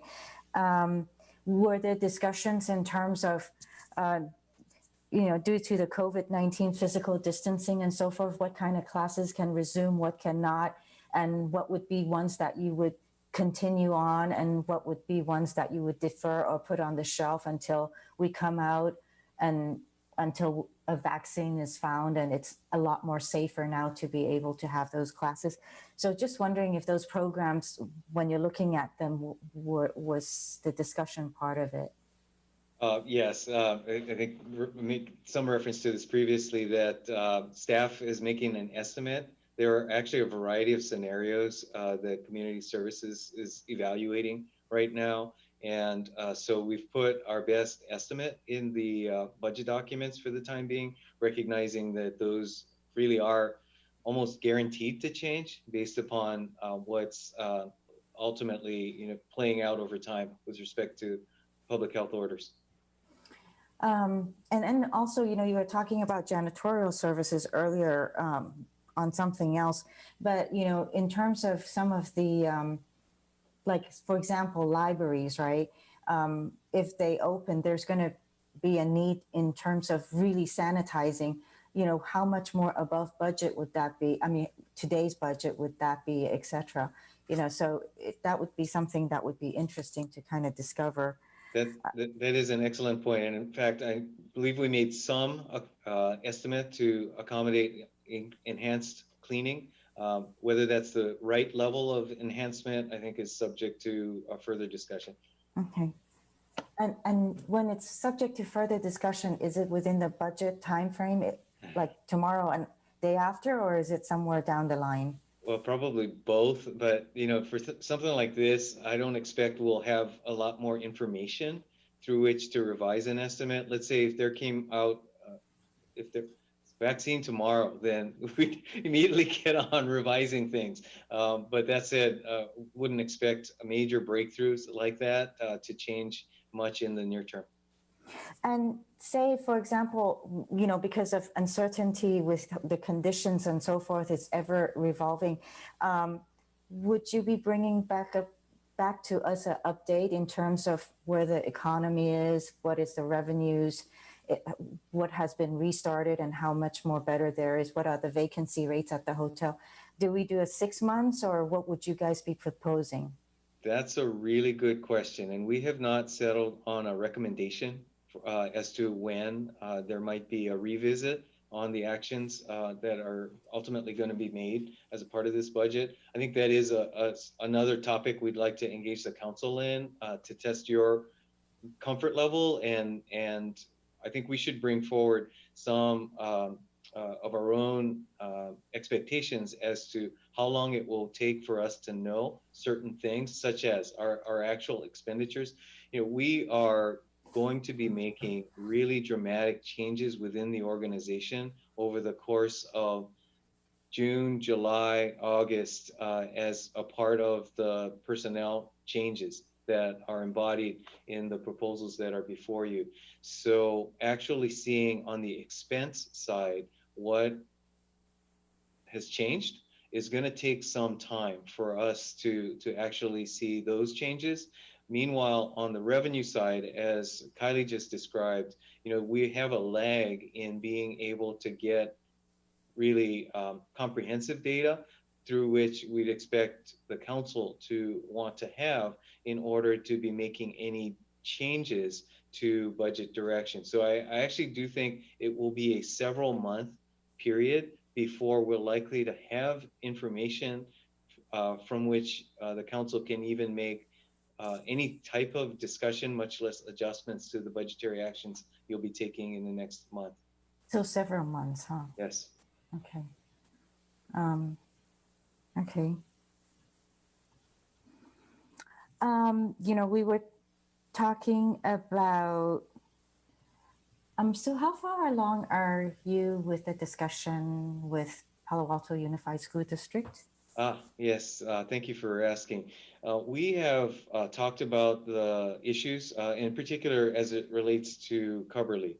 And so the estimate of savings that we went over this evening and that are part of your packet reflect a scenario of basically our terminating the lease with the school district for the majority for the property overall, but then leasing more a la carte specific facilities such as the field, the gym, the theater, and really looking at what our ability to pay would be for those specific facilities.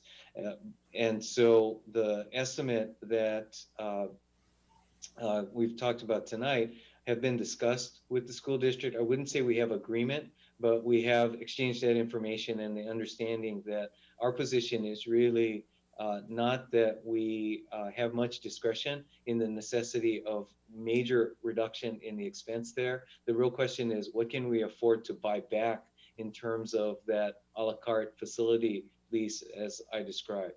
So that's kind of where we have left it. The same could be said with respect to the school resource officers and crossing guards that we know are major areas of really shared expense from the city with the school district. So we've expressed our need to revisit some of those expenses, but we've really focused in on the Coverly expenses, the largest piece of that puzzle. And who sets the a la carte price? Well, we haven't really settled on it yet. So we really haven't gotten into the particulars of what would be involved. We have talked to the superintendent about really any revenue that we could gain from those facilities being part of what we would turn over to them, recognizing that our goal in having access to those facilities being access to the public. It's not to make money on it, so we can be relatively austere in terms of our own expectations of revenue, given that, again, our focus is the availability of those facilities, while also recognizing that we just don't have the discretionary or the discretion to continue the lease as has been the case over the last many years.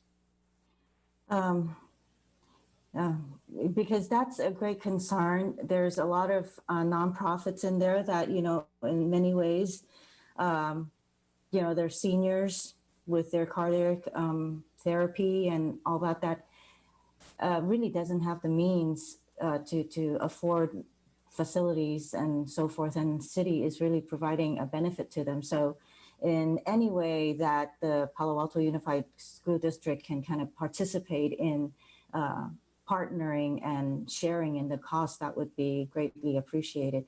Another area is middle school sports after school programs. Has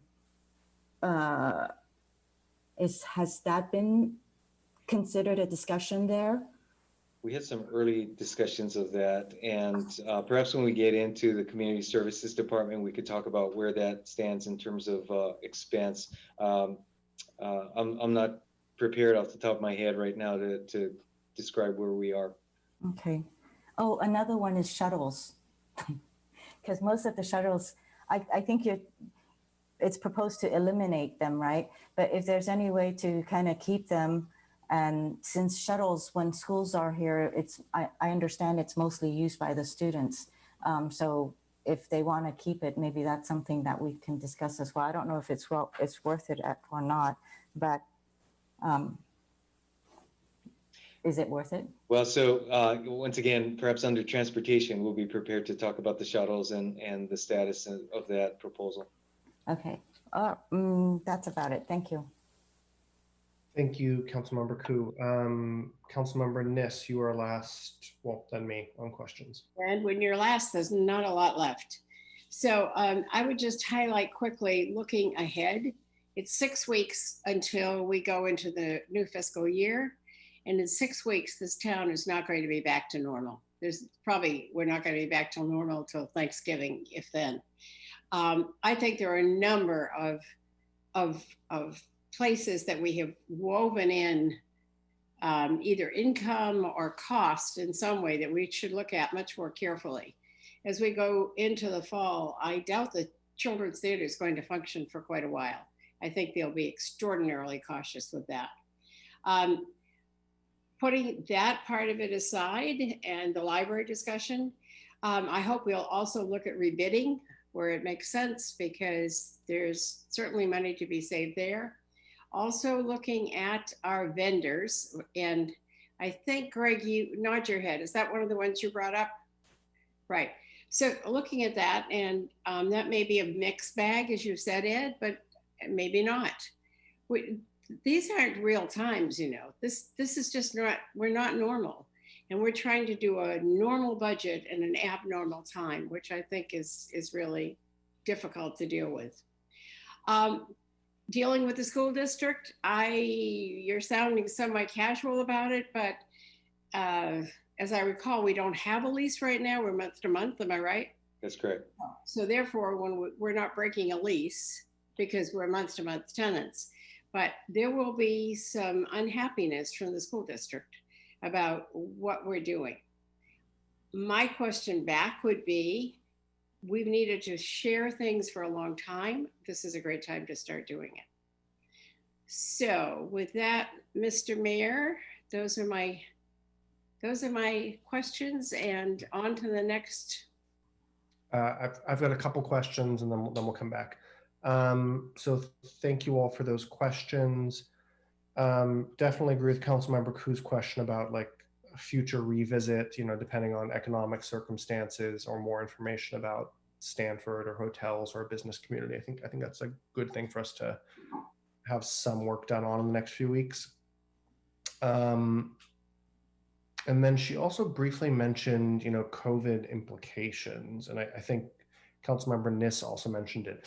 Are there any service changes we're looking at driven less by the budget, but more than the public health crisis? For instance, is it like the College Terrace Library? Is it the Children's Theater?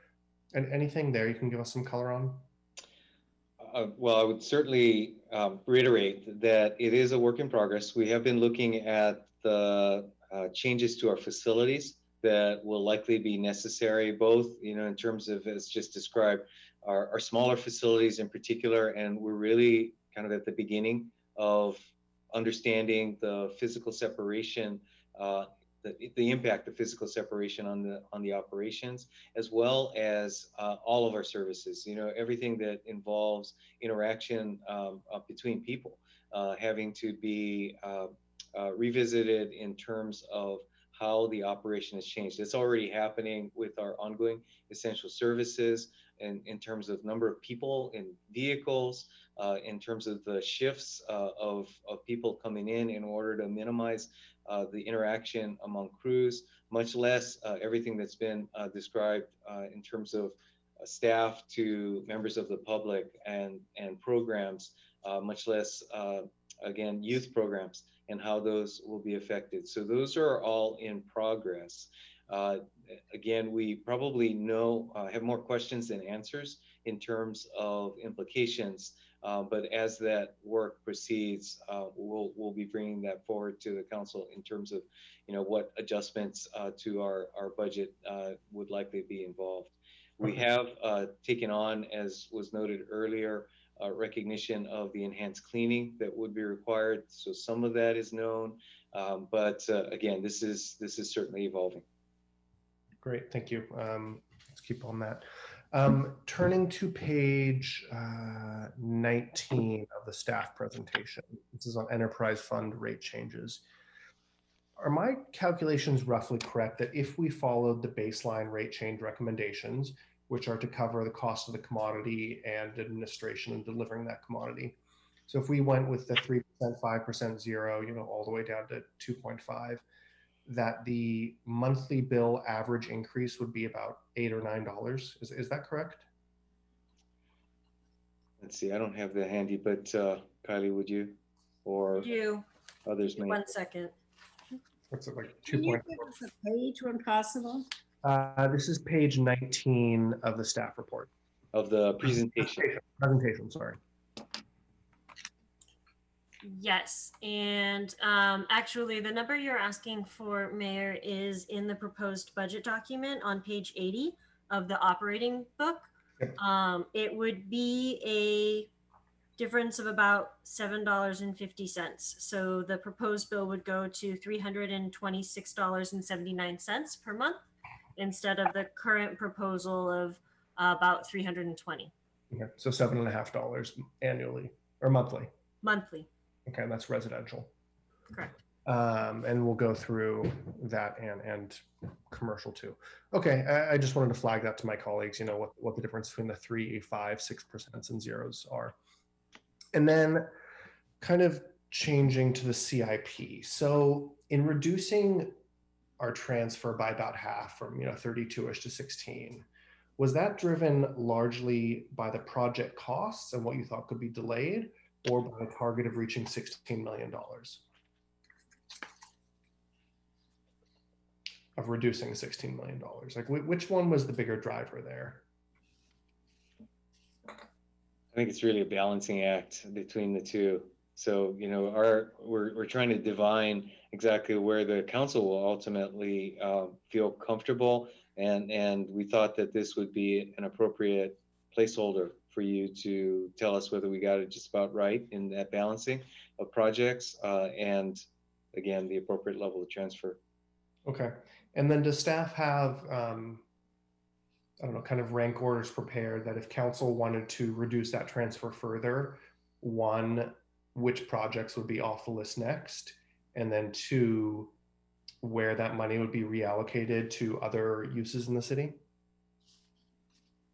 Like if we went from, a $16 million transfer to a $10 million transfer, what would that $6 million affect on the project side? And then what would it affect on the general fund side? So direct answer to that question is no, we do not have a list prepared. The one consideration I would flag for you is the recognition that about half of that 16 is general fund and half is hotel tax or TOT. And that we would recommend not going beyond the general fund transfer, recognizing the commitments and expectations set around the TOT funding for CIP. So that'd be one boundary condition that might be helpful in your thought process, collective thought process here. Certainly, if the council were to say, let's back off of the $8 million general fund transfer that we could certainly come back with recommendations of where to move the line in terms of cuts, but we do not have that prepared for you at this point. Okay. I just raised that to my colleagues. If we reduce our CIP transfer from the general fund, we may lose a project or two, but we may also have less pressure on the rest of the budget. So I think that's your degree. I think those are my questions. So let's go back to comments and motions. And once again, just a quick reminder, it is 9:35. This item was scheduled until 9 p.m. We still have two other items more related to the health crisis. So really would be helpful for us to decide on the process and agenda. In hindsight, just one quick comment before I hand it back to you all. I think it was a bit of a mistake for us to blank out the agendas. And so I'm generally supportive of going back to the old agenda format that we had. Anyways, that's my comment there. Vice Mayor Du Bois. Yeah, so a lot of thoughts here tonight. Let me see how I can get through this efficiently. So first of all, I really think we should start with our values. It sounds hokey, but I think we do have some values as a city that makes Palo Alto a little bit different. And if we kill a lot of these things just outright, I think we will kind of change the nature of our community. So, we heard a lot from some public speakers tonight. We know our community is involved. They're passionate. They're active. We heard a lot about the College Terrace Library. That's just one thing. And I know we all know we're going to be making hard cuts, but I think if we can be creative, if we can keep an open mind, I think there's some places where we could talk about partial cuts and some deferrals and shift the balance a little bit. So the staff talked about some of their values in terms of looking at the budget, supporting an economic recovery, focus on resilience, seeking new ways to conduct business, balancing the impacts on the community, and kind of having temporary solutions for short-term losses. I do think some of the comments about considering other priorities, I think sharing of burdens between staff, residents, and businesses, really taking another look at things that might be able to be deferred for a year or two, particularly some capital projects. We can potentially rebid those at kind of recession construction costs. I do think we need to talk more about the reserves and use of the reserves. Maximizing transparency. There are a lot of numbers flying around. It's hard for us to keep up. I have no idea how the public is keeping up. And then really being careful about what I've been calling one-way doors, decisions that are irreversible. If we can make a decision and go through the door and go right back, that takes less analysis. But changes that are really substantial, that are going to take years to undo, I think we need to have some time to talk about those. So in terms of the procedures, overall, I agree with the gist of the letter from the city manager suggesting some ways that we manage ourselves. I think the ability to put things in the parking lot and maybe request some options rather than just a cut or not cut, but challenging staff maybe to find a partial solution by changing some parameters on a couple of items, whether that's higher fee recovery or offering the service in a slightly different way. One thing I think we really should talk about a little bit tonight is our timeline. We are basically using the same timeline that we use with a 3-person finance committee, spending 2.5 to 3 days going over the budget. However, there's a lot of things that are different this time. This is probably one of the most radical changes to our budget in the lifetime of our city.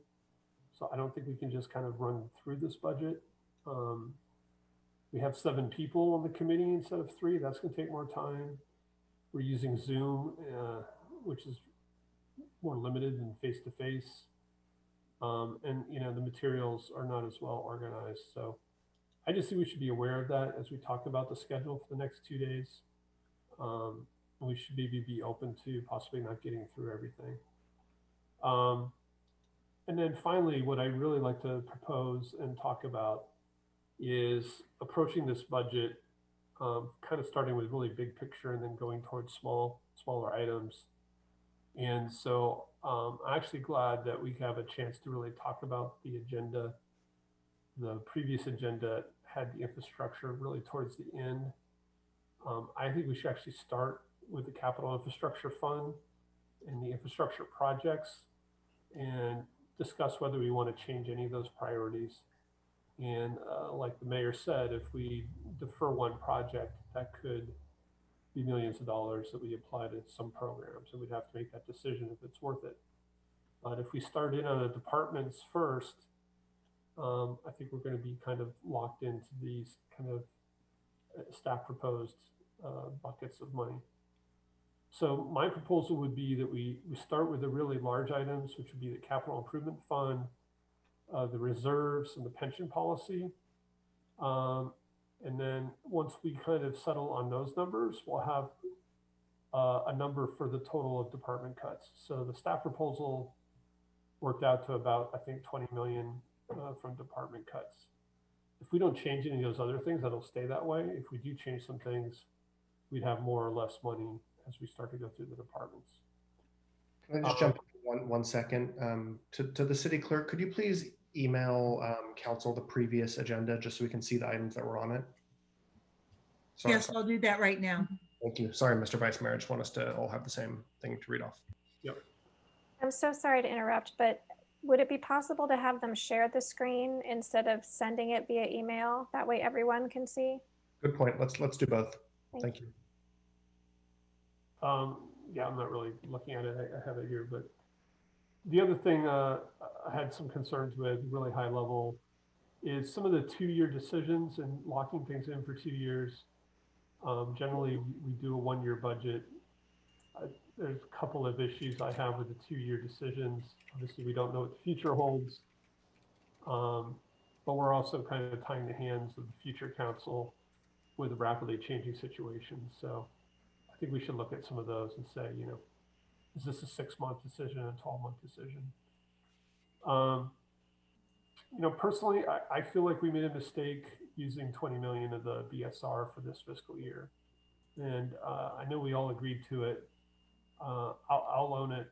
I think it was a mistake. So we have some other reserves. I think we should really examine those reserves. We should even look at the BSR to see if we agree we shouldn't use any more of that reserve, or if we should add back to it as proposed. You know, on the pension, I think the pension discussion could go relatively quickly. Again, it'll take a little while, but we're talking a couple $1 million there. Outside contracts, people have brought up, not really on the agenda. I'm interested in as well. We talked a little bit about, through the questioning, about renegotiating. It's really hard to see what that effect is.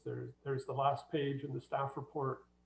It's just a list. There's not much explanation of what could increase, decrease.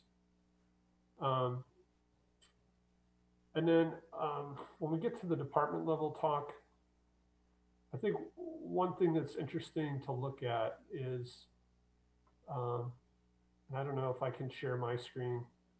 Am I enabled to do that? Yes, you should be able to. Okay, let me see if I can do this right. Let's share the right screen.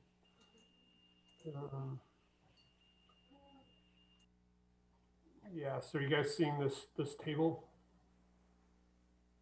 Yes, it's there. Yeah.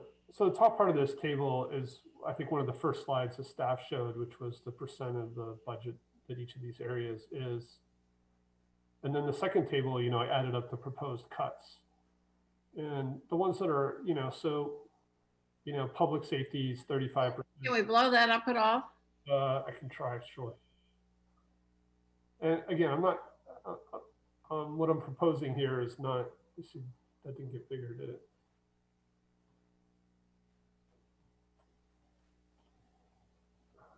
Sorry, guys.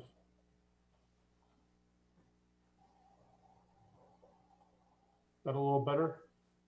Mm. Too big. Slightly better. Okay. So if you can see this top part of the table, 35%, that's what percent public safety is of our budget. And then if you look at the cuts that are being proposed, is about 32% of the cuts. So that's kind of roughly in line. The ones that seem misaligned, and again, this is detail to go into later, but I'm trying to maybe propose one kind of top level view of this. Infrastructure and the environment, which is utilities and public works, is about a 12% cut, even though they're about 22% of the budget. And then the other side, planning, 16% of the cuts, even though they're 10% of the budget. And our community services are 27% of the cuts, even though they're only 20% of the budget. So the ones in red here are either overweighted or underweighted. The other ones line up pretty much. And again, kind of having a little bit of this top level discussion before we dive down into the weeds to say, you know, do we roughly think these degree of cuts make sense? I think that's a useful discussion. So let's see here. I'll stop sharing my screen.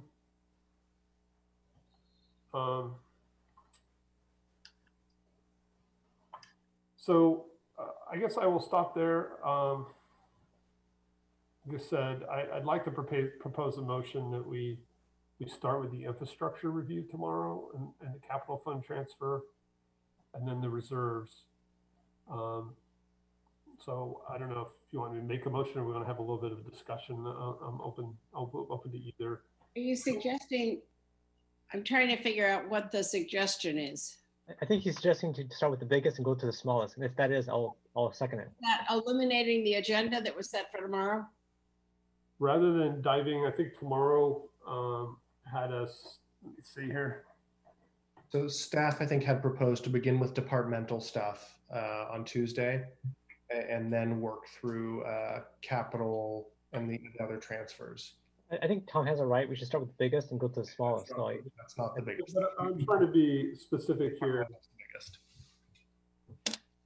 Yeah, I'm trying to be specific here to suggest that we would start with the infrastructure projects and the transfer to the infrastructure fund.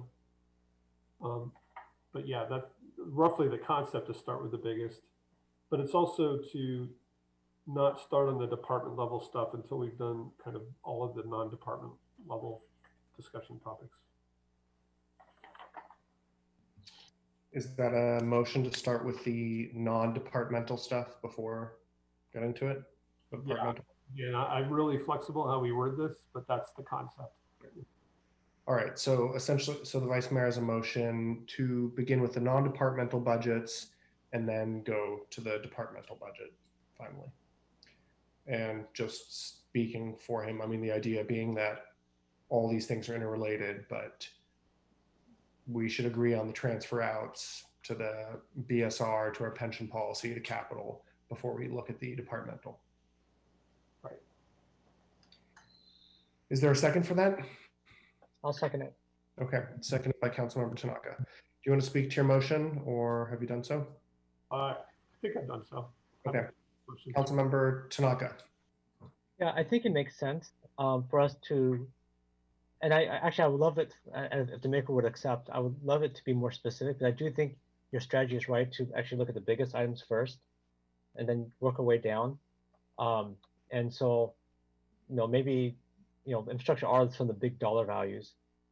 And then maybe for departments, work from the biggest to the smallest, because I think that's, otherwise we spend all of our time focused on a small little item if we do that one first. So I think the vice mayor is correct in his strategy. And I like the idea of us talking about our values. That way we could frame the conversation.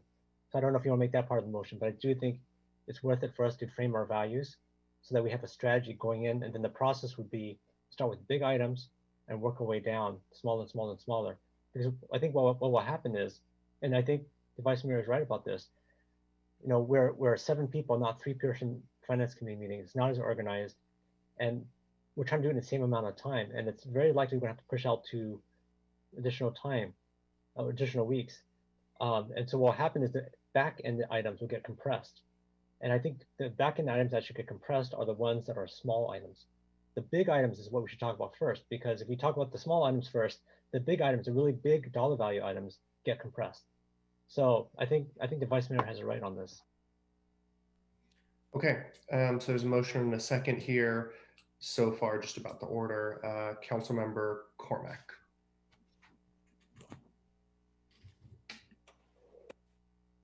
I appreciate the thought, but I'm not going to be supporting this, and I'd like to say why. We haven't even talked about the biggest cuts this evening, which are in public safety, which is frankly the first and primary responsibility of a city. So I would much prefer to go through the recommended departments.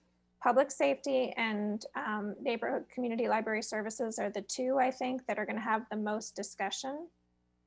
So I'll be voting against this. We'll just let it go through. And then if we have come back through for other motions, I would prefer to have public safety first, community and library services. So we have an understanding of what the magnitude is of the concern that we in the community have for the proposed cuts. And I think that will inform the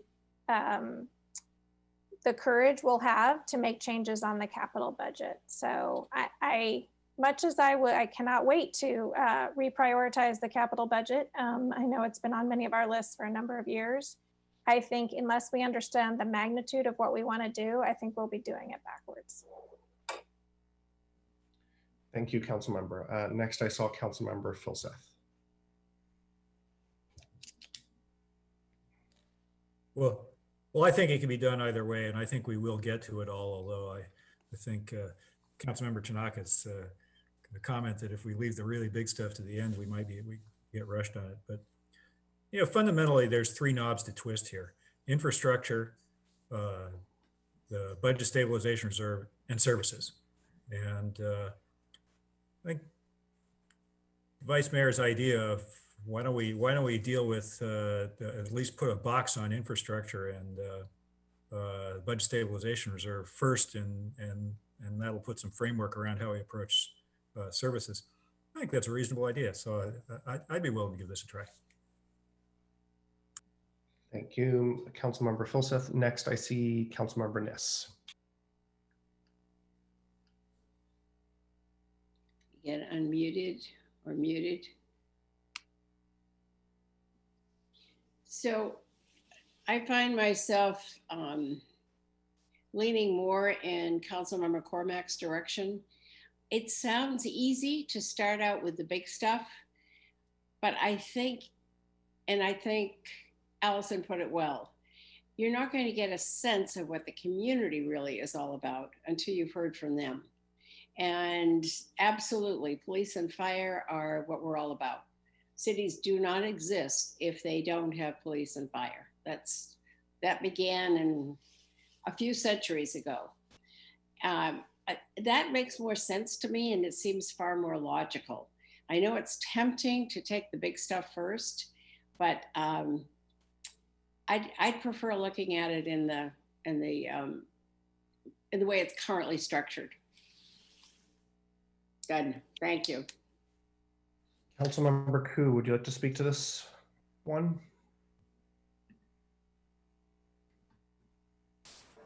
Actually, I really like the way that this motion is put. I think it's logical, and it's a good way to look at some of our big items first, and then looking into the department budgets. So, thank you to the Vice Mayor for coming up with this, and I look forward to supporting it. Okay, just one quick comment. People are saying these are the big ones first. I want to remind you the CIP transfer is $16 million compared to our $200 million, general fund, which is mostly departmental services. So this is actually starting with the smaller things. I think the Councilmember Filseth made a good point of, putting a box around some of those transfers. I'm pretty agnostic on this. I'm not going to, die on my sword about it. It seems like there are 4 votes for it. I do kind of think it makes sense in terms of who and what we are as a city to lead with those services and essentially lay out what are the essential things that we can do in the next fiscal year, whether it is police or public works or utilities. And then that can kind of drive some of these smaller things. I'm a little worried, you know, tomorrow as we start this, we may decide in our fervor, starting out with the small numbers, for example, in the pension policy, you know, we want to fully fund the pensions. And then that has knock-on effects to other areas that it may be, you know, it's like when you fill a bucket, you know, start with the small stones, or start with the big ones, start and then end with the small ones. We're kind of doing a different way of thinking. Where we're starting with some of the smaller stones, we may not be able to fit the big ones in later. Anyways, poor metaphor. But why don't we put this piece to a vote? Mayor, if I might add a suggestion. Just something for your consideration. So don't want to derail the motion that's on the table, but one simple way of getting perhaps at least part of the way to where the discussion is headed would be to swap what we had previously put as the public works and utilities discussion, which would be 1:30 to 3 on Tuesday. Swap that with the CIP, the general fund capital budget, which is currently scheduled for 2 hours on Wednesday. 3:30 to 5:30. That would not, again, perhaps accomplish everything that Vice Mayor had suggested, but it would be a relatively small change that would, again, provide the opportunity to discuss the CIP on the front end.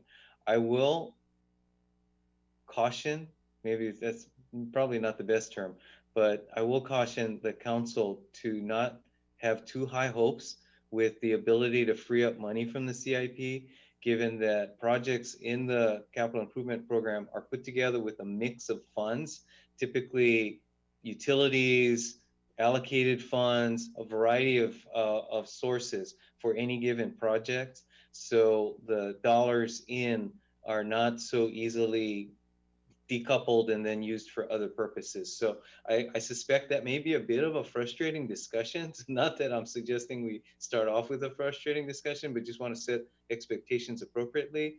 And if we did that simple swap, then it wouldn't be as disruptive, perhaps both for the public who are already gearing up for some discussion, as well as for the staff who are putting together their presentations as well. So just something to just reiterate that suggested swap you said. Sure. In the old agendas on Tuesday and Wednesday, we had infrastructure and the environment, which is utilities and public works, first up for Tuesday. And so we would swap that out and swap in the general fund CIP, which was previously scheduled for 3:30 to 5:30 on Wednesday. And everything else would stay the same. So for Tuesday, your agenda would be general fund CIP, then go into public safety, community library services, and we can decide beyond that, but at least it would cover those major buckets that have been identified as priority areas for discussion. And then on Wednesday, we would get to the budget reserve and pension policy. Let's see, let me ask Kylie to chime in on that one. Sure. Yes. I actually think that this the suggestion works nicely.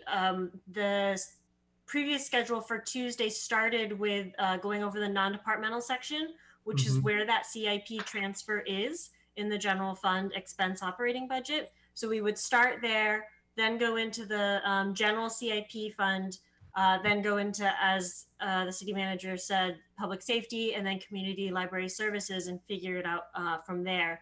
On Wednesday, we would continue anything we didn't finish on Tuesday, and then go into the municipal fee schedule, planning and transportation. We would take up utilities and public works, and then we would take up the pension policy on Wednesday, as well. Mr. Vice Mayor, does that sound reasonable to you?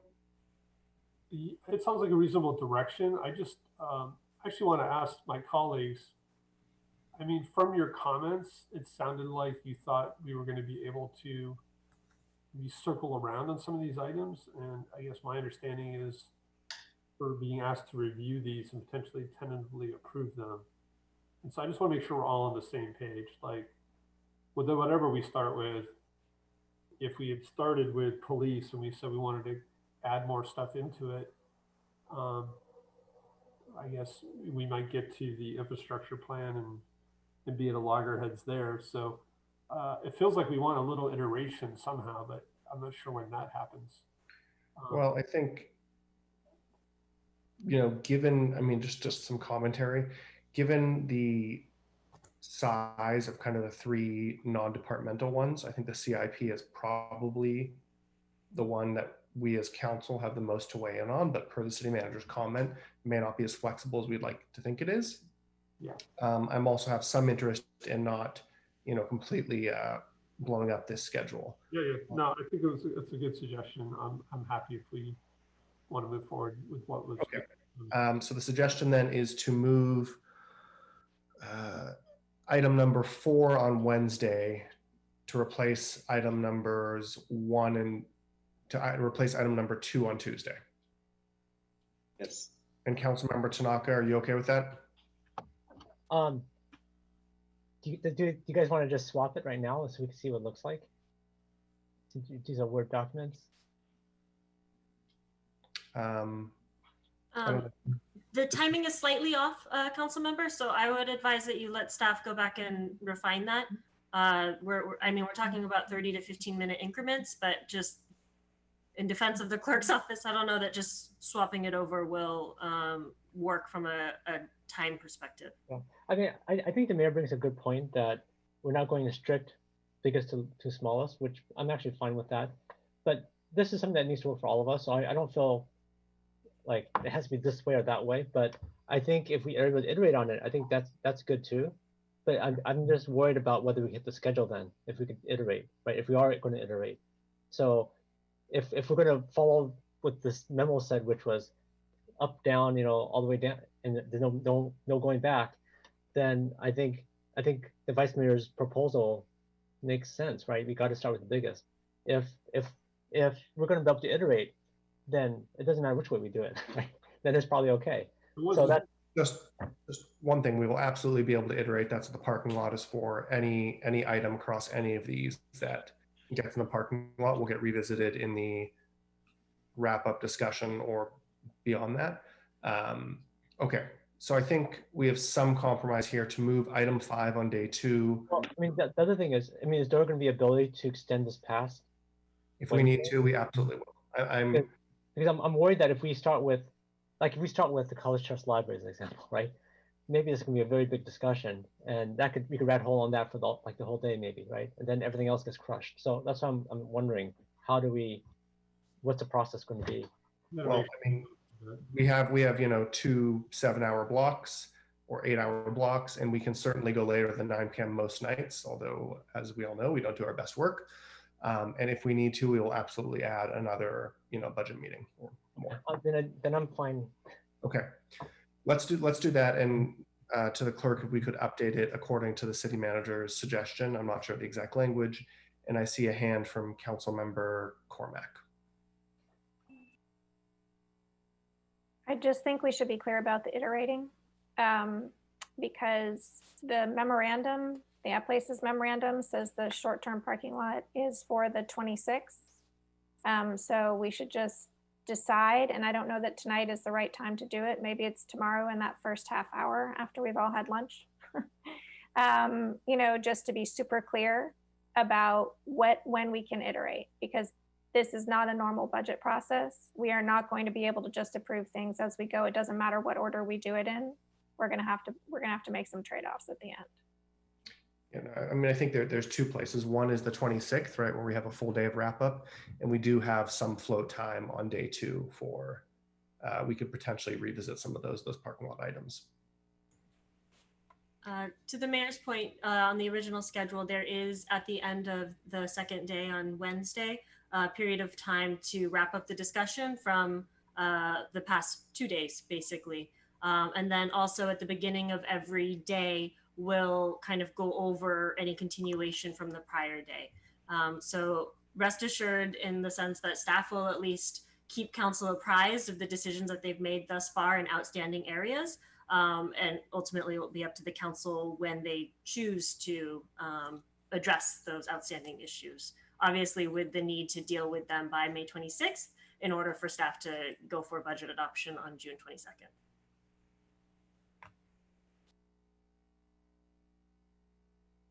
Sorry, I was muted. Okay, I think we have some agreement on this, and I hope it will pass. I'm going to just take the floor for a moment. So the one thing I hope is agreeable to all of us is roughly what's in this memorandum here. Sorry, you can see me when I pick something up. I think this is just a good set of ground rules. It's not perfect. You all know me. I try to be flexible with our meetings and let everyone speak and have their chance. But I do want to emphasize that I think some tentative approvals, some kind of idea around the parking lots is helpful. And then of course, majority votes to make a change. So I'll make a friendly amendment to incorporate this memorandum for our budget discussions. Second. Thank you, Councilmember Niss. I think I've spoken to that. Councilmember Niss, you want to speak to your second? I agree with it. Oh, and sorry, that was a friendly amendment, so I should have asked the maker and seconder if you guys would accept that first. Sorry. Figure out what that procedure was. Yeah, I'm sorry. I think the only thing that you just said is we are going to try to have some iteration. So this letter says that we're going to tentatively approve. I guess we just marry those two thoughts. Like, how do you see this working?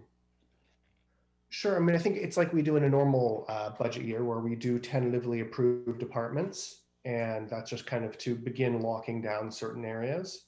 But of course, we can reopen it if we need to. And then in the 2 wrap-up sessions we have this year, we have to go through and fully make sure those all kind of link up, each of the tentative approvals.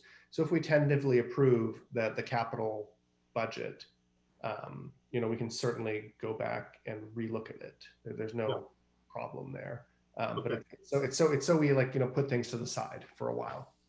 That's all.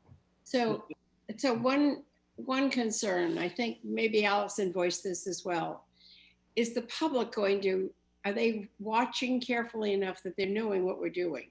There are certain things that they really will want to jump in on, and these meetings are running 8 hours. It's a long time to hang out on the phone. We've agreed that police and fire are front and center from any number of vantage points. What is your thought about that, or staff's thought, or how do we keep the public up with us? So Mr. City Manager should comment. The one thing is in the memorandum, it does say we do want to invite public comment on each of these numbered sections, not just at the beginning of the meeting. But now we're moving them around. No, we left public safety exactly where it was. So if I could make a suggestion here, and this may work or may not, which would be, we've got the last item on Wednesday on the old agenda again. This is the pension funding policy. In general, I don't think that's a big issue outside of City Hall. Certainly we've got a few folks who are following it closely, but certainly not to the level of the community serving services.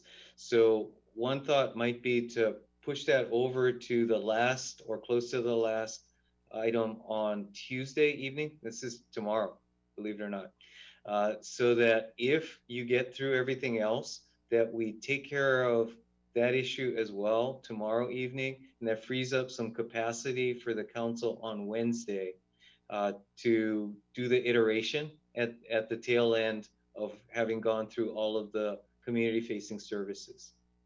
So that'd be one suggestion, and Kylie is trying to see if the juggling of the people involved would work for that.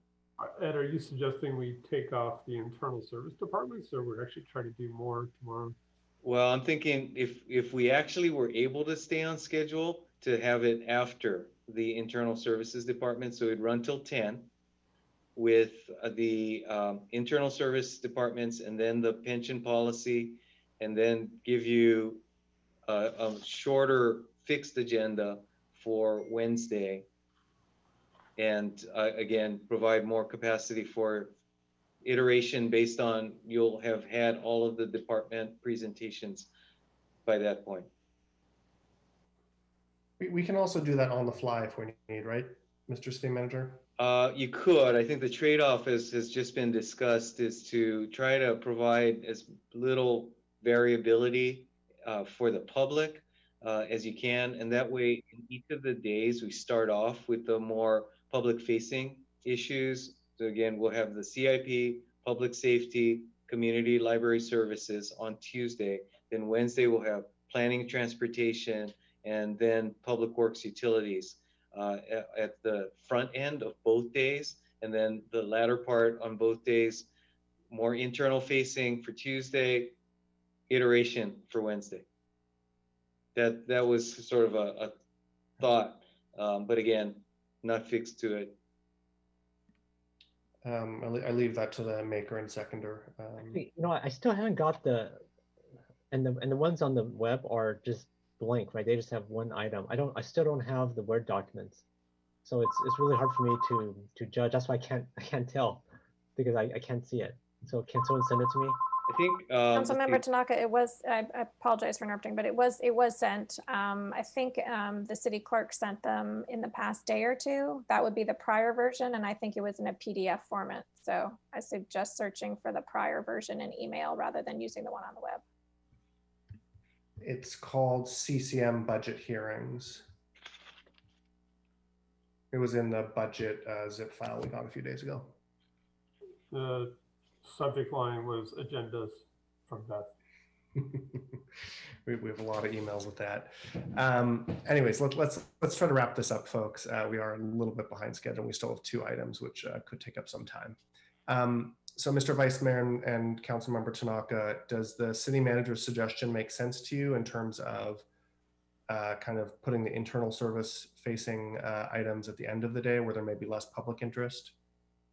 I think we're just talking about moving the pension item up to tomorrow. Right, and then having wrap up time on Wednesday evening? I think it's ambitious. I'll be surprised if we get there. Okay. I don't know if you need to add that to the motion. I think we'll just play that one by ear. Sure. If we can do it, we can do it. But I agree, it's pretty ambitious. Okay. Can we do it by consensus or not? Well, we can do it. I mean, tomorrow evening, if we have, miraculously gone through everything we've scheduled quickly, then we could decide to take on another chunk of work. No, mine is, can we decide on this? Oh. How are we doing it, by consensus, or do we need to vote on the motion? We will need to vote on this motion, and I'm hoping we can do so. All right. Board is clear. Any last comments or questions on this one, or should we vote and get on with the work? Be a good idea. Councilmember Koo.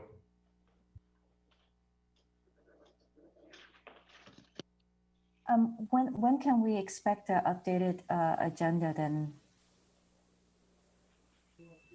This is Beth, the city clerk. We will have to look at this and look at the changes and work with Kylie's team to try and get it out either tonight after this meeting, depending on what time it ends, or early tomorrow morning. And will the Wednesday agenda be also determined at that point? We will try and update that one also with the changes to tomorrow's meeting and link that also up to Wednesday's agenda. Okay, great. Thank you. Thank you, Councilmember Koo. Okay, let's go through and vote on this motion, alphabetical order. Councilmember Cormack. Yes. Vice Mayor Du Bois. Yes. Councilmember Filseth. Yes. I'm a yes. Councilmember Niss. Yes. Councilmember Koo. Yes. Councilmember Tanaka. Yes. Thank you. Okay, that passes unanimously. Thank you all for going through that item and starting our budget process and working on some of our procedures and the agenda. I appreciate the work. We are about an hour and 15 minutes behind schedule, but let's just keep on going. And maybe after this next item, we can take a quick break if we need. So we are now on to item number 11, which is supporting Santa Clara County COVID-19 testing, tracing, isolation program. And does staff have a report on this one? Yeah, just briefly, if I could, Mr. Mayor, members of the council, you have in your packet basically a transmittal memo that provides the most recent report from the county administration to the Board of Supervisors on this topic of testing and tracing that, as all have heard, is really a national and a state issue of concern. The availability of testing, as well as how the tracing workflow relates to getting our economy going again. So we thought that that memo might be helpful for you just as a foundation for your discussion. I think that the council and Councilmember Niss in particular should be very proud in having pushed the county to the level of activity that we currently have in this area. I would note that we have, I think with us, Nancy Olson from Stanford Healthcare, who I was able to touch base with today. And Stanford has been ramping up their activity in the testing arena. Might be helpful to hear the latest word as to where they are.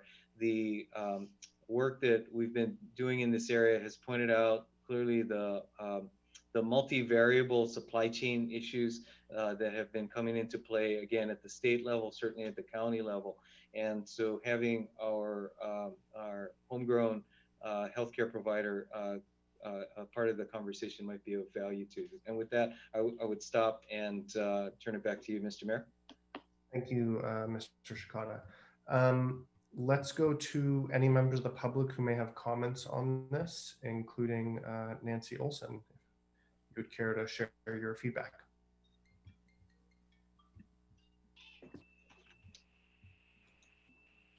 Hello. Go ahead, Miss Olson. You have 2 minutes. Yes. Oh, thank you. I have to tell you, I'm a city council member in Palo Alto. I'm in the middle of doing a vote. Can I give you a call back? Can you hear me now? Oh, perfect. Yes. Perfect. Okay, great. Much better. That would really be helpful. I just wanted to update you where we were because we, as with the county, have had tremendous issues with getting supplies, which is really the rate limiting step for all of the testing issues that have gone on. And that's both, it's primarily the swabs and it's also the reagents. We have been ramping up our testing. We probably a couple weeks ago, we were at about the 500 level per day, and now we're approaching 1,500 per day. This includes testing for our hospitals, other hospitals in our region, and our 6 drive-through sites. So we have been following the CDPH, the state guidelines, and also the county guidelines, and that's prioritized the symptomatic people, the people with known exposure, the first responders, and healthcare workers. I am happy to say that as of Wednesday this week, we will start testing asymptomatic first responders and essential workers. We have an aliquot of tests that are available. It's 2,500 this week, and we will do testing at, it's 8 sites that we have throughout the Bay Area.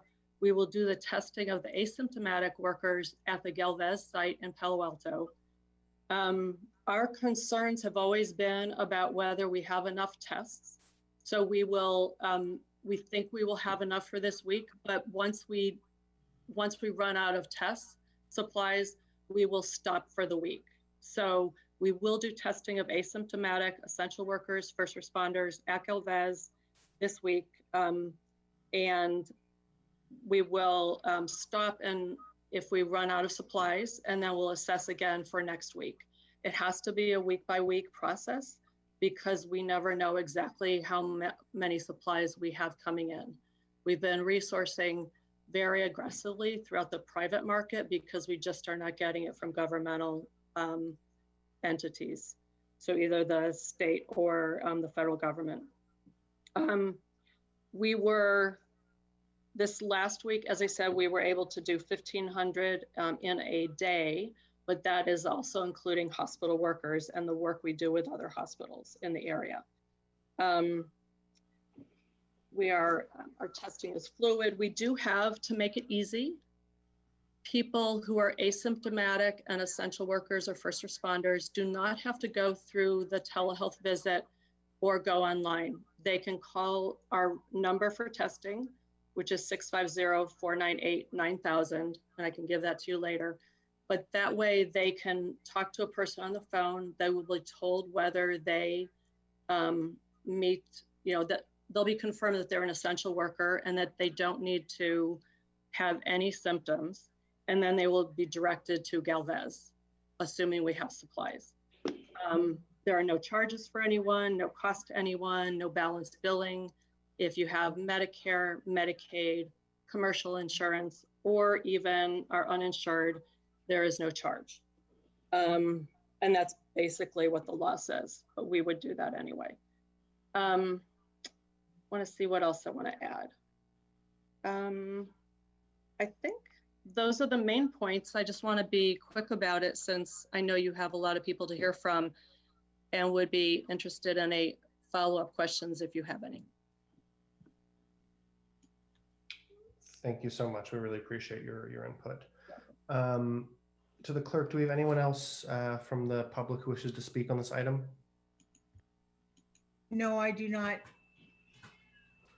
Okay, let's return to council, and I'm gonna, the first hand I seen was going to go to Councilmember Nis and then Tanaka, since I believe you both brought this up in the prior week. But Adrian, I want to be able to talk to Nancy. That's my first goal. You can go for it. Good. So Nancy, can you hear me? Yes, I can. Good. I can hear you. So let me just ask 2 or 3 things. As you remember, we're heading toward a 4,000 a week. No, we're heading for 4,000 a day goal in Santa Clara County. So what sort of contribution are you making in our county that contributes to that number per day? So I don't know that I can give, let me look. I don't know that I can give you daily numbers. I do know we provide testing to El Camino Hospital at a very substantial number. I know we provide testing to Santa Clara County. In our county though. Pardon? In our county, in Santa Clara County? Yes, we provide it to Valley Medical Center, a quite substantial number, and also to Santa Clara County Public Health. I have figures, but I do not know what the period that it covers is. Okay, and you've now said that by calling a phone number, they can get an appointment. Yes. And there's no cost. No cost. Okay, now, but if they're insured, there is a cost, of course. Well, it gets billed to their insurance, but the patient does not have any copay or any deductible, no money from the patient. But if let's say we have someone who's lost their insurance, will they cover them? Yes, that's covered. So your goal is to essentially absorb the number of tests that you think we need in Palo Alto or the North County every day? Our goal is to absorb the testing needs based on the supply we have. The supplies of both the swabs and the testing reagents are extremely, extremely tight. We were light last week, and so we do feel comfortable that we can meet this need of 2,500 tests for the week. And that is for all outpatient tests. Every day? It's 2,500 for the week. 7 days. For 7 days, yes. Okay. So have you considered going to an outside vendor to buy the tests? That I don't know the answer for. I do not know. I don't think so. Okay. There are outside vendors who have tests, and you're probably well aware of that. Because yes. We hear about those on a constant basis. So anything else you want to add to what, and just to let people know who, or my colleagues know, you and I have talked frequently, so that and they should know that you're a nurse and an attorney, so you come at this from a very professional point of view. So the number of tests you're doing is good. It would be good if it was higher. Yes. But we can discuss that more as we are discussing this tonight. But and we would love to do more. We just are severely constrained by our supplies. I have also worked with our supply chain on a daily basis initially. So I'm very familiar with the challenges in procuring. And it's just been really impossible. It's been very hard. Mm-hmm. Okay, thanks. Thank you. Okay, may I go on from there? Yes, please. Please. So for my colleagues, this has been a really difficult and very challenging kind of problem that we have faced, not knowing how many tests were being done in our county. And you probably have either read in the press or you've heard from some of the meetings that you have gone to that the goal that the county has right now is 4,000 tests every day. The goal long term is, of course, to test everyone in California, which no one thinks will happen. But the reason for doing testing isn't simply that you might have symptoms and therefore you need to get a test done somewhere. And you will be able to do that. It isn't always that easy. But the problem really is long-term that we need to test enough people to be able to have what, as Adrian referred to, as surveillance. We need to know where the cases are and where the cases aren't. And that's why you've been reading in our county that certain census tracts are much higher than others, and that we have had difficulty in certain census tracts in San Francisco. So my concern has been that we have sufficient testing here in Palo Alto for all of those people, hopefully, who are going to go back to work in June and July, that they'll have a chance to get tested before they go back to the hair salon, the restaurant, whatever it may be, that they have that opportunity to be tested. I know there's also a lot of interest in serological testing, which is looking at the antibodies. I have not heard of anyone yet who has a reliable test. I can tell you about a couple of other situations that are existing right now. Alameda and Contra Costa are both doing a lot of their testing in cities, and they're being reimbursed by the county. And I have heard today, and I haven't investigated this one yet, but supposedly Abbott Labs has a 15-minute test, and apparently a part of Contra Costa County is doing that. So let me I want to get out of this for a minute. So my goal at this point is to have sufficient numbers of tests being done in this north end of the county.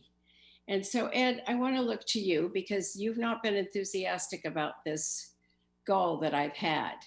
So at the same time, I think a city should take responsibility just as the county should take responsibility when the county doesn't take sufficient responsibility.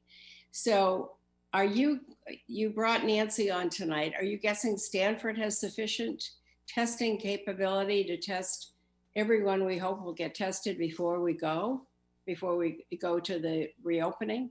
Well, I think that the issue that has been talked about a bit this evening is that the constraint is not the people to administer the tests, it's the availability of the materials necessary to do that testing. What we really haven't talked about is how that then feeds into a workflow that, again, gets our economy going again, which, as you referred to, is testing, contact tracing, and isolation. So that entire workflow is not something that the city of Palo Alto is able to execute on. The county has asked all cities for identifying human resources to participate in the contact tracing piece of that workflow. And we've actually had a great response, a really impressive response from our emergency services volunteers. So we have some possibilities there. But again, this is not something that the city could take on in isolation from the county. And so that's where really working with the county to be supportive of what they're trying to do, in my mind's eye, quite frankly, is a better role for us than to stand up an independent testing operation, at least at this point. However, Ed, if the county is willing to put a county testing site in either Palo Alto or some part of Mountain View, I presume you wouldn't have any objection to that. Correct. Okay, that is what I want to hear. And I don't know how to impress upon people how important it is to do the testing, not simply if you might have symptoms, if you don't have symptoms, whatever it may be, but it eventually gives us a whole view of what we look like as a region. And right now, as you know, we're not meeting the criteria for reopening. And it may be that people don't want to reopen yet, but I think a lot of people do want to reopen. So that's the area that I'm most concerned with right now. I know that you've heard a whole lot about the antibody test. I cannot find any place that seems to find that this is reliable enough to engage anyone in our city, either employ or any of us, to do that. And if any of you have a different answer to that, I'd be delighted to know it. But my goal tonight was to extract from Ed what he just said, which is that we would not object if the county was willing to set this up. And they may be, they may not be, because I know that they're concerned about the numbers. And frankly, the city of San Jose has done a lot to up the numbers as well. So that's my goal. And I think that answers the question I have had. But I'm also looking for the mask question in here. Is the mask, we wove it in, didn't we? No, that's item 7A next. It's next. Yes. Oh, it's next. Okay. So I've said enough on this one. All right. I do see Councilmember Cormack's hand, but I wanted to go to Councilmember Tanaka first. I just think you and Councilmember Niss are the ones who asked for this, so sure. I'd love an opportunity. Yeah. So I mean, I think Councilmember Niss has already said it, which is we've been sheltering in place. We're sheltering in place hopefully only until the end of this month. I don't know, maybe longer. But to successfully reopen the economy, we have to do testing. We have to do contact tracing. Masks need to be pretty standard in terms of how people are able to reopen up. So I kind of spoke about this last time. And so I think, I think Councilmember said it, if the county's not quite doing enough, we should try to help as much as we can. And I'm really glad to hear that. I think, and you're saying our employees, or is it the community volunteers that have stepped up for the contact tracing? I believe it's our community volunteers. Again, this is the beginning of a process for the county, and I believe they're really kind of standing up their ability to make use of that capacity. But it is it's an optimistic sign. Okay. Well, I was hoping that some of the idled employees would also be interested in stepping up. But I think, in any case, I think we need to have this in place with in mind that hopefully by the end of the month we're reopened up. And if we open up, we want to open up safely. And that means having all these pieces in place. And it's pretty standard if you look at other places that have opened up that doesn't have a resurgence of COVID-19. These are the steps they've taken. And so until there's a vaccine, I think this is kind of almost going to become standard operating practice. And hopefully not for very long. Hopefully, all the great vaccines and drugs come out that alleviate the need of all this. But in the meantime, we have to get these things in place so that the barbershops could open, the restaurants could open, people could start working again, because I don't think we could keep doing this for that much longer. Thank you, Councilmember Tanaka. Next, I have Councilmember Cormack, then Vice Mayor Du Bois. Thank you so much, Mayor Fine. I have one point on each of the three. First, with respect to testing, and I think I may have mentioned this before, my primary concern remains health, not the economy. And I think the testing capacity I would like to see would be a mobile testing that's available to go to senior residences, especially the staff. Like if you want to talk about what could be a real problem for us in this community and look at where all the deaths have been, so many of them, you know, that's the testing that I want to see. I'm less concerned about, I know a lot of people are focused on the rest of it, but that's the part I don't hear about. And I think the mobile thing would be a fantastic thing for us to have available, including when schools reopen, right? Because everybody says there's going to be second waves at some point, right? So we have, so having a mobile thing, okay, made my point on the mobile, and I'll let the staff work with that as best they can. With respect to tracing, the county's looking for 680 case investigators. This is not, repeat, not a paid position. They want people who speak Spanish and Vietnamese, and they prefer people who have a health background. So certainly anyone is welcome to apply if they're able to volunteer for 6 months, preferably a year. But I just want everyone to understand that they're not looking for just anybody. There you need some technical skills, and you also need the ability, you know, to work from home, compassion, preferably other languages. It's a unique skill set, and I encourage anyone who is available and has time to do that. And then third, the county has asked all of us in response to the letter that the city sent about providing safe places for people to isolate. So once we do all this testing, we're going to find some people who are going to need to self-isolate and quarantine, and they may not be able to do that in their homes. So hopefully we're thinking a little bit about what happens if that happens here in our community, and how will we provide a safe place, you know, for a cluster of cases, for example, to isolate. So those are my comments on that. I certainly appreciate having Ms. Olson here from Stanford. Thank you. Thank you, Councilmember. Mr. Vice Mayor. Yeah. So I did see a lot of comments kind of online that I think people had questions about exactly what we're proposing here. So just to iterate a little bit more, you know, as Luke said, I think the benefit of testing really has to come combined with good tracing, right? And so we test, we know who has it, who doesn't have it. And when someone's detected that has it, we trace who they came in contact with, and we have to isolate. And so the whole point here is to get a much better statistical sample of how it spreads, where it is. So I was thinking that Councilmember Niss, you were going to make a motion, but you know, I think what we're asking for is the city to work with the county to help ramp up testing in North County. And once that's established and tests are available in volume, then I think we start to have a lot more options. And if we even reach the point where we had plenty of tests, we might be able to enable companies to get their employees tested. I know it's for a different purpose, but I'm also interested in understanding the role of temperature and oxygen testing for, say, people working in stores and that kind of thing. It's great that we put out the word for the emergency volunteers for the tracing requirement.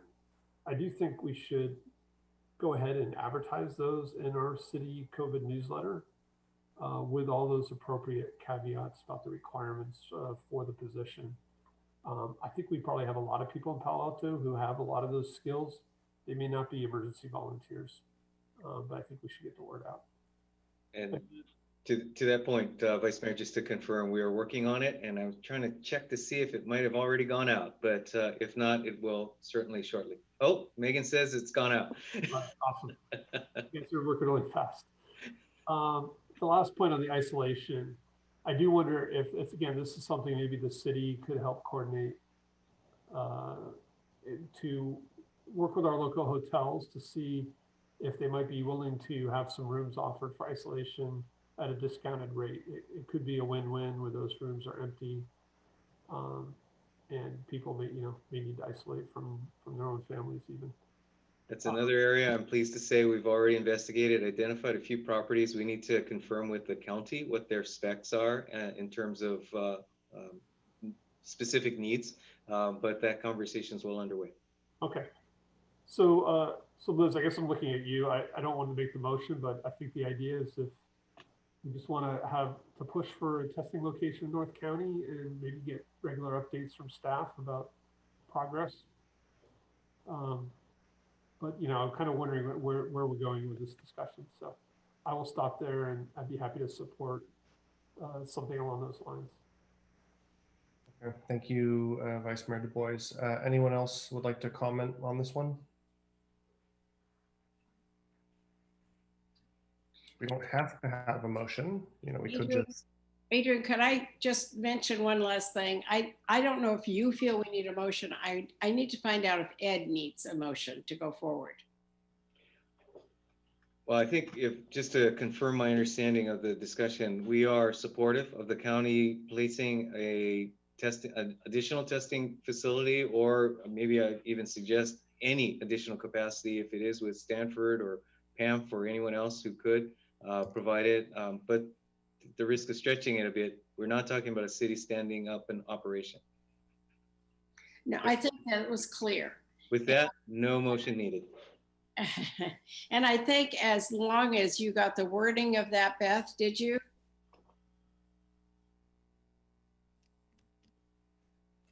Sorry, unmuting was a little bit difficult. We got it. Thank you. Good. Which means that I hear what you're saying, Ed. I know you don't want to basically be committed to any funding, but I want to underline something that Allison said. Both Hayward and Fremont are using mobile units to an enormous advantage. They are going into rest homes, they are going into rehab facilities, they're going into crowded apartment buildings, and they've had incredible success because that is where they find the greatest number of cases. So that is one of the things I'd like to work on with you, Ed, as we go forward. So the motion is the motion. I'm not seeing it right away. I'm sure it's here underneath one of these screens.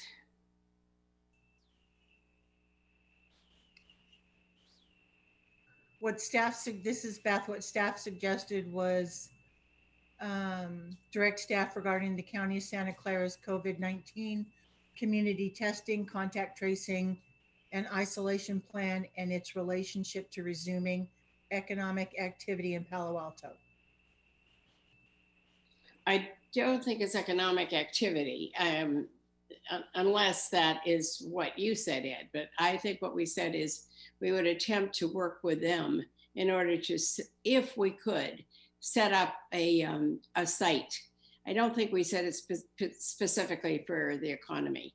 I think this is specifically to identify people who actually have the virus or don't have the virus. So if I might suggest, since it sounds like we are doing a motion here, that it's to support the county's efforts to increase testing in North County. I wouldn't make reference to a site, given that you just described mobile testing as perhaps one of the scenarios. All right, then why don't we leave it somewhat ambiguous, and let's see where the county goes from here, because they just offered this to me last Saturday, so it's pretty new. Just to keep the meeting going, Councilmember Niss, are you making this motion here about? I've made it. I've made it and I'm speaking to it. Okay, great. Do you have a second? I do not yet, no. Second. Thank you. Councilmember Cormack seconds it. To support Santa Clara County increased testing in North County. Yes, to support us in doing that, and us to, yes, it's fine. Okay. Councilmember Cormack, do you want to speak to your second? I do not need to. Great, thank you. Councilmember Tanaka, I see your hand. Yeah, this seems to make sense to me, so I'll definitely support it. I was wondering if the maker of the motion, the seconder, could also consider to have us identify, and I realize that there's certain qualification that people have to have, but any city workers, especially ones that are idled already and that we're paying for, who could also contribute to the county's contact tracing initiative. I'm fine with that, but I think we've got to ask Ed again if these people exist. I would say in general, these people do not exist. We do not have idled workers at this point. We have identified areas for redeployment for our current staff. Again, just to not assume that you're familiar with it, that the county's request is a minimum of 32 hours for a minimum of 6 months. And I am certainly hopeful that our disaster proclamation will not be in place for that long, because once that proclamation expires, our ability to redeploy staff would perhaps be much more complicated. So I think we're going to have to go through the coronavirus daily, whatever we've called it, and have that be the mechanism for attracting people to work on that. Okay. I wish it were different. Okay. Just in the interest of time, let's please vote on this. Councilmember Cormack. Yes. Vice Mayor Du Bois. Yes. Councilmember Filseth.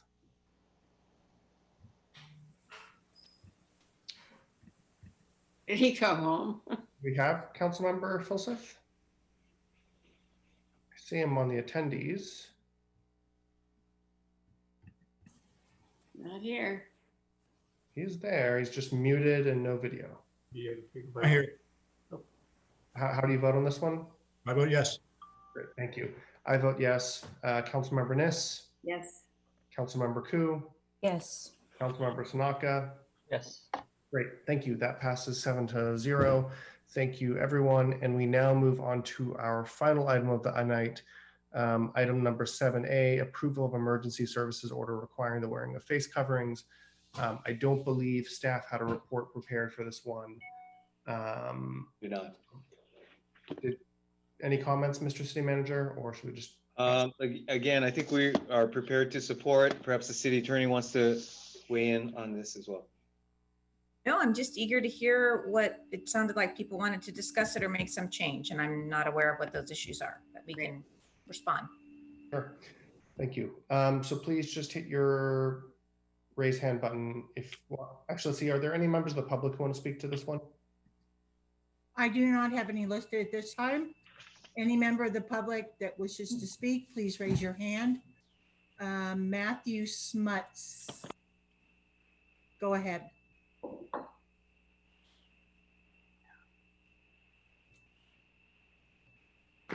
You have 2 minutes, Matthew. Thank you. I'm the pastor at Grace Lutheran Church in Midtown, and I'm probably a little late to this resolution, but many of us have switched to live stream worship services, and this would impact that. And we're keeping good distances. The Santa Clara County guidelines on face masks seem very appropriate. And I'm concerned about the image of faith communities leading worship online with face masks on. Seems like that might cause people to be additionally alarmed. And I'm wondering if that would be beneficial to helping people be calm in a time of shelter in place. So I'm wondering if this might be a little too broad a blanket, and if there might be mechanisms or ideas about how there might be exceptions or different ways of handling it in different circumstances. Thank you. Thank you, Mr. Smuts. If there's any other members of the public that would like to speak, please raise your hand or hit *9 on your phone at this time.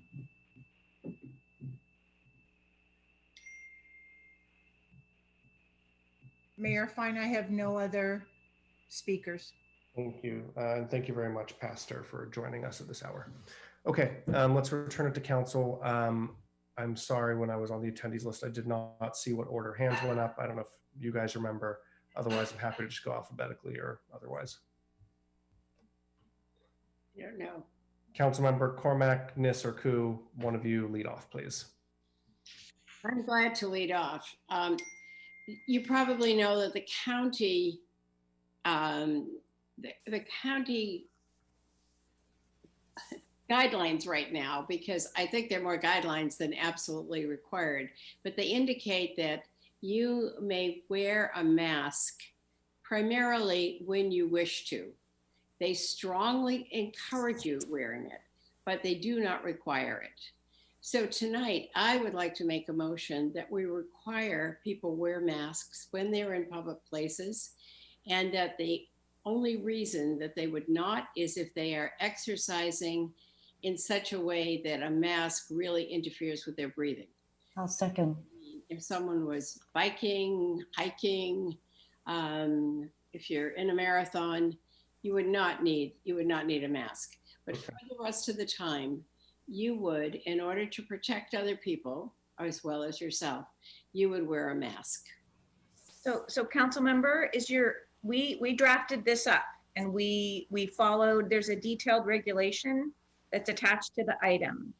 And it follows exactly verbatim what was done in San Mateo County and also in Cupertino, Milpitas, and Fremont. And so is your motion to adopt that, or actually the way we've structured it is that the city manager will issue it, but if council supports it. So is your motion to support that regulation then? It would be, but I don't have the regulation in front of me, Molly. I don't know why not. I don't know either. Is it here? It is. There you go. I think the clerk is providing it for us. So this was item 7A, and there was a short staff report, and then the regulation is attached there. Okay, well, let me go back then to 7A. To the city attorney, does 7A, does this regulation include the requirement that Councilmember Niss was asking for, a requirement to wear masks outside except for exercise? What it says about outside is a little more detailed than that. Essentially, it is that. So it is that, just one moment. Wearing a face covering is recommended, but not required while engaged in outdoor recreation, such as walking, hiking, bicycling, or running. But each person engaged in such activity must comply with social distancing requirements, including maintaining 6 feet. And then it goes on with some additional detail, encouraging people to have a face covering with them. And if they go into an area where they can't maintain that 6 feet, that they go ahead and put that on. But it's strongly encouraging, but not requiring it for outdoor recreation. However, what this does say, and it is what I would like to see, which is wearing a face mask in public. And I don't want it to be in certain situations unless they are regarding exercise. So Molly, I'm not sure that I read that there. So take a look at paragraph 6. 3, 4. 4. Recommendation, background, and then discussion. Keep going and you'll get to the regulation itself. So let's see, I should pay attention to what the clerk is putting before you. Okay, so clerk, Madam Clerk, could you, you know what, can I share my screen instead? Sure. Okay, I'm gonna do that. Oh dear. Maybe that's harder than it sounds. All I need to know, Molly, is that you're required to wear a mask in public. Yes. Exclusion to that should be vigorous exercise. Yes, that's correct. And it's for people who are going into businesses, people who are going to receive essential government services, people who are accessing healthcare, and it's for all of those workers as well when they are at work, except if they're traveling alone in a car or they're in an area at work like a private office where coworkers and the public do not come. And then it does have that exception for outdoor recreation. Those are the exceptions. There's also an exception for children under the age of, I'll get the age for you, but young children, and this is accepted by the public health professionals. Yes. Any child age 2 or less, or then anyone who has a medical condition whose doctor has said it's dangerous for them to wear a face covering. Yes, so this is, as they say, this is very similar to every other county that was part of that county announcement. And so if this is clear to you in particular, as well as to both Greg and Lydia, I know have been interested in this, I think this is sufficient. So would it be appropriate for us to totally accept this, or simply to have a motion regarding a mask, Molly? Which one do you think? I would just say to endorse the face covering regulation before the council, and then the city manager, as the emergency services director, would go ahead and issue that tomorrow. And that requirement would go into effect in Palo Alto on Wednesday. Okay, so that would be the recommendation, which you see, that we approve the issuance of the emergency order by the Director of Emergency Services requiring the wearing of face coverings subject to certain exceptions to slow the spread of COVID-19. Is there a motion, Councilmember Niss? That is the motion. I just read it. Thank Staff you. recommendation. I seconded it. Staff recommendation. I seconded, but I'd like to make a friendly amendment. Okay, Councilmember Koo. So, Councilmember Niss, would you consider it in this memo? It does not include. It does say in number 6 paragraph that it's recommended but not required while engaged in outdoor recreation such as walking, hiking, bicycling, and running. So it specifically states walking, but also it does not state anywhere in here when people are in parks, which we have seen gatherings in park and throughout the weekend, especially when it was nice. And these are gatherings of people that are not within the same household or from the same unit. So if they're going to go and sit in the parks or go into open space and have a gathering, they need to have their masks on, because this is exactly how it's going to be transmitted. I agree with that, Lydia. I think that's inherent in this ordinance as I read it. Because if it says you cannot be out in public, unless we need to differentiate parks from being out in public. Is that what you're thinking? I'm thinking that when they're out and about, it needs to be stated somewhere that when they're gathering, and the whole thing is also gathering is not allowed because the sheltering in place is still in effect until May 31st. So they shouldn't be gathering in the first place. But if they're outdoors, they should have their masks on. So when they start saying, walking, I've had people tell me that when people are walking, they walk too close when they pass by. And if they don't have a mask, then that's another form of transmission. When they're hiking, that's a little bit less, but then still trails are small unless the city is going to go through ensuring that our trails are one way. Bicycling, that I'm not as worried about. And running, they're doing exhaustive exercising, then yes, no, the mask should not be on. But if they're...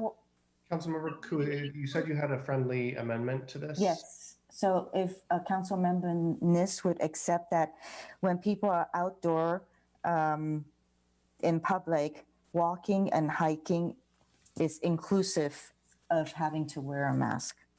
Can I make a suggestion, Council Members Koo and Niss? Sure. The regulation that's in your packet, one reason that I think we as staff who are not public health professionals feel comfortable with it is that the language was drafted by public health officials. These are in all of the other counties who actually issued this as a requirement. And as you know, in Santa Clara, the public health officer took a more of a recommendation approach. But this language was actually very carefully drafted by those public health officials. I think it does cover what Councilmember Koo has articulated as a very significant concern.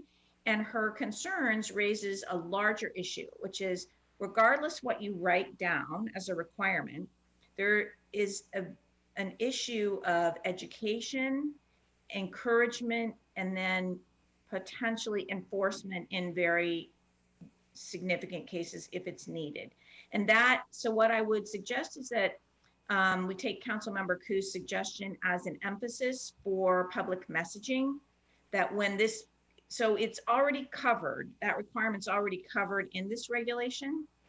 And what I think needs to happen, rather than add more language to a detailed regulation, which frankly, most people aren't going to read, but what they will read is the communication office's coronavirus update, which comes by email, and she has over 60,000 people who get that every day. So I think if she emphasizes it there, that would be perhaps the best user-friendly way to get that message out. And that's what we have to do. We have to be constantly messaging, because frankly, this is not something that you can engineer a change in human behavior by writing it in the law. We as lawyers like to try, but that's never worked in the course of human history. It actually requires kind of more of a conversation and a community effort and education, et cetera. So Molly, I can accept that.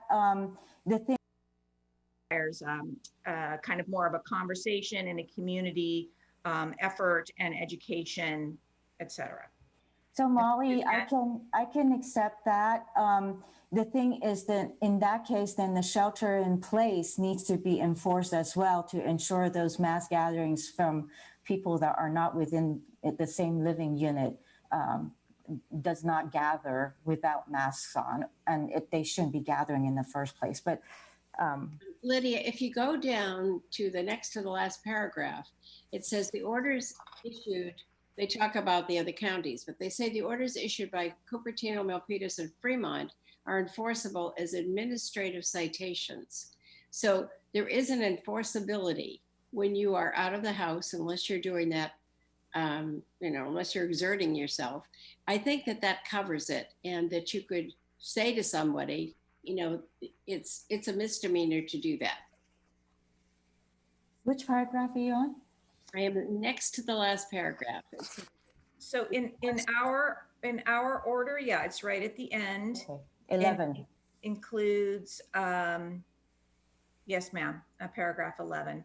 So like the other cities, we have made this an administrative enforcement, but please be realistic. This is an issue that people in the community need to be talking to each other about, because we don't have sufficient city staff to be responding to little gatherings as they occur. This really needs to be an effort around education through our communications channels, and then between community members and neighbors talking to each other. Mr. City Manager, do you have something to add? Oh, absolutely agree. As we've heard, and I know the council has heard directly, that much of the impetus for this discussion tonight in and of itself is that community members are saying they want to be able to tell others that, hey, this is the law, so you need to obey it. And so that social pressure is ultimately what will make this most effective. And it also helps the businesses when they start reopening, that it is a city law, so that they can at least point to that and not be the entrepreneur that is singled out. Exactly. As telling their customers what they can't do, and construed as that's their law versus the city's mandate. Exactly. And in fact, to that point, Megan's already working on graphics that can be distributed and made available to businesses so that there's a common appearance to that order. Well, thank you for that. And I apologize. I was concerned when I'm seeing people gathering all over the place and they're not from the same family unit. So we don't need this to go any further, because I'm actually taking my shelter in place very seriously, and I'm bored stiff, but you give me a lot of homework to do, so if that's okay. Is that what you said, Lydia? You're bored stiff? I am bored, but you guys are giving me a lot of homework and I'm tired of reading, so. You can balance the budget for us now. Let's keep this going. I don't know if Allison wanted to speak to it or not. Yes. Next, I have Councilmember Cormack, then Vice Mayor Du Bois. Thank you, Mayor Fine. Ms. Stump, one of the things that confuses me is that I thought that the county issued an updated order that did require people to wear masks inside businesses. Is that correct? Right? Businesses had to establish a social distancing, they had to establish a program. Isn't that right? The businesses have to establish regulations to ensure the social distancing requirements are met, and then that has to be explained in a document that's available to the employees and to the public. And I confess, I did not reread those just before this item, which I didn't know was going to get pulled from consent. So I can't tell you exactly where there might be gaps, but I can tell you that with respect to this requiring of face coverings very broadly for members of the public and employees in all kinds of businesses, government functions, healthcare, recreation, that's required and not just encouraged, that is something that Santa Clara County did not go ahead and take that step that the other counties took. Okay, I think the change we're thinking about making is actually pretty minor within businesses, but I'm gonna let that slide for the moment. Does this mean it would apply to delivery drivers, right? If there are delivery people coming in all the time, when they get out of their vehicle, will they have to wear a face covering? So it certainly applies on public transit.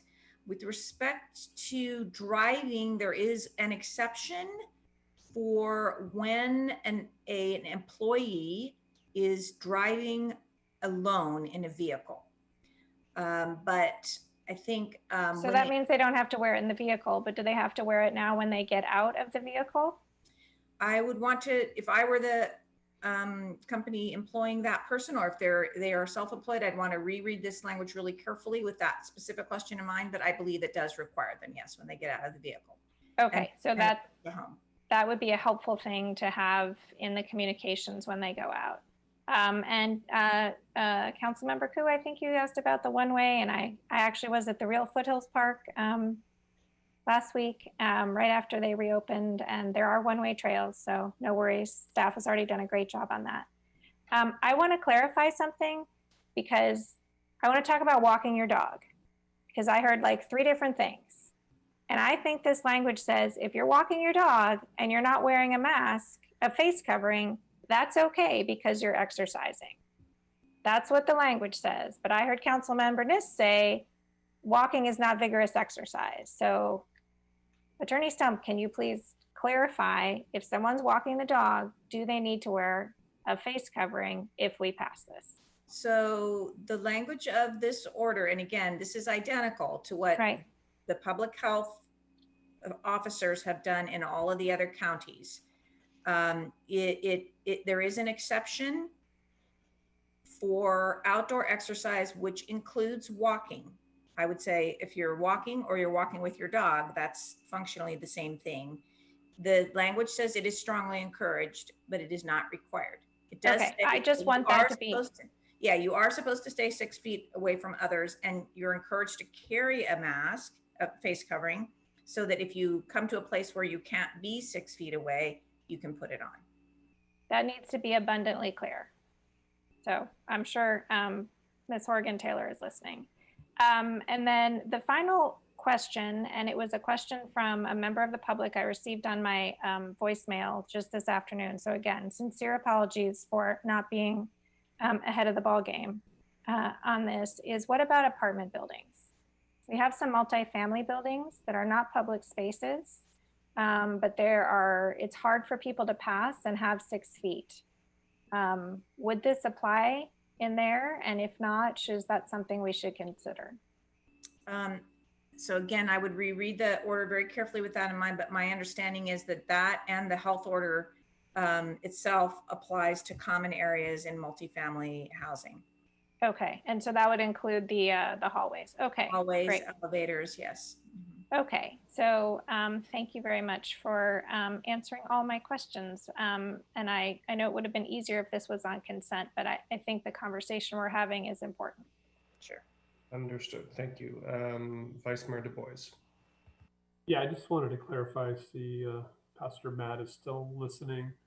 I think the intent of this order is not that if you're, you know, broadcasting from the privacy of your own church that you have to have a mask on while you're doing it.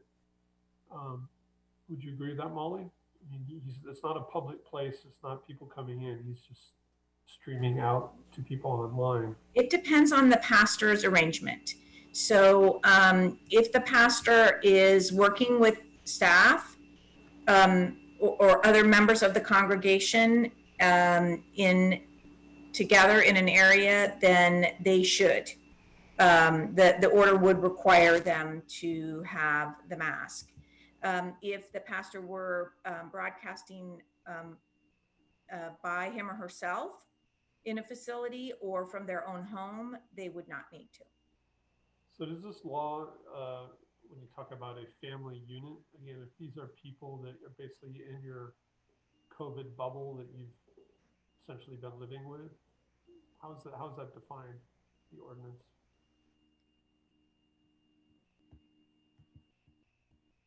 Okay, so I'm off mute.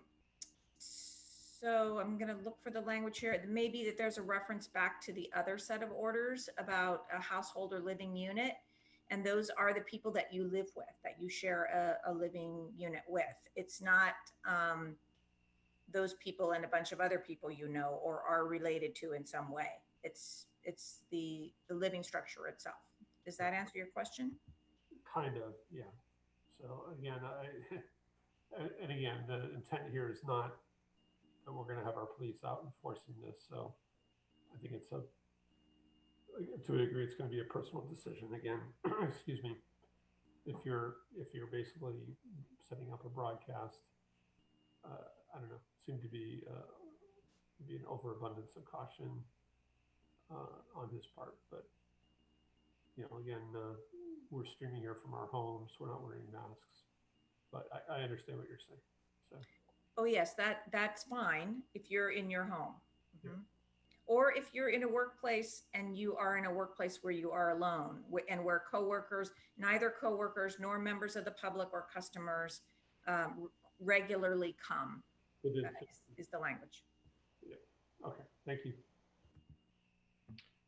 Okay, no other comments. Let's please vote on this. Councilmember Cormack? Yes. Vice Mayor Du Bois? Yes. Councilmember Filseth? Yes. I'm a yes. Councilmember Niss? Councilmember Niss, you're on mute.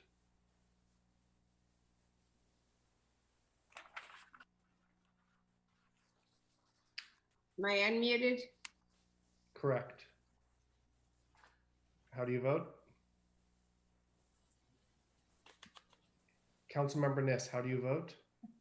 Making me unmute myself in another screen. Yes, it's just lovely. Thank you. Councilmember Ku? Yes.